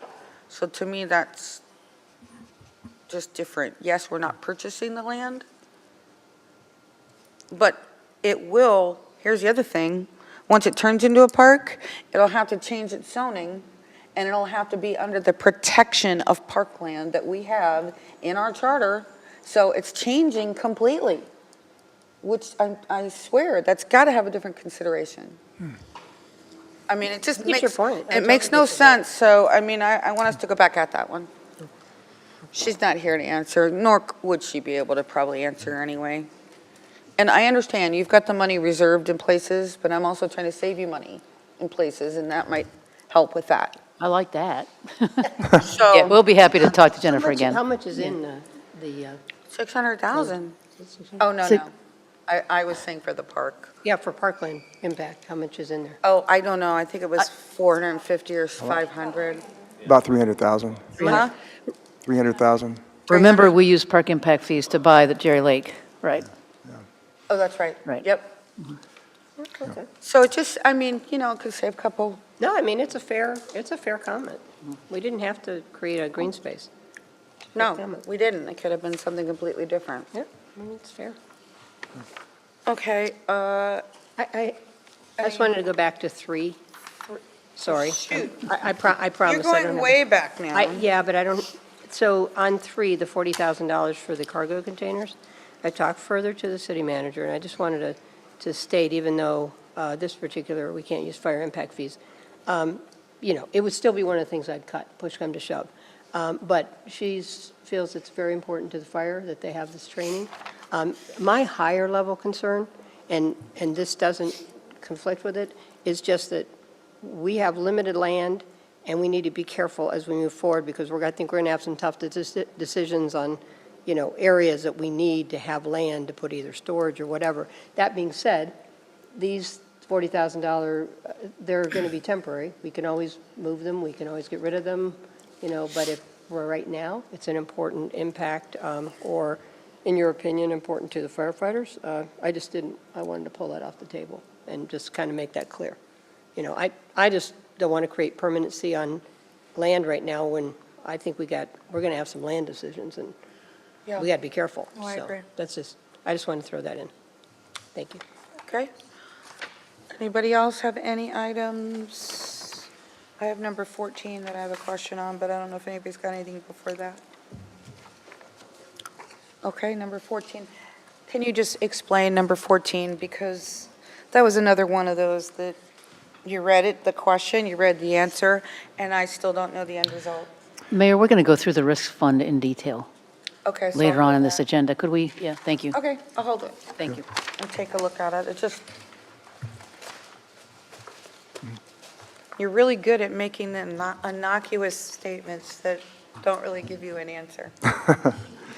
And I'm messing with you. That was Ashley, not me. So is you. It's your fault. Ashley, yes, ma'am. One follow-up thing that wasn't on there was what other places are doing for legislative consultants. And because I just wanted to see where everybody's at with that issue. Right, and we actually sent you an email yesterday evening. Got it. Okay. I got it, but I didn't know if anybody else got it. No, nobody else has received it, so we can send it to you, all of you, right? It was good. Yeah, I just No, wanted it to- wasn't in the follow-up At some letter. point, we discussed that funding and. Yes. We want to discuss that Up or down. later, right? We're going to discuss that later. Yeah, just make sure you get the other information. That way, we can all be on the same page. Okay. I can have it printed out. You don't need to research it in terms of, it's the list of lobbyists in Tallahassee, essentially, and what cities that they represent. Yeah, from Tallahassee, right. Okay. Okay, why don't we take a break then? I'll find it. 10-minute break, everybody? And we'll come back and we'll get on to the I'm general going to fund. print it off.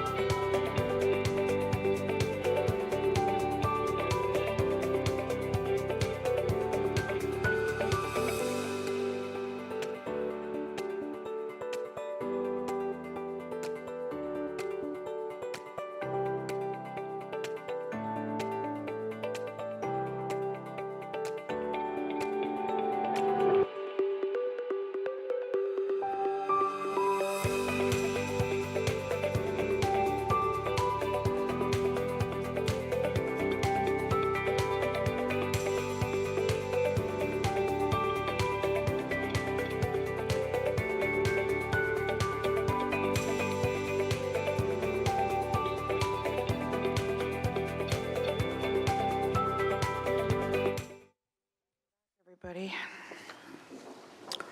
Okay,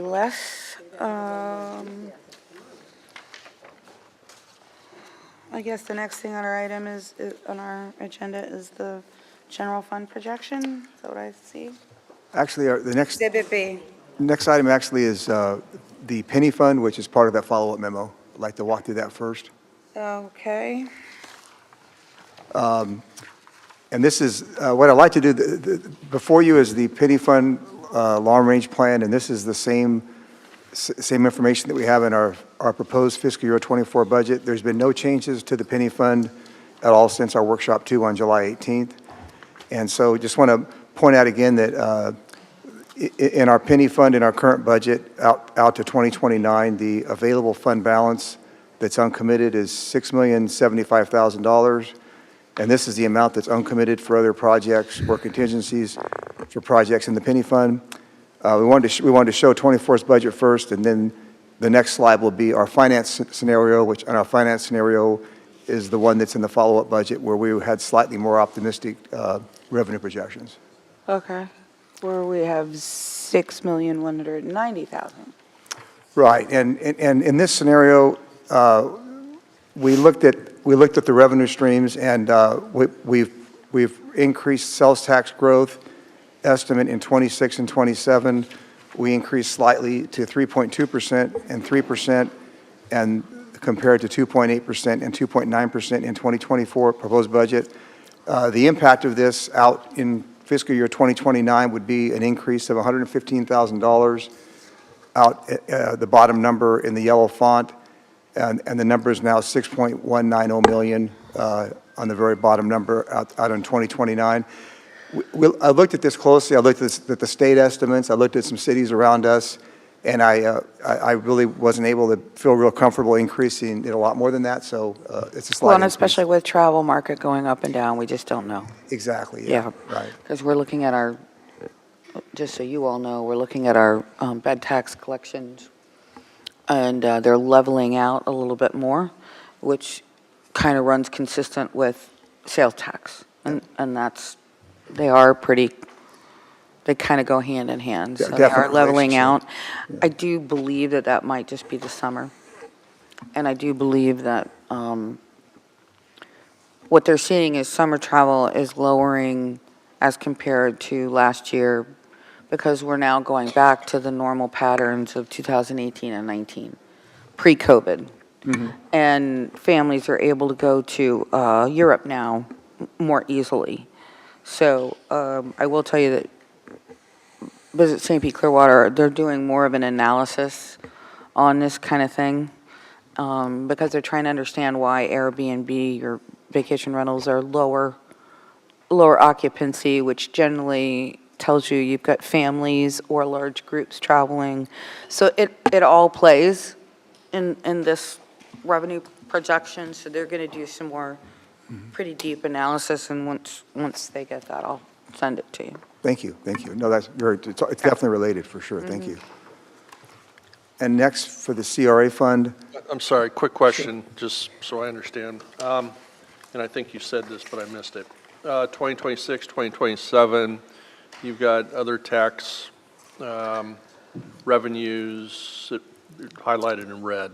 What's that mean again? Yeah, correct. We increased 26 to 3.2%, and it was 2.8% growth. And then we increased 27 to 3%, and it was 2.9%. Okay, gotcha. Just pretty small increases, but slight increases. Yeah. Right, I got you. But in either case, though, the nice thing is that, you know, with what's happening, the penny is still, we're still keeping enough money there to address other issues as they arise, and we all know that they do arise. And we did the same thing in the last penny. We saved and saved and saved, and that was the money we ended up using for the stadium in the end, even though we didn't know how much that was going to be. But I mean, actually, we had debt that came from last penny that we, you know. well, not that, yeah, I know. I mean, we're being more conservative this time, which is, you know, that's probably a good thing. Okay. Okay, next is the CRA fund, and I want to start by going over the CRA fund budget for 24. and long-range plan. We do have a few adjustments we've made since the budget workshop number 2 I'd like to walk through. The first is we have a slight increase in property tax revenue of $1,810 in '24. That was just the final adjustment. The growth in the CRA AV is increased from 7.08 to 17.08 to 17.17%, and that was per the county's sales tax estimates on July 1st. We also transferred Tampa market rental income from the CRA fund to the general fund in the amount of $48,000 to help cover the cost of the DDMA special event sponsorship, which was recently moved to the general fund. We also decreased debt proceeds by $400,000 in the CRA fund in 2024, and we decreased the capital cost for the Skinner project by $500,000. We moved that $500,000 portion of the project to the Water Wastewater Fund in fiscal year '24 in the amount of $500,000, and that's for the relocation of utilities in the Skinner Boulevard project. So a slight reduction in the debt proceeds and also in the project cost in the CRA fund that was moved to the Water Utility Fund. The CRA available fund balance with these changes at the end of fiscal year '29 has an available fund balance of $1,271,000, and this is the amount that has not been allocated to projects and is available for other projects or contingency for existing projects in the CRA fund. So now we're taking that same information and running a finance projection with some different scenario. The first proposed change we've made is we've increased the fiscal year '25 assessed value growth has been increased from 5.9 to 7% growth. We think that's reasonable. The fiscal year '26 through '29 AV growth has been increased in the CRA fund as well compared to budget, and we've increased '26 growth from 4.3 to 4.5. '27 growth has been increased 3.9 to 4%, just a slight increase. '28 has been increased 3.4 to 4%, and '29 has been increased from 3.1 to 4%. We're basically estimating 4% growth in this scenario from '27 to '29, and the impact of these changes has increased the available fund balance out in 2029 in the CRA fund to $1.491 million, which is about $220,000 more than the previous one we just went over. And that, again, is for contingency for existing projects in the CRA fund. And again, if you look at CRA TIF growth over the last 20 years, it's averaged much more than our general fund growth, and it's reasonable to me that it will continue. So that's why I'm increasing this, pretty comfortably to 4% every year. That's kind of where I got that from. Okay. Any questions on the CRA fund? Looks better. Because next we'll move to the general fund if there aren't any questions on the CRA fund. Go ahead. We're not going over ARPA money, right? Not today. We'll go over that at the next week meeting with the projects, yeah. Okay, so I'm just going to put this out there now in anticipation of next meeting. I'm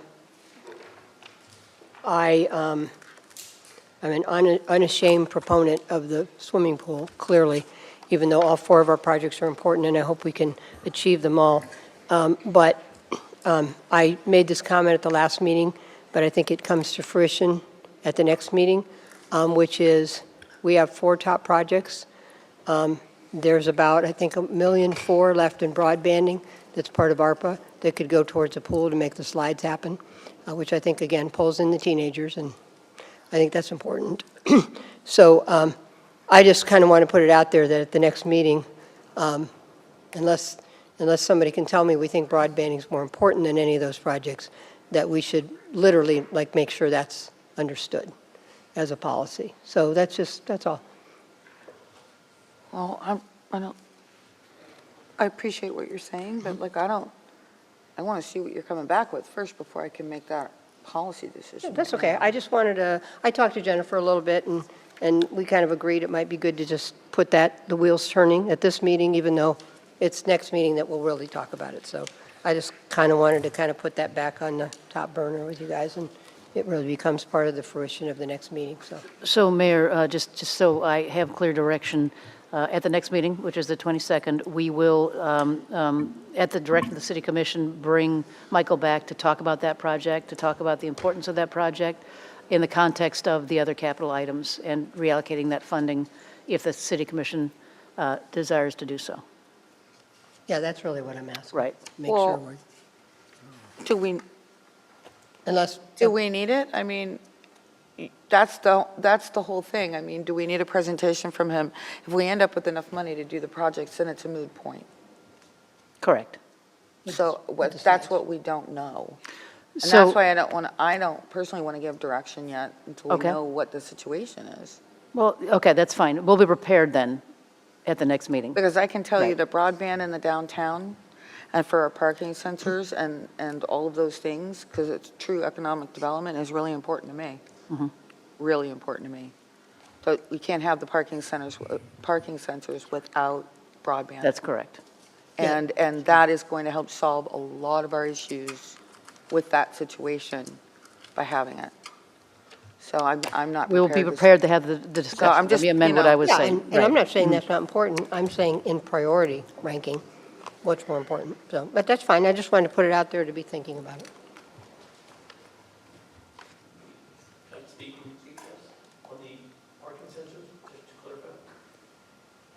No, let's not go down No. this road. We're not Yeah, we'll talking do it about next- that right next now. week. Yeah. I'm just saying my Leslie's opinion gonna about say something. It doesn't matter.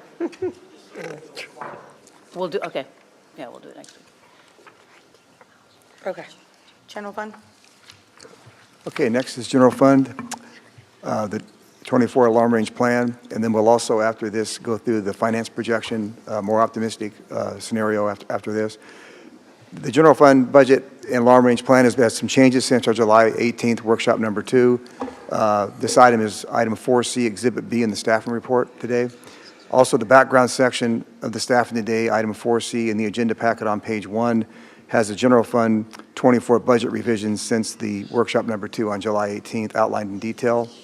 I'd like to briefly go over those the key changes since workshop number 2. First is we had an increase in ad valorem property taxes of $3,641, and that was because the county's final certified numbers increased from 11.72 to 11.75 growth in Dunedin. We had a revenue increase for interest earnings of $100,000 in '24. We increased our revenue estimates for the electric franchise fees by $100,000. That's partly due to the Duke Energy increases that are across the board. We moved the logistics storage building for the fire department from 24 to 25 in the amount of $200,000. We transferred $45,000 to the public art fund from the general fund to bring a positive fund balance in that fund and provide $25,000 in funding for the master plan implementation. We moved $25,000 in design costs for the boat club. We discussed that a little earlier. We reduced the law enforcement contract by $72,000 in '24. That was due to a change in the contract. They reduced the crossing guards by 6 in the contract. That was based on an audit that the sheriff had conducted recently, sheriff's office. We added $20,000 to the chamber hub that was discussed earlier. We decreased workers' compensation estimates by $100,000. And then in fiscal year '23, we went and looked at the revenue estimates again closely with 9 months of actuals, and we increased revenue estimates about $560,000 in '23, and about $350,000 of that was interest earnings, investment earnings that we're anticipating for the current year. And the only real change for the expenditures has been for property insurance costs. We increased our cost for property in the risk fund has increased about $600,000 over our current budget, and we'll be going over the risk fund in more detail, but I just want to point out the impact on the general fund. The increase in the risk fund was about $600,000 more. The risk fund had fund balance of $4.6 million, so we were able to reduce the allocations to departments to cover that increase in '24. However, in future years, we're going to feel the impact of the property tax increases. So we have increased the general fund operating costs by $300,000 a year from 25 and future years to plan for that increase in property taxes. So did not affect 24 because we had a large carryover reserve, but we are putting it in as impacts in 25 through 29 in the long-range plan. And I want to mention just that the property and liability insurances are still being fine-tuned. We may have still some small adjustments to certain funds in between now and the tentative budget, and we'll be going over the risk fund in more detail, as I mentioned. So the summary of these changes in the general fund have increased the 24 estimated available fund balance. If you look at under 24 column, you can see that the available fund balance is 18.6%. Our target's 15%, and I want to point out that this was the reserve was 15.6% in our proposed 24 budget, so it's increased from 15.6 to 18.6 since workshop 2. And the budget shortfall has improved from fiscal year 24 proposed budget. The shortfall in the proposed budget was $1.3 million per year, and in this scenario, if you look towards the bottom, the second number from the bottom, it shows $1.1 million per year from 25 to 29. And also, the general fund budget has reached the target of 15%. As I mentioned, I want to point out, and this was discussed at our last meeting and some earlier today, that part of our 24 budget balancing is our carryover from prior year. We have a large carryover in 23 that is currently estimated at 27%. If you look at the 23 column, the second line from the bottom, it's 27%. And our expenditures in 24 have improved since the workshop number 2. Our expenditures are lower, and the expenditures are about $2.8 million more than revenues. If you look under 24 at the red font number, there's a number of about 2.8 or 9 million, and that's for that year, the expenditures over revenue. But the carryover in 23 is, more than covers that difference. The estimated shortfall, as we discussed before, needs to be addressed, but it has gone down since our last workshop number 2. And the budget shortfall can be addressed with revenue reductions or service reductions or revenue increases, of course, or a combination of both methods. And I want to mention that this does not include the cost of any new position requests in 2024. The new position request and the city manager recommendations will be discussed later in the presentation today. So that concludes our updated general fund. And now I'll briefly go over the finance projection, which changes a few of the line items. The first change is similar to the CRA fund. We've increased the assessed value growth in 25 from 5.9 to 7%. And we've also increased revenue sharing in fiscal year 24 from 1.5 to 1.650 million, about 150,000 a year. And we've increased the electric services tax, which is a Duke tax, Duke Energy, from 3.8 to 3.9 million, $100,000 increase. And those are the only increases we had. And then, in this scenario, you can see that the budget shortfall in fiscal year 25 to 29 was reduced from 1.1 to $600,000 annually. And also, if you look under 24 budget, you can see that the available reserve is now at about 19.7%, I believe it is. 19.3%, thank you. So that's the more optimistic scenario. We did not make any changes to the expenditures in this scenario.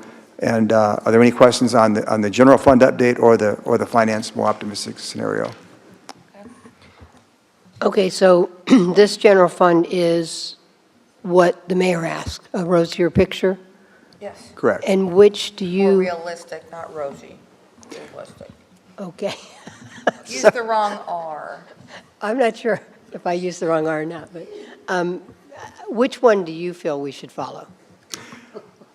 Well, I think for the budget, I think we should follow the county estimates as we have in the past. Yeah, I'm not. So this is just, okay. Yeah, this is Trying just. to make sure, because. This is just a sort of my crystal ball of what I think may happen. Just so we get a better sense. Rose here.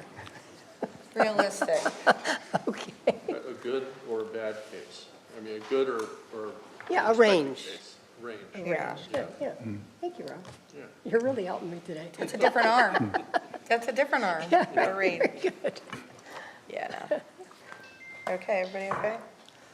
Thank you for doing that. I think it was important to see worst case scenario, better case scenario. Yeah. Okay, thank you. Sure. Okay, what's next? Next is the Water Wastewater Fund update. We've got some additional projects that are being proposed to be added to the CIP in the '24 budget, and I'll briefly go over these. The Skinner Boulevard improvements, we mentioned this one a little bit earlier. We're increasing the wastewater fund by $500,000 for the Skinner Boulevard project relocation of utilities, which is required for the project. It was in the CRA fund, it's been moved to the Water Wastewater Fund now. And we discussed this some at the July 18th workshop, budget number 2. The next is a new item. This is a project for Virginia Street Water Main Replacement Project in the amount of $2 million. Has been added to the '24 proposed CIP for your consideration. This is to replace the 10-inch water main from Keene Road to Pinewood Drive, and it's Exhibit C in item 4C in the agenda packet. It includes attachment C1, which is the proposed CIP page. And the other project is a utility relocation for Curlew project of $500,000. That's been added to the proposed CIP, and that's in fiscal year '25, not '24, to relocate utilities at Alt 19 and Curlew Road in connection with the FDOT project. This is Exhibit C in item 4C in the agenda packet. Attachment C-2 is the proposed CIP for that project. And the long-range plan for the water wastewater, adding these projects in, we want to walk through that briefly. In addition to the projects just discussed, we did have one adjustment. We adjusted the '23 estimated personnel costs. We reduced those by $500,000. We mentioned at the workshop too that we've looked at the estimated vacancy savings in '23, and we thought it was reasonable and conservative to reduce the estimate in '23 by $500,000 at this time for the Water Wastewater Fund personnel cost. And for the '24 projected available fund balance, if you look under '24 at the very bottom, the yellow highlight, it reduces our reserve to just about 11.9%. Our target is 25%, so it's below our target. We were at 24% in our proposed budget in 2024, so we've dropped from that to about 12%. And staff's mentioned before that we've got a rate study in our budget for 2024 to begin that in early next year and get that going right away and plan for the Water Wastewater Fund in 2024 to evaluate future rates moving forward. And want to point out again, in our long-range plan, as we discussed at the last meeting, workshop 2, we have no rate increases projected in the long-range plan from 26 to 29. So I want to point that out. That makes that fund balance in the later years look a little worse than it would be if we did have rate adjustments in there. Are there any questions on the Water Wastewater Fund? No.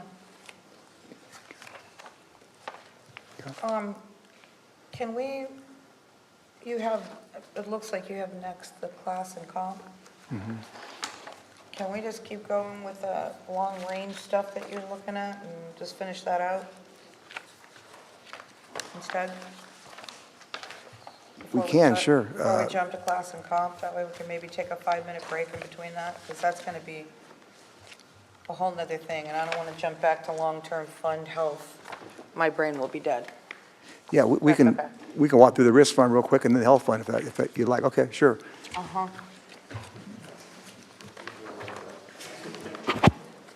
Still Teresa, though. Well, that's okay. I'm just. Yeah, Teresa, No, thank you. this is going to be a whole thing. No, and no, I don't no, want to, really good. I want to leave clean time for that without anything else. Yeah, I'll lead into this, and then I'll turn it over to Teresa for the risk. The property insurance cost numbers have come in, and as I mentioned, they were more than our original budget for '24. They ended up being about $900,000 or more over prior year numbers and $600,000 more than our budget. So about a 62 or 3% increase in property taxes year over year.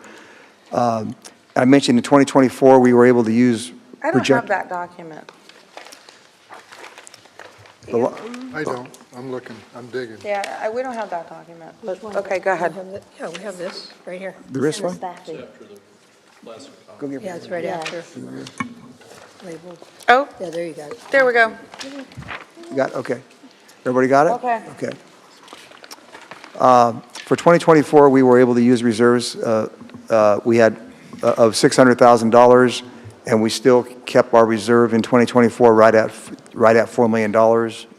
If you look at the very bottom highlighted row, our reserve for 24 is right at $4 million, and consistent with our reserve goal of having no less than 3.5 or no more than 4 million is sort of what our goal's been.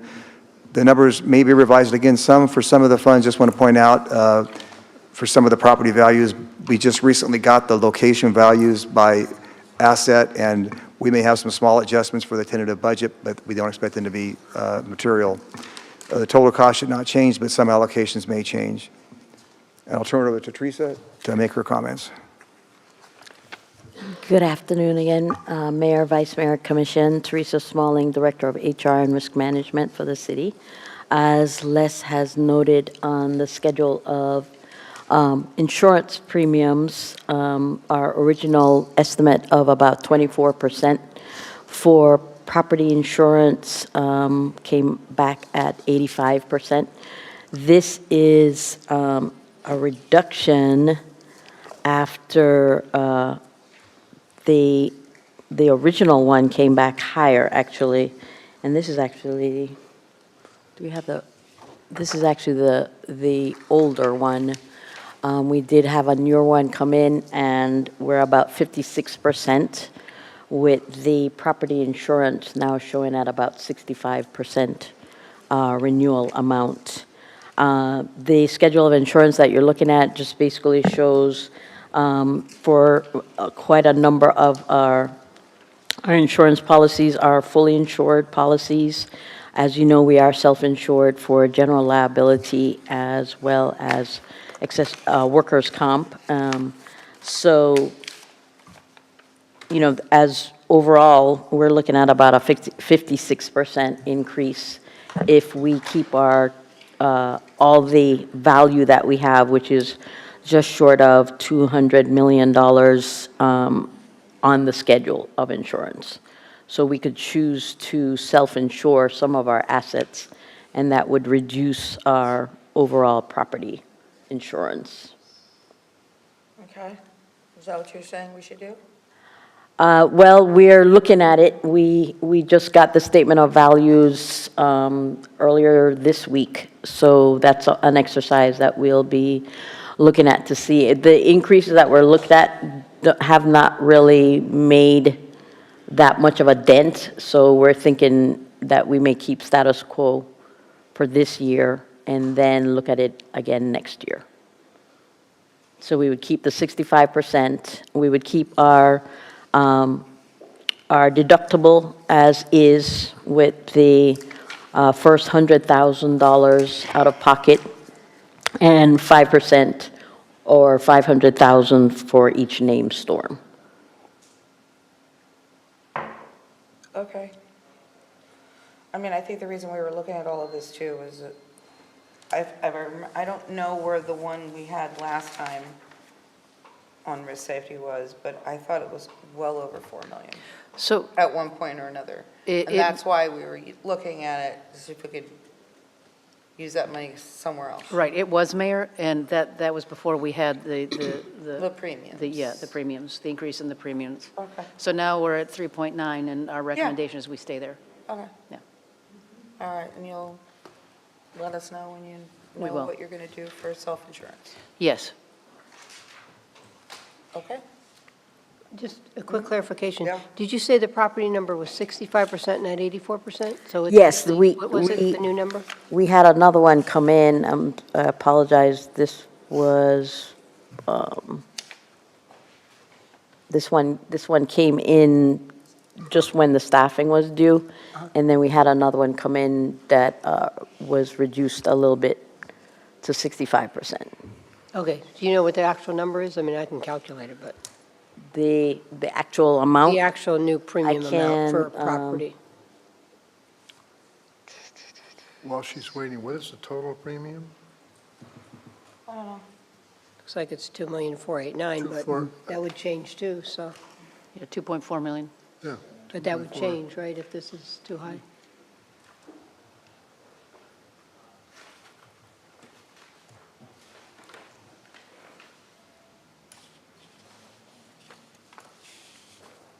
Do you want to just send it to us? Yeah, it's fine. Yes, I can do That's, why don't that. you do that?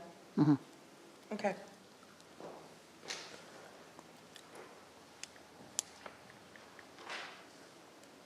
Okey doke. Thank you. Next one is the health benefits or whatever, health fund. Yeah, next is the Health Fund. And just a couple quick comments on this, and I'll turn it over to Teresa. This is our long-range plan for the Health Fund. There's been just a couple of minor changes since our workshop two on July 18th. We changed the estimated fund balance in 2023. We decreased it by 125,000. And then we also, but I want to mention, we still have a reserve level more than the required state reserve, which is 60 days of operating costs, so we're still more than covered. And we also reduced our 24 budget expenditures slightly by 64,000, truing up to the most recent numbers. And I'll turn it over to Teresa to go over the health package. Thank you, Les.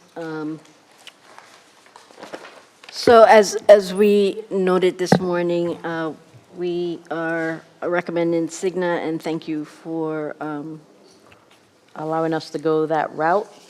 Just to look at, if we could go to the next slide.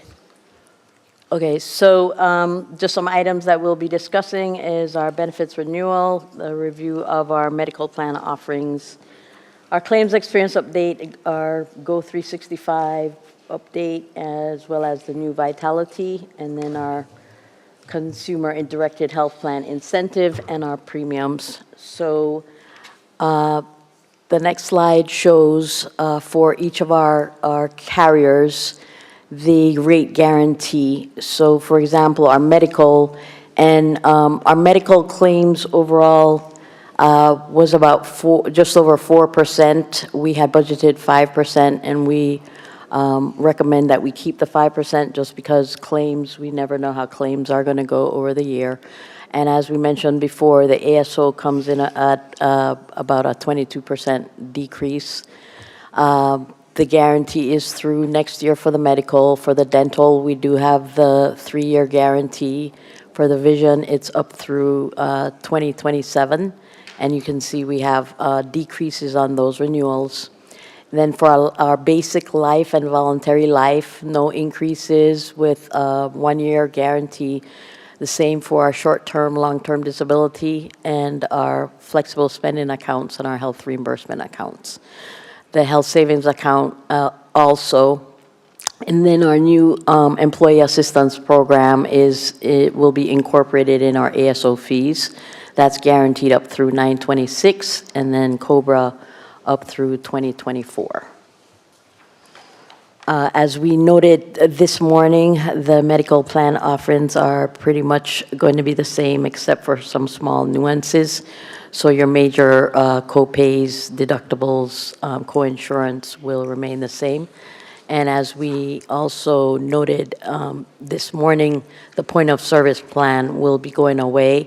We have about 7 people who are in that plan, including retirees and COBRA participants, and they will be notified and they will be put in our buy-up, what's known as the buy-up plan, until they can choose which plan they want to remain in during open enrollment.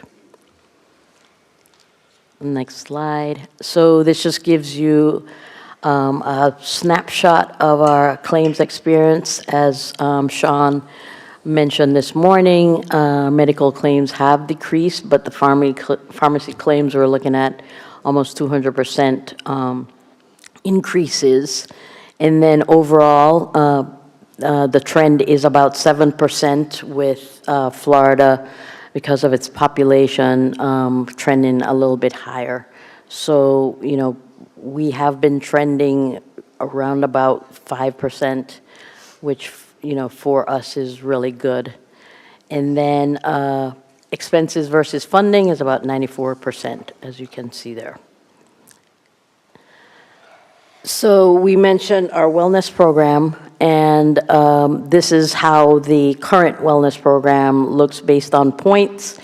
Employees, depending on what level they reach as of 9/1 of the current year, they would get that amount that's indicated on the right in their HRA or HSA account. So platinum, which is the highest, would be at $700, and then bronze, which is the lowest, would the employee would get $200 in their account as of 10/1. Sorry. Then the new program, it's actually going to be just $10,000, and one of the features of the new program is with the Go 365, if you were a family, you had to depend on your whole family to get to a certain tier.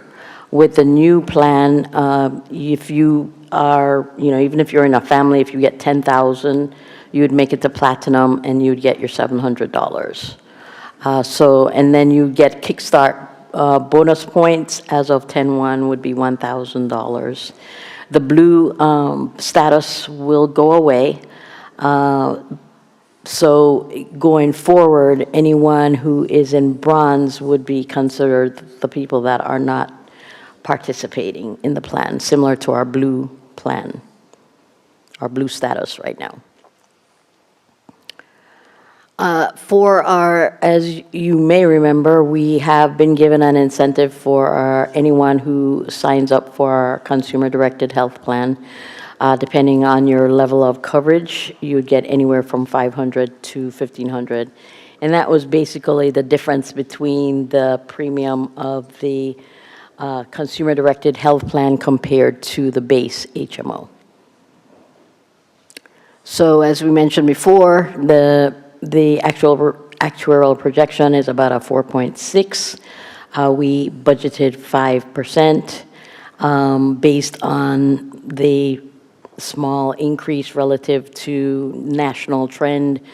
The staff is recommending that we absorb the increase for employees. I'm happy to take any questions you may have. Okay, questions? Okay, thank you. You're welcome.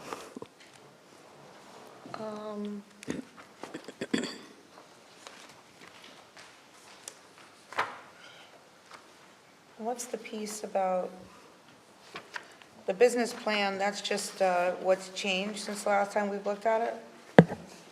Huh? Yeah? Yeah, that's correct.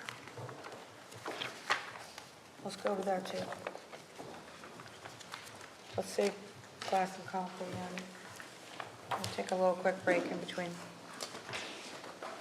I mean, it's not that much. It looks like a lot, but it isn't.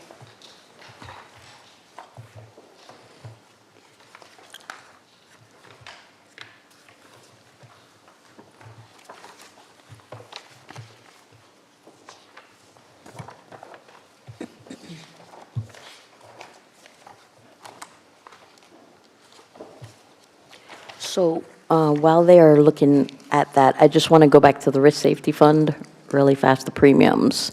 So I did find the latest one that came in, and it is actually at 84%, with the premium for property insurance including, for property insurance alone is just over 2.2 million. The overall increase is 63%, but what is happening now is we are folding in the commissions that we pay to the consultants in the property insurance now, so we're actually going to get a refund on the $95,000 that we budget each year for commissions for our consultant. Commissions? Yes, so you may remember with our risk broker, it's $95,000 each year net of commissions. Okay. But the clarification is, the actual, the 2,067,000, the 84% is right on the property then? Well, it's 80, the other one shows 85, it's 84%. Oh, okay, thank you. 2067. Mm-hmm. Okay. All right, the business plan. Yeah, I'll walk through the changes, starting with page 1 and this is Exhibit G. This is the far right column has some notes for changes. First is, we mentioned this earlier, we added 25,000 to 24 and increased, made 100,000 for the boat club foundation leveling repairs, 125,000 total for the project. Okay. Strategic planning, we increased 25,000 each year from increased to 25,000 from 20,000. We increased $5,000 each year, starting in 25 for that project. We, for the logistics storage building, we moved it from 24 to 25, $200,000. Public art master plan implementation, we added 35,000 in 2029. We should have had one, that should have been in the budget before, but 29 had been dropped. We added it in. The temporary fire training facility, we changed the name of this just because it's sort of been repurposed, I guess, this project. So we've changed the name from foundation to a temporary fire training facility, and we've slightly revised that BPI because it's sort of changed now. It's not what it was before. Weaver Park Storage Shoreline Investigation, we changed the name per commission direction to Weaver Park Shoreline Investigation. We increased project costs by 25,000 in the Public Art Fund, and we transferred 45,000 from the general fund to the Public Art Fund. City Sidewalk Inspection Maintenance Program, we increased 24 by $25,000 and 25 by $50,000 in the gas tax fund. And we created a new BPI for pavement management, PCI, accessibility modeling software update, and that's $125,000 that we've put in the gas tax fund in 2024 to do that study.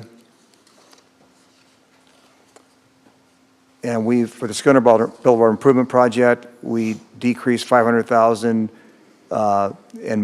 decreased 500,000 in CRA and moved it to the Water Wastewater Fund as part of that project. The next page, we increased from 75,000 to 110,000 to include a rate study, and that's for the Solid Waste Fund. For Schooner Boulevard Improvement, this is the other side of the $500,000 that was moved from CRA to Water Wastewater. We have a new CIP for utility relocation of Curlew, and we went over that a little bit on the Water Wastewater Fund. That's a new proposed CIP project.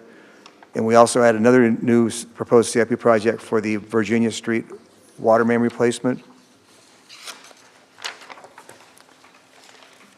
I think that's the last one. Thank you. Okay, questions?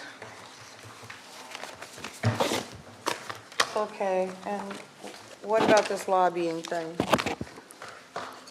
I didn't see that listed anywhere other than the email we just got.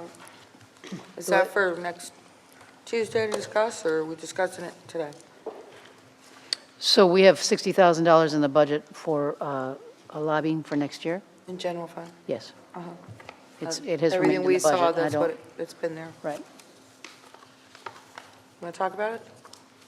No, I just, I mean, it's the will of the commission, obviously, but, I mean, I've just not seen it to be worth it, but depending on what the rest of the commission does, I mean, obviously, I'd obviously, at the end of the day, I want to make sure it's worth our money, and if we want to move forward, we can assess it after we do it for a little bit. But I just, again, it's something that I've seen to be a nice to have versus really that helpful, but. again, we don't see that kind of analysis here to see what communities have really gained from it. So that's just it. I just think it's just putting it out there. But whatever people feel is important. Anybody want to speak to it? Yes, I do. I've got stuff to say, but I'll wait. Go ahead. I am not supportive of doing that at this point in time. I would like to take the approach more directed towards what what our Board of Finance suggested. And would like to be a little bit more conservative and would like to pull that at this point in time. I know we just got a list of everyone that has or says that they have a person like that up in Tallahassee. I know that we're always focusing on talking directly to the individuals. So from just a standpoint of, we did some increases here. I don't want to get into that whole background and discuss that. But I'm walking away right now from obviously trying to give any support to anybody that might be hurting out there, which would fall under the concept of a rollback. I'm not talking about that right now. And but this is something that I think we can hold off on. Doesn't mean we can't do it again or pick it up at some point in time, but that's one thing that I would most certainly pull at this point in time. When we received the email I looked at some of the cities and I went, oh, interesting. I actually reached out to one of them, someone who is also active in their city up in Tallahassee. And I just asked them if they had registered lobbyists for their city. And the response back was, hell yes, he got us $2 million in the past 3 years. Hire him. You want his info? Yeah. So, just letting you know. Sorry for the language. Well, no, you're just repeating what they said to you. Yeah. Yeah. Because You I'm must be also on talking the to side St. of- Pete Beach. No. No? No. Because I would think they would say the same. And because I personally kind of have this feeling of the comments that have been made here on the dais about it. I'm kind of falling in that category, but when we know there's other cities are going, you really need to think about it. I know that we talked earlier in the budget process, well, actually it was last time we talked about our legislative priorities and trying to focus on exactly what would that specific ask be, aside from the brochure that we create, and I know that we're working on that. But I would suggest that if we don't hire somebody, and there is money we're leaving on the table by not asking or by not engaging, that be part of the function of this board, is to really narrow down what that ask is and then go ask for it. If we're not going to hire somebody to do it, then we should be willing to step up and ask ourselves. Is my thought. Commissioner Walker? Yeah, I'm falling in the same category as I think where we're leaning on the commission here. I believe at the last workshop I had supported this, but you know, after kind of looking at where we're at right now, and also looking at the fact that we have definitely a focused effort this year in terms of what our legislative priorities are going to be. And we've had it in the past. I'm not trying to downplay that, but I kind of get a feeling that we do have a little bit of momentum in an organic sense. And subsequently, I think this would be a cost that we would best defer for next year, year after. But I think we, you know, internally, you know, my experience, my perspective is that we need to kind of really circle the wagons here and make sure that we know what our priorities are. We have a lot, very robust commission and that has relationships throughout the community, throughout the state, and Nicole's doing a great job, and I think that we can defer this cost until we have a better idea of kind of how we're going to approach this. So that's where I stand. And I'm more going along with what Jeff was saying. I mean, I think we can't afford not to. And I'll tell you why. I think that we're stretched thin. Yeah, Nicole's doing a great job in getting us information, but what lobbyists have is where all the money is buried and what are the best kinds of things to go after, and then coordinating it with us. We might be a good group this year. Who's to say that's going to be the same next year? I mean, let's not forget, what's your salary in every year? I'm just saying, how much time do you have devoted to going after this? One trip to Tallahassee and a couple of letters? No, we need somebody that's living in their face. I mean, like the bridge, the Causeway Bridge, yes, I know it's a county thing, but we need to help with that. More money for Skinner? We need some help with that. I'm working my butt off on it, but I can't be there every day. We need somebody that is, that we're paying to be that's the wrong word, our dog with a bone person. That knows, that does this all the time, knows what people are going after. Okay, maybe you can't go after it this year, they'll tell us, but there's extra money here, and I know so-and-so, they're looking for people to give it to. I'm sorry, Clearwater Ferry just went and got $1 million for new boats. How does that happen? That never happens. Why aren't we getting $1 million for something? I just think for 60 grand, yeah, I think do it and examine. I mean, like you just said, the $2 million. Do you mind sharing what city that was? Oldsmar, yeah. And Oldsmar, as you know, is very active in Florida League, Suncoast League, and they're up there too, but they still have someone that's going after. We just looked at the new, forget the rosy picture of the general fund. We looked at the regular picture and we're at 18%.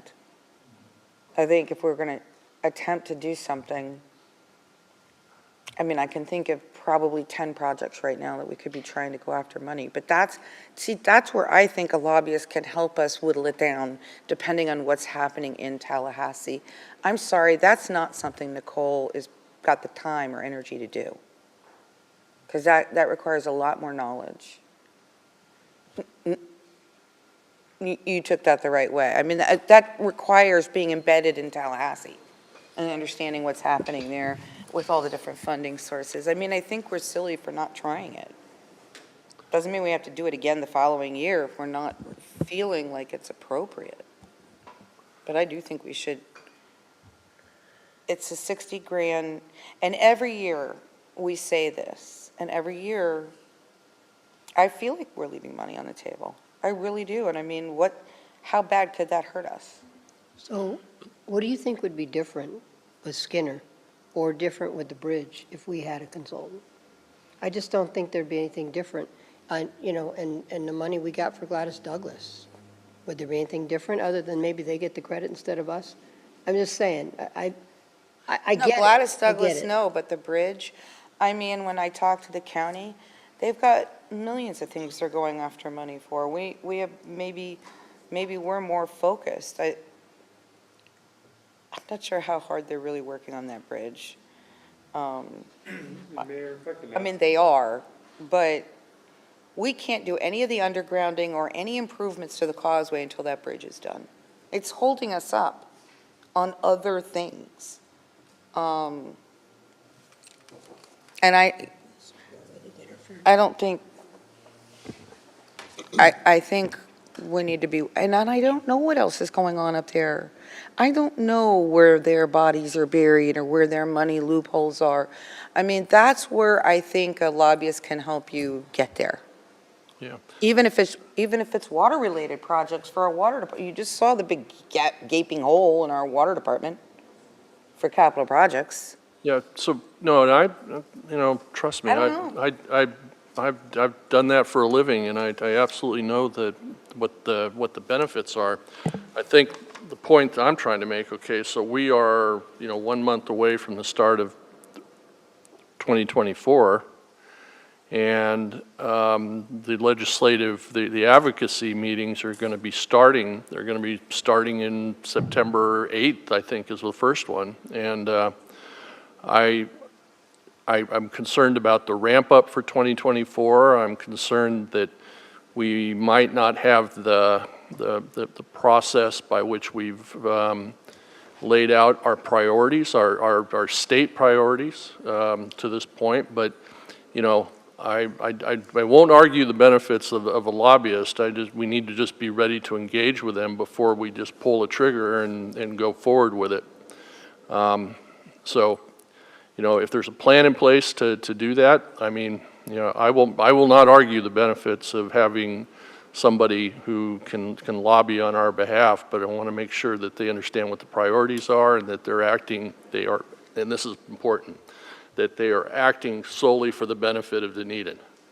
I agree with that, and I'm not used to dealing with them enough to know how to engage that, but I do think that Jennifer and the department heads, you know, can look at what our priorities have been, and certainly the conversations we've had, multimodal, any of those things, look at our list, and then I would assume that you all would sit down with the lobbyist and say, here are some of our priorities, what are you hearing up there, and try to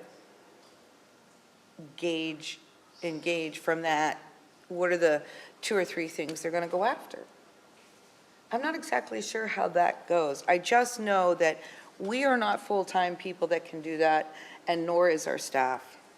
I mean, we're lucky that Nicole has dug herself into what she's done and kind of figuring out what our priorities are, but that doesn't mean she's going after money for us. We need somebody to go after money, and not just a grant program, but earmarks or special funds that they're doing. I don't know. Again, I don't know what they do and how they do it, but I'd like to try it out for a period of time and see if we can get anything from it. If I may share my experience? Sure. With lobbyists. So I have worked in my 2 previous cities with a lobbyist, and those cities were larger than Dunedin, 125,000 and 68,000. And typically, we would do an RFP. They do their presentations. We would look at their successes in the past as far as lobbying goes. And then we would sit down and whomever is the successful proposer, we would give them our list of priorities. They would go to Tallahassee then and identify those appropriations that would fit within our list of priorities and how to submit whatever it is we need to submit for either the grant or whatever it is. And then they would follow it through, you know, the process. So, and essentially contact us and tell us we need a resolution from your city commission, we need you to write letters, we need to, you know, and exactly what the process is. And when the time comes, they start knocking on doors and office doors and saying, you know, can I sit and talk to you about this thing in Dunedin? So, you know, they really do shepherd us through the process and identify the funding and then how to go after the funding. Not always successful. No. Sometimes, but not always. So I do understand how the process works. And I do think that Nicole is doing, you know, a wonderful job of identifying what committee it's going to next, but we're really not connecting with those legislators personally. We're writing letters. And that's really kind of what we're looking at, is a representation in Tallahassee, so. Well, let me ask though then, okay, so just describing the RFP process and everything else, I mean, let's just kind of take a look at where we actually think we would have the ability to get somebody engaged. And my concern is that we would be getting them engaged right before legislative days next year. And so I'm You think it's too late because everything's early this year? I'm a little concerned about the timeline. But however, you know, for 2024, you know, there might still be some benefit that can be gained, you know, because the session's 60 days long, and, you know, we have somebody up there that's full-time and working the issues, then, you know, perhaps there is some measure of influence, and then I think that might be a good, and I know I'm kind of flip-flopping here, It's all right, but this is not like a formal agenda. This is a time for us to talk. That might be a really good metric for us to really gauge whether we're doing the right thing. But there's going to have to be some pretty quick work that's going to have to be done in order to get this on, going. Well, it would mean you'd have to do your RFP early. Nicole tells me via ESP that the RFP is written and ready to post. So if I may, since I was involved in the conversation previously, I don't think anybody here is necessarily arguing, I'm certainly not, arguing the benefits of a consultant. And I'm familiar with the process, and I'm familiar with the process that you talked about. And we can set them loose anytime we want, because sometimes the programs exist whether they're in session or not. So I'm not arguing that. I'm just saying at some point in time, we keep spending money and spending money and spending money. We just did a process where we said, oh, well, numbers don't look very good. Let's move them all up. Let's move all the positive numbers up. And I respect our accounting department, absolutely, so don't anybody misunderstand that. So we moved some of the things up to make the numbers look better. I'm being cautious, I'm being conservative, and at some point in time, in my opinion, we have to say, hold it, wait a minute, let's not add things to this, even if it's in the budget. Here's the first one that I would say, let's hold off. No one is arguing the benefit of someone like this. They're not going to be full-time for us, probably, and they're going to work for a bunch of people. And like you said, we can talk to our own folks here, get a great list, but you're still going to do an RFP, and you have to. So we're going to do an RFP, and we're going to select someone, and we'll go with that. But for me right now, I'm just being cautious. It's an expense thing. We can say, well, fine, you might make money off of it. Fine, you might make money off of anything we do. But there's a point. There's a point. No one's arguing the benefit of the potentiality of someone. So, Jennifer, were you the one that added this to the thing, or was it something that we talked about? Was it I'm the one that added it to the budget, yes. You are. We are requesting it as. And you're asking for it. Tell us again why you're asking for it. Well, I think. Because, I mean, it's not something that one of us brought together. You're bringing it forward for a reason. It's a staff request. Right, for a reason. Why? Well, I think it. Make your case. Well, it largely rolled out of the last legislative days that Nicole attended in Tallahassee in terms of the visits that we made as a city of Dunedin. We really had to kind of latch onto somebody's coattails to get into offices, and that was really Suncoast League of Cities, to get into offices to talk to those electors, if you will, and talk about our budget and our priorities and that type of thing. We really want to be the captains of our own future in terms of what our priorities are and where we're going to go. And then once we submit for appropriation or a grant or whatever, we need somebody to dog it for us. So, Right. And tell us what we need to do moving forward, where it goes next, and how we protect our interests in those terms. So that's it. I mean, this is not something that was commission directed. It was directed by staff. I do think that a lobbyist, and this is the reason why I put it in the budget, is going to bring back more than we spend on them. And that's really my main motivator. I'm really concerned about these resiliency grants that we're looking at, and those types of things. It sounds to me as if we're going to put together a program in terms of how it is that we can fund some of these issues with sea level rise. And the money is out there. That's the thing. There's millions and millions of dollars that's sitting there waiting for us to pick up. I'm not saying we're going to get millions and millions of dollars. No. But there's a lot of money on the table, both federally and at the state level, for us to go after, and we're not going after it. So we don't have the staff time to go after it. And that's really my main motive. Just a question on that. We'd still be doing the actual request, though, right? Yes. Yes. Right. So. It would be us. So from a staff perspective. They're identifying it, right. Right, they're just identifying. So we still have to do the work, and that's really where the biggest staff issue is, right? Because, I mean, I'll say like TBRPC, they're pretty good about keeping you up on, all the current grant opportunities and things like that, and at the end of the day, we still have to do the paperwork. So, and I get it. I mean, I'm not blind to the fact that they could do some good. I just, sometimes my experience has just not been that it's worth the added level, but. I don't know, for me, I just feel like what I see is, okay, we started doing our legislative agendas, right? Thank you, Nicole. It was something we had always wanted prior to Jennifer coming in. It was kind of part of the interview process. It was always the piece that was missing. Now I think this is the next step. Squeaky wheels get the grease, and it's not that a lobbyist isn't good.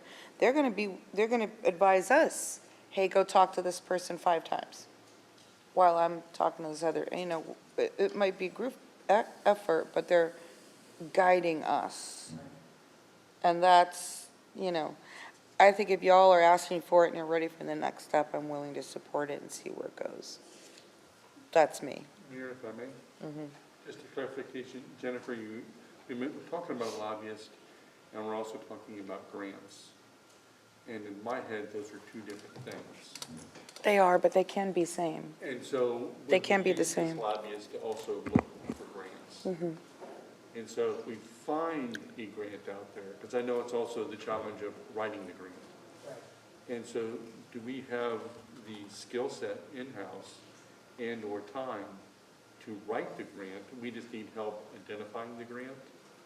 Right. Is that, okay, so if we hire somebody to identify a grant, we've got, There's the other it's part. in-house, we've got the ability to act on it. So I think that it will be a matter of priority. The lobbyists would identify 2 or 3 different grants, and we'd say, okay, we have the time and the bandwidth to apply for this one or that one. But I can't, if they give us a list of 5 grants, we're not going to apply for all 5 of them. And then, the backside of that is also, who is bestowing the grant and how it is we follow up on that as well, to get awarded the grant. So there are all sorts of moving parts in those terms. But that's a very good point. I mean, we don't have staff time to apply for a lot of grants here. And I know also the challenge with grants, a lot of them are matching. So it's not just the money being out there, but are we physically able to, and/or that point in our planning process, to act on those grants? That might be a great grant, but it's a matching grant, so we're not eligible. Or that's great, but we're on step 2, and that's for step 10 type of thing. So I want to make sure that if we do move forward with this, that it is good money spent, and understanding that I really understand where Rob is coming from as far as this upcoming session. I personally think we're already too late. And so the idea would be to hire somebody, if we do this going forward, we'd be hiring them in 24, but we're really focusing them to make any step would be in 25. Like they've got to lay the groundwork, they've got to know who we are, that, we're already we're going to start up on our committee meetings in September, that we should already been making those connections, especially with the Penumbras delegation and what our concerns are looking forward. So I think we're always a step behind when we talk about the legislative session. So for me, hiring somebody, 24 is the learning process. It's the dating period with the lobbyist. They're really looking for 25. At least that's where I am in my head. And to be clear, It would still be in the 24 budget, though. there's a distinct difference between a lobbyist and a grant writer. Right. Oh, no, there is. And that's where I was going with my questions. Yeah. No, it's definitely distinct. Right. Is this more important to you than the positions? No, it is not. And, I mean, that's part of my concern. I'm not saying we couldn't get some good out of it. Certainly, I'm going to reach out to these communities and do my own digging about what they've really gotten. I'm just concerned, Well, then, why don't we have, instead of us, why don't we hold off on this and ask the staff to pick a couple of communities and find out what they've gotten? And we should ask. We should ask our colleagues. I'm too busy to go make those phone calls. Really. That will be fine. We have a list of Nicole one looks like lobbyist. she has something to say. Yeah, And are these all with the same lobbyist firm? we have a list of one lobbyist and what they've managed to accomplish. I'd like to do more, because I think that we need to do more research Okay. for all of you, so. You'll bring that back then? And will. we won't make a call right now, we'll keep thinking about it. I definitely think there's money out there, and I'm not saying necessarily through grants, because I am, A Mayor, grant researcher and a lobbyist are really two different things, but Yeah. they do have ability to see that. I am not getting consensus direction from the city commission right now to move forward in that lobbyist. So what I'd like to do is to do additional research and bring it back to you. And we could do budget amendments in the future if we feel that this is something that we could really, We'll get the Would be very useful. information, and maybe it is like what Jeff said. I'm sorry? Maybe it'll be like what Jeff and Rob were saying. They're Right. concerned about this session because those committee meetings, right? Right. Because I would think we would be, by July, as we did, we would have been meeting with the lobbyists, all of us, and having a meeting with the lobbyists and talking about, for those September committee meetings. We're not doing that yet, so, you know what I mean? Right, So it still might be in the '24 budget, it just would be later in the '24 budget. Good, So right. still come back and, I mean, I still think we should leave it there for the moment, and see what you research. We're not deciding to move forward with it. We're just waiting for you to tell us what they've gotten. Does that make sense to everybody? We all know it's there. We can rip it out at any time. Okay, so just to be sure that I'm getting clear direction, leave it in the budget right now, do additional research and bring it back to you for Yeah. a go, no-go, or reallocate the 60,000 to something else? Yes. If it's a no-go? Yes. Yeah, I'm fine Okay. with that. All right. I'm not Fine saying with it. reallocate it, I'm saying, I don't know. Or don't spend it, whatever. Right, But I it would just mean- go to reserves, that's Yeah. all I mean. Right. It would go to Okay. reserves, which we know we're going to need help in the future. so. Correct. All right. Okay, let's take our break, because that's the last piece before the class and comp. How long is the class and comp going to take?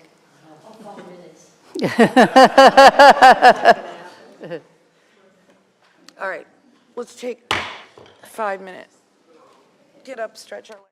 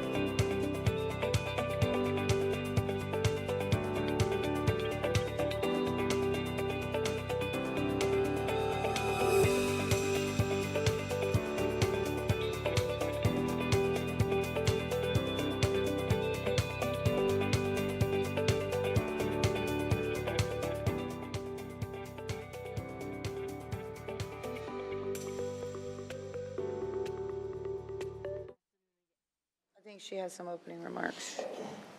She meaning the city manager. Sorry, I didn't mean to call you she. Tom would smack me for that. Good afternoon, Mayor, Vice Mayor, Commissioners. This is our class and comp study / new pay plan. So, the broad view, the overview, what we're proposing is a complete renovation of our class and compensation method and program. We also did an organizational study as well, and this addresses the organizational study. So this is a very big deal, to put it in layman's terms. So we do have a presentation that we did before the employees yesterday at an employee town hall meeting. We had about 19 or 20 questions from the employees. Really what they want is their workbooks. They want to know what the numbers look like. So Teresa will talk a little bit about that in a moment. That said, I do feel, Mayor, that the positions are obviously very important, and we're back up against a deadline here because we have Citizens Academy tonight. I think, and staff, if you have any major objections, I think we should do the positions on Tuesday, a week from today, instead of today. We can't rush through that. You all need to really discuss that. It's very, very important, as important as a class and comp study. So if that's okay with you, Mayor, I'd rather do that on that Tuesday morning. Okay, thank you. No. Les and Ashley, are you okay with that? Yeah. Because it's not going to be slated to be put in place until October 1st anyway, right? Correct. Okay, sorry, Teresa, go ahead. Thank you, Jennifer. Mayor, Vice Mayor, Commission, Teresa Smalling, Director of HR and Risk Management again. Just to give a little bit of background, since back in February, we presented the preliminary results to the Commission, at which time we, Bolton Inc. and Matrix, who were the consultants for our class and comp study, as well as our organizational review of our 4 largest operational entities, gave you some of the results. And what staff recommended at that time was that we needed more time to disseminate the plan, since it was a whole new classification system, a whole new way of thinking about our jobs and our positions at the city. Some of the recommendations that were given were, not to go over everything, but that we would implement a new grade structure with a new job classification system, as well as to follow what quite a number of our sister cities have already done, institute a $15 minimum wage, as well as look at our job evaluation system, adopt a new one to help with internal equity, and then communicate the plan to employees as we did yesterday.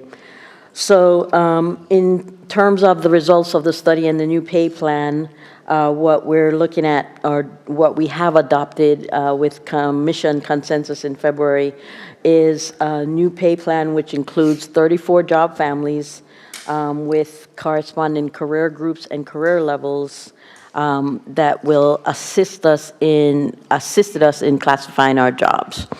And then there were 4 factors that were used to classify each of the jobs that are currently at the city, based on the contribution of the job to the organization, how it impacts the overall operations and mission, the type of discretion and latitude that the person in the job would have, and as well as the knowledge, skills, and abilities that were required for that job.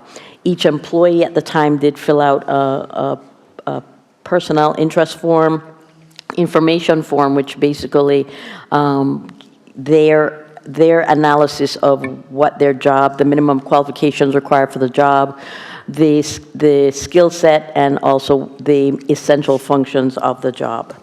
So the career groups, each job was broken down into a specific career group, and as you can see on the display, there are 7 career groups and 23 levels across the job families based on years, knowledge, skills, and abilities, and the minimum required knowledge required for that level. In the new proposed pay plan, Our grade structure is now going from 36 grades, which are in our current pay plan, down to 18. And so in the next slide, you can see our grade structure. It now starts at A48 and goes up to A65. The grade progression basically is the gap between each grade. So it's 7.5% between our 48, going from a 48 to a 49. And then the range spread is the distance of the minimum from the maximum. The range spread increases as you go up in grade because your typical career, usually you're at the lower grades, you're not staying too long. So the range spread would be a little less.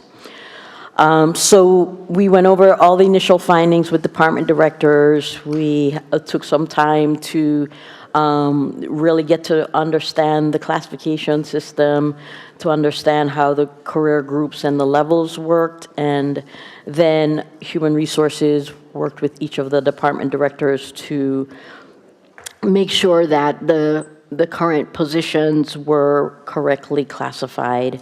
And we also had a subcommittee of department directors who were mainly those who had helped to evaluate and select the consultants to kind of work together to gel this final pay plan and the current classifications of jobs together.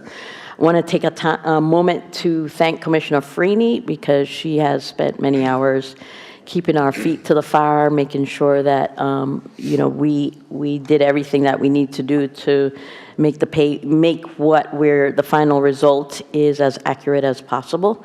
And I just also want to point out that this is just a milestone in this whole process, that we do have more work to do in terms of putting together the associated policies that go with this new pay plan. So at this time, I want to turn it back to Les so he can talk a little bit about the impact, or you want me to do it, Les? The impact by fund of the changes. I can go over this real quick, sure. Okay. Yeah, we worked with Teresa's department, taking the results of the study, and as you recall, we budgeted a 4% estimate in our budget in all funds for the results of this comp study. We've had that in our budget since we started. And on this slide before you, it shows by fund the difference between our 4% budget we have now and the results of the comp study. And first, if you look at the very bottom number, you can see the far right column, that $128,000 credit means that our 4% budget was more than the results of the comp study, which is a good thing. That means we were able to cover in total citywide the estimated costs that we had for the comp study. And looking at by fund for just a moment, if you look at the very top, the general fund impact right now is $66,000, and that's also a credit. That means that our 4% estimate was more than the results of the comp study, so we'll be able to reduce our budget slightly by $66,000 as a result of the study. And every fund's a little bit different. Luckily, none of the funds have a real large difference or variance. And any questions, happy to answer them. So what's the total? Negative 128? Yeah, the total is 128,000. Overall, in all the funds, we budgeted about $856,000. That was our 4% set aside. And the comp studies cost our total about $727,000. And the difference between that is $128,000. So 128 is going back into the general fund, or going back into these funds? Well, every fund's on what different. Yeah, every fund's different, but that's the net result, yes. Yeah. Mayor, may I? A couple things I want to mention here. As we look at this is a very important table, obviously. So the total cost of this comp study is $727,000 to the city across all funds. So that was the questions the employees had yesterday. As you recall, and we're going to mention it over and over again, last March we provided all of our employees with a 3% cost of living. You recall, but we had not rolled out the class and comp study at that point. The employees were asking about it. They're very curious. In order to calm the workforce, we gave an across-the-board 3%. So everybody got something out of this class and comp study. I think that that's the most important message there. The 4% estimate then was above that 3% that we put in across all funds. We are going to be able to fund this new pay plan in this year, starting October 1st of 2023, which is fiscal year 2024. The $128,836, we're recommending remain in those funds as they are right now, because once we roll all of this out, there may be some adjustments moving forward. And we want to roll it out, kind of roll into fiscal year 2024 with that funding remain, so that we can work on our career pathing, or if there are any issues that we need to adjust and that type of a thing. So the final thing that I want to say too, Mayor, is that I think when the employees see that number, they're going to say, why don't you just divvy it up between 392 people and call it a day? And again, the reason for that is that we need to leave some in there so that we can address any other issues that might come up as a result of this pay plan. Well, and I think too, part of this study was organization. Correct. Not just pay. Yes. And how we stack up at the market level. And there are certain, I think we all would want some assurances from both of you that, and I'm just going to spout off a job. It doesn't mean I'm saying it correctly, but, sometimes I know that our department has wanted to make sure that if you had a supervisor in parks and a supervisor in stormwater, that they were making the same salary. But in the marketplace, the supervisor in stormwater may be more harder to hire. So you need to up their salary. I want to make sure that we have looked at that and done that. Yes, Mayor, and that's sort of what the subcommittee, we got together and did that. And, it was a paradigm shift in, recognizing that in the market, each supervisors aren't all the same across the board. And, as valuable as all our employees are, depending on the division or the type of industry, the market will put a position higher than one, even though they may seem as the same position in different divisions. So, Commissioner Franny, you were the commission liaison to this. What's your recommendation? Jennifer, just to make sure I understood, the 128,000, what were you saying is going to happen to that? So we want it to remain. And obviously, it's divvied up in the funds that you can see there, so that we can address across all funds any issues that we might have after we roll out the study, any changes that we may need to make as a result of input. Okay. Yes. Okay. So somewhat of an impossible task to look at a pay plan but not do the pay plan. Okay. And so, I'll just, first of all, thank Jennifer, thank Teresa, thank Alex in the back. We had some healthy debates, probably the misfortune that, I was an HR director in my past, so I apologize. Which is why we put you in this position. Right, but it's a tough position because, of course, for me, I'm digging in and I take over and do it, which I'm not going to do. So I'll just make my comments. Pay plans, devil's in the detail, right? And we, along the way, we had philosophical differences. Some things I would do differently, both in the market study and in the compression methodology. But I'm not the city manager. I'm not the HR director. I'm not going to redo the project, right? So all that being said, on balance, although it's not perfect and no pay plan is, it does achieve the goal, the critical goal of putting us in a much better market position for our employees.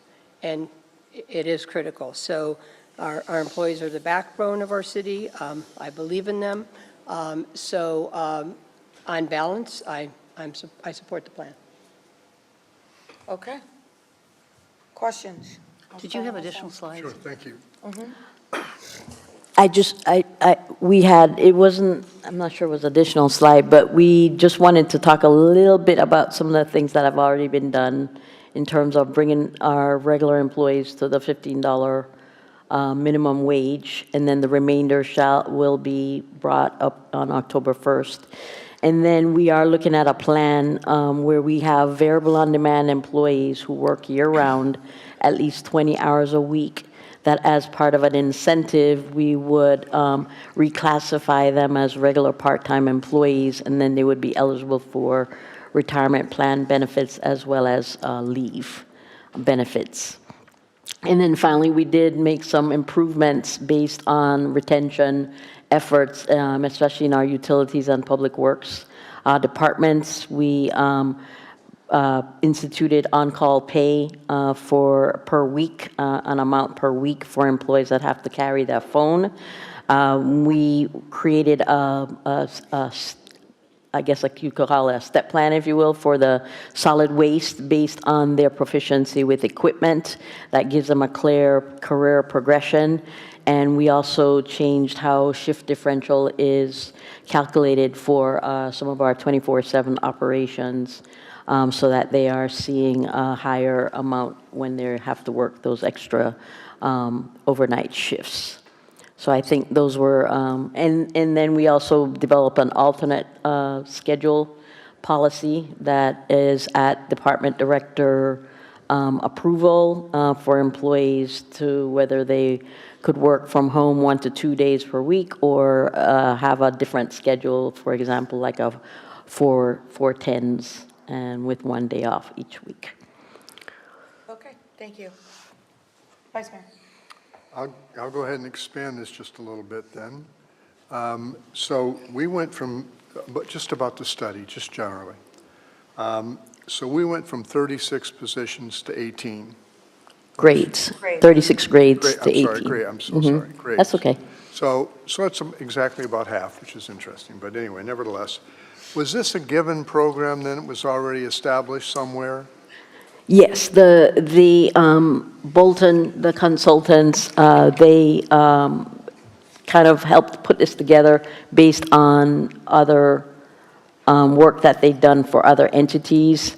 Back in 2015, when we did the class and comp study and we went to that 36th grade pay plan, it was relevant at the time.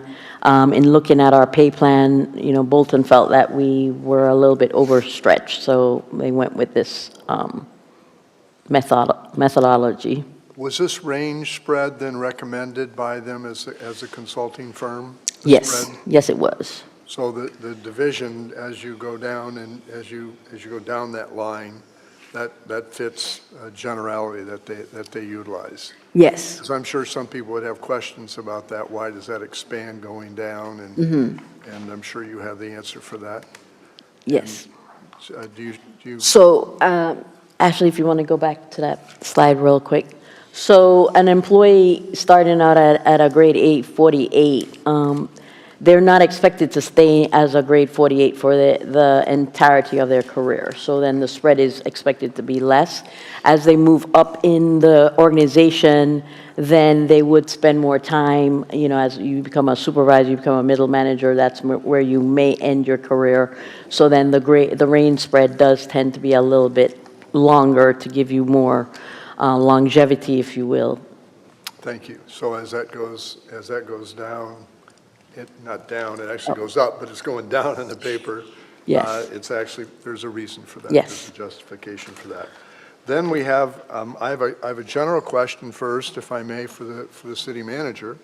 For example, we had heard a communication from the Board of Finance. The Board of Finance said we have 46 unfilled positions. Doesn't matter whether that number's close. It's kind of close someplace along in there. So that stays by department. So in this particular example, impact by fund, where we have these funds, then that money stays within that department. That fund. And then at the end of but that can be moved around by department, by head of department, correct? Moved around, Vice Mayor, could you define that? From personnel to something else within the department. Who has authority to move that money around within the department? If it's salary? Mm-hmm. So typically, when we budget for the salary or the labor. If we're going to reallocate that to any other area, first of all, I would need to approve it. and I would like to look at the vacant positions and find out why it's not filled and whether or not we need it moving forward. So for example, we have 46, just say we have, they said Right. we have 46, so I won't fight that number. Say we have 46. So at the end of the year, that money should should still Yes. be in the budget, correct? It's still in salaries, yes. Unless you've moved it around. Correct. So when you asked to have this $128,836 left in here, okay, just in case you want to do any pinging with the program to make sure it's really well fitted. Right. At the end of the year, that 128,000 could still be there, Yes, because there's no intent other than to make sure that this program works well. it could At be. that point in time, then that money would return to reserves. In that fund, yes. In that fund, Right. in Yes. that fund. So there's no risk for us to leave this 128,000 with you. That's correct. You know what I mean by Right, risk. I do. I'm not- Yeah. Dedicated to the new pay plan. Yes, Right. And- thank you. And Vice Mayor, just so you know, the vacancies are baked into the plan. So if you look at the spreadsheet right now, you'll see all the vacant positions. We budget at, I think it's the midpoint, and then we factor in benefits. So that number is baked into the funds. Oh, that's a great question. This number here includes everything for the employee. Yes. Yes. So this number can disappear at a rather quick time period. But I appreciate the answer. I just wanted that clarified for anybody that was listening here, that what happens with that money when we leave it there, when we're concerned about money, and in this case, it goes back into the reserve, which could make us happy. Correct. If we don't need it. Thank you. Thank you. Any questions, Commissioner Dow? No, ma'am. Commissioner Walker? Yeah, just as a follow-up on the Vice Mayor's line of questioning, I just want to confirm one thing. The 46 unfilled positions are currently included in this plan. It's the whole Yes, proposed workforce. yes. Every authorized position. Thank you. Okay. It's 20 till 5. Do you want to go over the positions? So we have consensus direction in support of this new pay plan, Mayor? Seems like we do. Thank you very much. Well done. Thank you. All right, let's go over the positions then. Let's knock Okay. it out. Let's do it. All right. Okay, what you're seeing before you are the list of positions that we brought to you. I believe it was Budget Workshop number 2. At the time, we had not made a decision on what positions would be recommended going forward. So at the top are the reclassifications. All of these are the positions that have been recommended for approval by the city manager.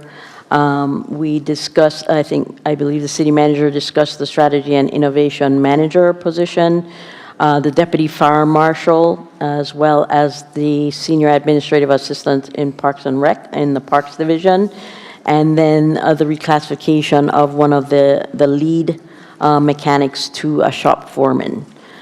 Three of these are in the general fund, and with the shop foreman coming out of fleet.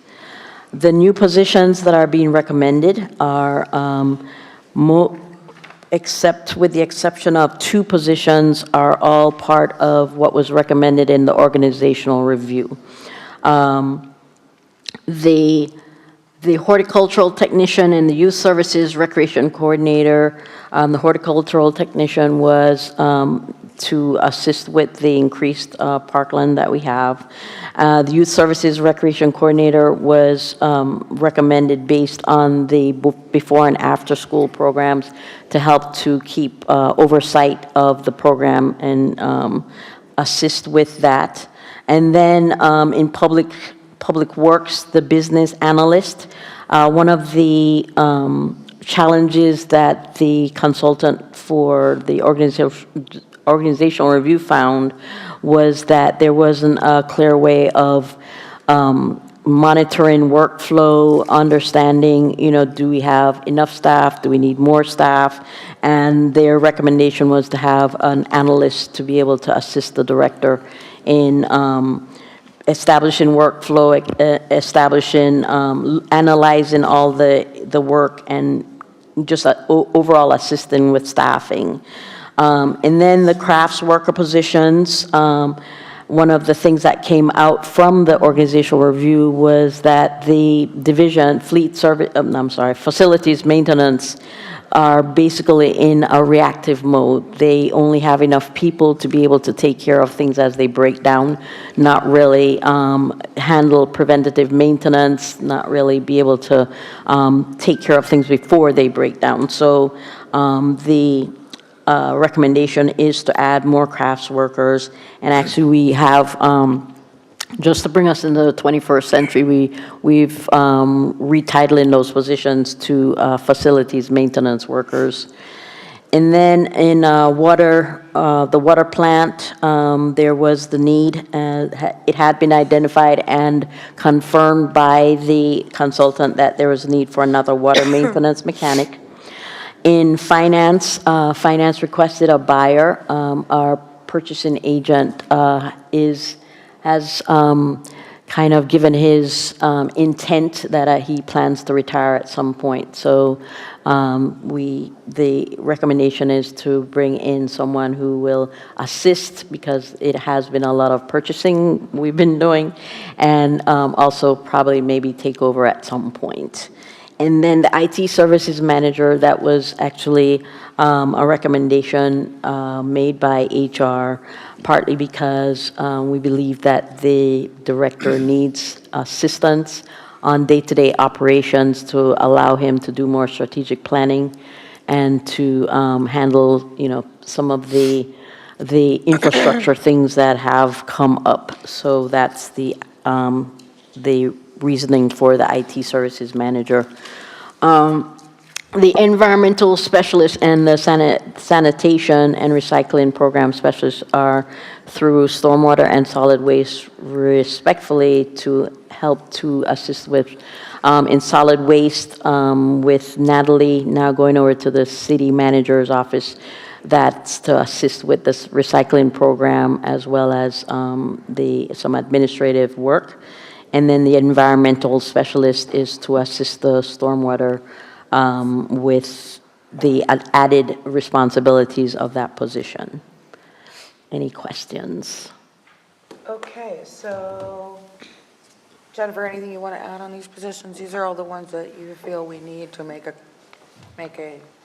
strong workforce. They are. And there are a number of positions. I think that this is more positions than I've ever recommended to the City Commission in my almost 6 years here. So, and I think... it's also about as many as we got rid of during the recession. Yeah, maybe. Yes, you would remember better than I. I remember. Yeah. I think that the organizational review items or positions are important because they complement each other to try to realize the organizational study. And there are other ones, for example, the buyer. We know that we have not only quite a bit of work coming up, and Chuck is able to stay ahead of it because he's been doing this job forever, but he's not going to stay forever either, and we need to get somebody else on board to be trained, essentially, moving forward. So all the positions are important, and I do go over them with the department director before I make a recommendation to the City Commission. So I know the department directors are able at this point to talk to you a little bit about the positions, if you'd like, and talk about priorities as well of those positions in filling them. Well, you feel like we can afford this? I can have Les talk to that as far as, because you do, I think there's another slide, is there not? Impact by fund? Yep. Yeah, there you go. Yes, the top of that slide, maybe Les can talk a little bit about that. Yeah, this shows the impact by fund, and you can see, just starting with the general fund, if all these were approved, there's 4 positions, and it's about $310,000. That's, of course, every year. There is an impact to the general fund. In addition, just want to mention that a couple of these positions below, the facilities maintenance positions, there's 235,000. That's, and then also IT services, those are internal service funds. So they get charged out. They get charged out, right. So the general fund will get charged out roughly half of the cost of those. So there's an impact that flows through into the general fund with that as well. And as you can see, the rest of the funds are identified there, and they're fairly small numbers in the other funds, solid waste, stormwater, and water, and fleet's minimal, obviously. But there is the 310,000 general fund plus probably about another 170,000 roughly of impact for those flow-throughs from the ISF funds. So we're doing rate studies on solid waste, stormwater, and water. So those positions will be folded into those rate studies. The general fund is obviously very important. And so Les and I did well, Les did the calculations. I watched him. But anyway, so, because that's how that goes. It was probably Ashley. So that $310,000 this year, actually in fiscal year 2024, it's manageable. It gets us down to about 17%, I think, from 18.6 to 17%. Yeah, 17.3. Yeah. 17.3, thank you. So it's manageable. What we're concerned about is the effect thereafter, fiscal year 2025. It gets larger. It's 1.6 million, that deficit. So it's definitely an impact, and I want to be very transparent with the City Commission in those terms. If you were to fund all of those general fund positions, that would be the impact on the outlying years. I'm sorry, can you say that? I'm fading. But So that's okay. So right now, our reserve in the budget without the positions is about 18.6%, right, for fiscal year 2024. So if we fund the general fund positions in total, then this year it's very manageable. We go down to about 17.3%. So that's still above our reserve level in our financial policies. Where it hits the general fund is in the subsequent years, 2025, 2026, and so on and so forth. Our deficit will increase during those years if we fund those positions in the general fund. Yeah, our shortfall would go from about 1.1 million to 1.6 million. So, right. Let me ask you this question, because I mean, I know we said we still have till next Tuesday. Why don't you bring back both those general fund long-range things, and I say both, the conservative and the rosy, with this stuff in it, you use Rosie. you know? You use the Rosie all the time. Isn't that your... I think that would be helpful, because, you know, you're seeing best and worst case scenario. Because, I mean, I don't think any one of us can sit here and nitpick on what the jobs are. That's not our role, really. You guys say this is what you need. This is what you need. What our role is to look at the compound effect. Right. That's what our role is, and I think that's what we would need to see to be able to say yay or nay. Right? I mean, doesn't that sound reasonable to all of you? Well, I have my own comments, but. It does sound reasonable. I got a question, though. And maybe this has to do with the math, but previous slide had those 13 positions. Never mind. I just figured it out. Okay, sorry. Different funds. We're good. Mayor, if I may? Yes, just sir. ask a question. Just want to clarify, we've given you census direction. We've given you census direction on the comp study, Yes. right? And that was going to be a net change. Well, it's absorbed into the 4%. That we already had in there. It's already We've already budgeted. done. Yes. So what we're talking about now is in addition to any numbers that are in the comp plan. Yes. Just wanted the public to understand that we didn't take a break or anything, so we just switched gears and just Right. wanted to make sure that everybody was aware of where we were in the conversation. Mayor, you talked about it coming back Tuesday with the rosier Well, both, thing. the conservative and the whatever. And the R word. I just my own caution on that. I know we did it today, but the more we talk about rosy, conservative, we're moving the numbers around. Which ones are the real numbers? And I've got my own concern, and I get that, but I'd rather stick with conservative numbers and then just talk about what the changes are. The moment we start displaying different Excel spreadsheets and here's a rose year, here's a not, I understand the purpose of those, and I get it. I just get concerned that, especially hear from the you. public perception, I hear you. we're just changing numbers, just, I hear you, and here's the reason I even asked for that to begin with, because I went back and looked at the last 5 years of our budgets, and we get the really ultra-conservative numbers. right. We all agree, go by the county, and I'm not complaining. I'm just saying, you know, henny penny, next year, we're gonna be at 13%, the sky is falling, henny penny, and then it never turns out that way. Which is why, when we're making this decision, I never asked during the year to look at that. Right. Only now, because it always ends up being better than what we project. It's never worse, and it's always considerably better. Look at this one, it was at what, 14.9 or 15%, and we're at 18? I'm sorry. I love that, and I'm happy, and you guys did your job over the summer, great job. But that's why I want to see that, because to me, it just puts us into perspective. I get it, I understand it, and the thought process is valid.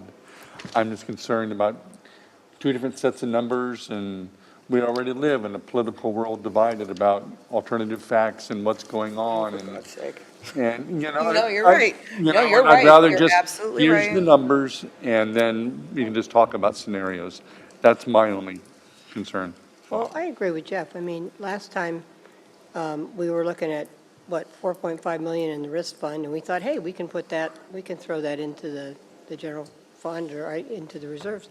And poof, guess what? It's gone because of property insurance. There's a reason to be conservative. It may not prove itself out year after year after year, but someday it may prove itself out, and we better be ready. I mean, so I think. Oh, I'm not disagreeing. Yeah, and it was a good exercise to go through, but I just tend to agree with Commissioner Gao because it started to confuse me. And it's like, if it's confusing me, it's going to confuse the public, so. Okay, so, Just quick Are we- question. Yeah. I've got, does so the 46 currently unfilled positions, does that include these 13? No, No. these are new positions. Okay, so 40, we have 46 open recs then? Well, it's 40, actually. 40, okay. Yes. All right, okay. All right, thank you. How many positions do we have now? 392 FTEs? Including the 13? No, not including the 13. Okay. Yeah, I mean, obviously, I mean, I'm not ready to talk about this today. I'll just say a couple things. You know, we still have a structural deficit. We just did a big thing to add, to really make a big step with our pay plan for our existing employees and our competitiveness, which hopefully will help the 40 open positions. I tend to agree with the Finance Board caution, especially on this. I've been in government a long time. It's probably the most positions I've ever seen a staff ask for in 1 year. So it's a lot. When I saw them, I'm like, I can't imagine signing off on all these new positions. And I do have questions. There's not a lot of metrics in the organization review study. Just because a consultant says it's so doesn't make it so. That's just true. That's just true. And so there's not a lot of metrics. I know in some cases, some positions, like the business analyst, I like it because it's going to help us get metrics. I have questions and I have concerns about, getting going too far with the positions. I look at them and, there's some I don't understand as much as others. Obviously with Gladys Douglas property and things like that, we've added a lot. And if we're going to do that, we've got to make sure we have staff to support it. But yeah, so I guess my point is I'm not ready to make any decisions no, and I today. think that's where we are. I'd like to make a comment if I may. Sure. So I feel like if we wanted to go forward, I'm fine. I've made a comment about how we change the numbers up. I've already made that comment, don't need to go there again. But we need to set with one number, one set of numbers. We can't, we start dealing with all these different numbers. I have, as I go through this, and I'm going to make my recommendations, I'm not going to do them right now unless we're going to go forward. I'm not necessarily, I have a simple question, and someone's already asked the city manager that, and that simple question is, have we really looked and is this what we really feel we need? If that is the answer, then that's fine. I'm not going to go, John, is not going to go any further into that. But what I would go into then is some of the numbers again of where we stand and where we are from a revenue to an expense standpoint. And if we're not going to do it tonight, then I'd like to have somebody come back and answer some questions, additional questions, if we're not going to do it tonight. We're not, well, we can't. He doesn't have it, he doesn't have these numbers plugged in. So we can't do it today. That's why they've got to come back to Tuesday. So if we have to come back, so I went through and did some numbers here that relate to how many people we've had. Now, as a reminder to all of us, I'm aware of this. Just because you have numbers of people doesn't mean you have the right people in the right spot. And that's probably one of the things you worked on, to make sure we had the right people in the right spot. Right. But and I'm just going to use the years starting from 18 till now. I'll just read the numbers of what I showed that we had in numbers of employees. So starting in 18, 369, then 370, 373, 378, 380, 392, and now we would have some number that is over 400. Out on Tuesday. Could I request one thing from you? Yeah. Could you go through the horrible job, and I'm sure it's a horrible job, of prioritizing these positions by which ones you think, on a priority basis, are most critical to least critical? I would be happy to run that exercise, yes. Thank you. Well, and I think when you come back, I think you've already looked at this. I have. What we're asking that you've looked at with the different fund balances, you've already looked at it because that's why you're recommending it. Yes. So what I think is important, I don't mean the priority order. I mean the total numbers. Yeah, but There must be a reason that you think it's going to be okay. So when you bring back these funds, that you're adding the positions and you're showing us the bottom line and the long term, okay? Bring your argument. Tell us why you think it'll be okay. Because you wouldn't be recommending this if you didn't think it was going to be okay. Right, we will do that. Okay, you don't have to bring back the rosy thing, okay, if that messes with everybody. But you got to be looking at it and thinking, I know this fund's going to be okay because. Tell us that. That's what we need to hear because that's really our role. It isn't about, you don't really need a crafts worker one, because we don't know that. Yeah, and if I could, first of all, Sue, I just got somebody sending me a text that Facebook ended right at 5. So for whatever that's worth, I just want to let you know. The other thing is, I do know some things. Like, for one thing, it's my understanding on the horticulture position that we could contract that out at like triple the cost. So it makes sense to not contract it out. It makes more sense to have so I think those kind of things, which goes to your comment, like then it becomes a little bit of a no-brainer versus a decision about adding a new position. Then it's a business decision. What's the best way to provide a service that we know we have to do? There's some, for the recreation position, I know there's some ability for rates to recover some of those because it's before and after school. Like, I think those things are very helpful too. And you can factor that in as you prioritize them. But I think you need to make your argument because you've looked at these funds, you've looked at what the end of this year is going to be, 24 is going to be, but I'm sure you've looked past 24 and said, I think we can cover this in the future, right? Or you wouldn't be recommending it. So tell us why you think you can cover it. Okay. I think if you can explain that logic, then there is no reason why we shouldn't say yes, because you've already looked at all of this. And our role is the big picture to say, okay, you've explained it to us, we understand, and there you go. Right. Do you understand what I'm saying? I've got the direction, yes. In response to Commissioner Franey's comment, though, you also still want me to bring a priority list, which I'll be happy to do. Absolutely. As well. Yes, absolutely. I mean, I do. Well, Because if we decide. I don't want to say no. If she wants it, I don't care. I don't want to get into nitpicking which positions, because I don't feel that I will ever have all the information I need to do that, whether it's prioritized or not.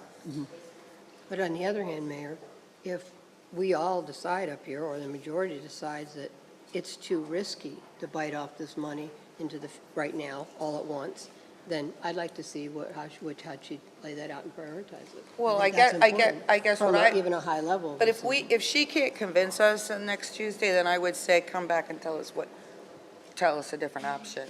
I would not personally want to go into this list and start playing with it. I want her to do that Well, if it and come back. So I asked her to prioritize. I want to make a comment, because obviously, when I say I don't want to spend $60,000 on somebody that could bring us money in, I'm concerned about the level that we're at right now, and I can run through some numbers for you if you want, but you'd have to do that to us, I guess. And the problem is, you can end the comment with, well, then we'll have to raise taxes, or that's really what's said. The words are, well, we just have to, figure out a way to get some more revenue in. Well, you know what that means, taxes, or you raise rates on something, just to be honest and open. And then the second thing is, or we have to cut something back. Well, we all talk about how much we really like our employees. Well, we do. And the last thing we want to do is to get into a situation where we overbite and then have to underbite. And none of us want to do that. So, yeah, I'm following that line over there. I mean, I will have a problem, I'm sure, with the financial, because I've done the financials on this to my satisfaction in my head, in my paper. We're spending a lot. We're spending an additional another $1 million on $1 million on new employees. But It's just a lot of money. It's just money. It's about money. It It's not is the about people. money. No, it Yeah. is about money, but I also think, again, and, I know a lot of people weren't here, but I was here when we had 400 and some employees and had a pretty well-run organization, and we had to get rid of all those employees and went down to 3-something, to bare bones. And I think we got to go back. I mean, I would suggest going back to knowing what those numbers were, not by All right, department good. or anything, but I'm just saying. Good idea. We got some charts on it. I know we do. Yeah, we have charts on it. And, because that was 2007, 8, and 9, and we're in 2023 going into 24. And we still don't have the level of service in our organization that we did then. Now, that doesn't mean that we aren't more efficient. We are. And efficiency and cutting and combining staff for efficiency purposes is always good. But I also don't want to lose sight of how many people we had to have under your part of your leadership to have a well-run organization. So I think that's important to realize as well. And we've never been able to financially fill the void. Right. And that can be part of the reason that it's hard to hire in particular departments. It's hard to hire in facilities, but yet you're adding more people to facilities. Why? Because it's so much pressure, and they're always behind the 8 ball, but if they had more people, the job would be normal and might be able to keep people. I get that. I do, I get that. So anyway. Mayor, You come back and you give us the reasoning, show us the numbers, tell us why you think you can support it financially across the long-term thing. Right. And if we feel like it looks too bad, then we'll tell you, okay, go back and cut what you think you can get away with. okay. You know what I mean? I do, Mayor. Question, though, and I know that we need to move on to our next sequence of events, but we do have reclasses here. We haven't discussed those. Those are employees who are in seat, who I would I'm like to okay with to approve the reclasses. It's reclasses. $57,000. Yes. I personally would, I spent more time today on pay plans, so Right. I'd just like to have time to read Okay, it. all right. I'm not saying I'm for or against it, I just not prepared to Okay. say yes or no, if that's okay. Yep. Okay. If I may, just to make a point, I looked at that and I was ready to, I was immediately ready to say there's four classifications there to immediately say, just do that. That just has to be done. And I was not including the city manager in that simply as a team concept. And then later I thought, no, it really doesn't matter because everybody else is being reclassified. So I'm not even sure why this is here. It's not the city manager's position being reclassified, it's that office, the group. Yeah, of strategy and sustainability, right. Well, we're It's creating all the- existing people. That's Nicole's position. Yes, Yeah. they're all existing people. And I'm not at all saying I'm for it. Right. So I'm not even sure why it was there. So, well, it's a creation of a division and then a reclassification of the assistant to city manager. So it could have been there, could not have been there, I guess. No, it's a reclass, so it needs to be there. All these reclasses Yeah. here. Everybody else is getting reclassed too. All of these are. Right, yeah. Okay. All right, guys, we got Thank you. to cut. Oh, I see what you mean, yeah. Yeah. got it, yeah. Okay. There will be what? What?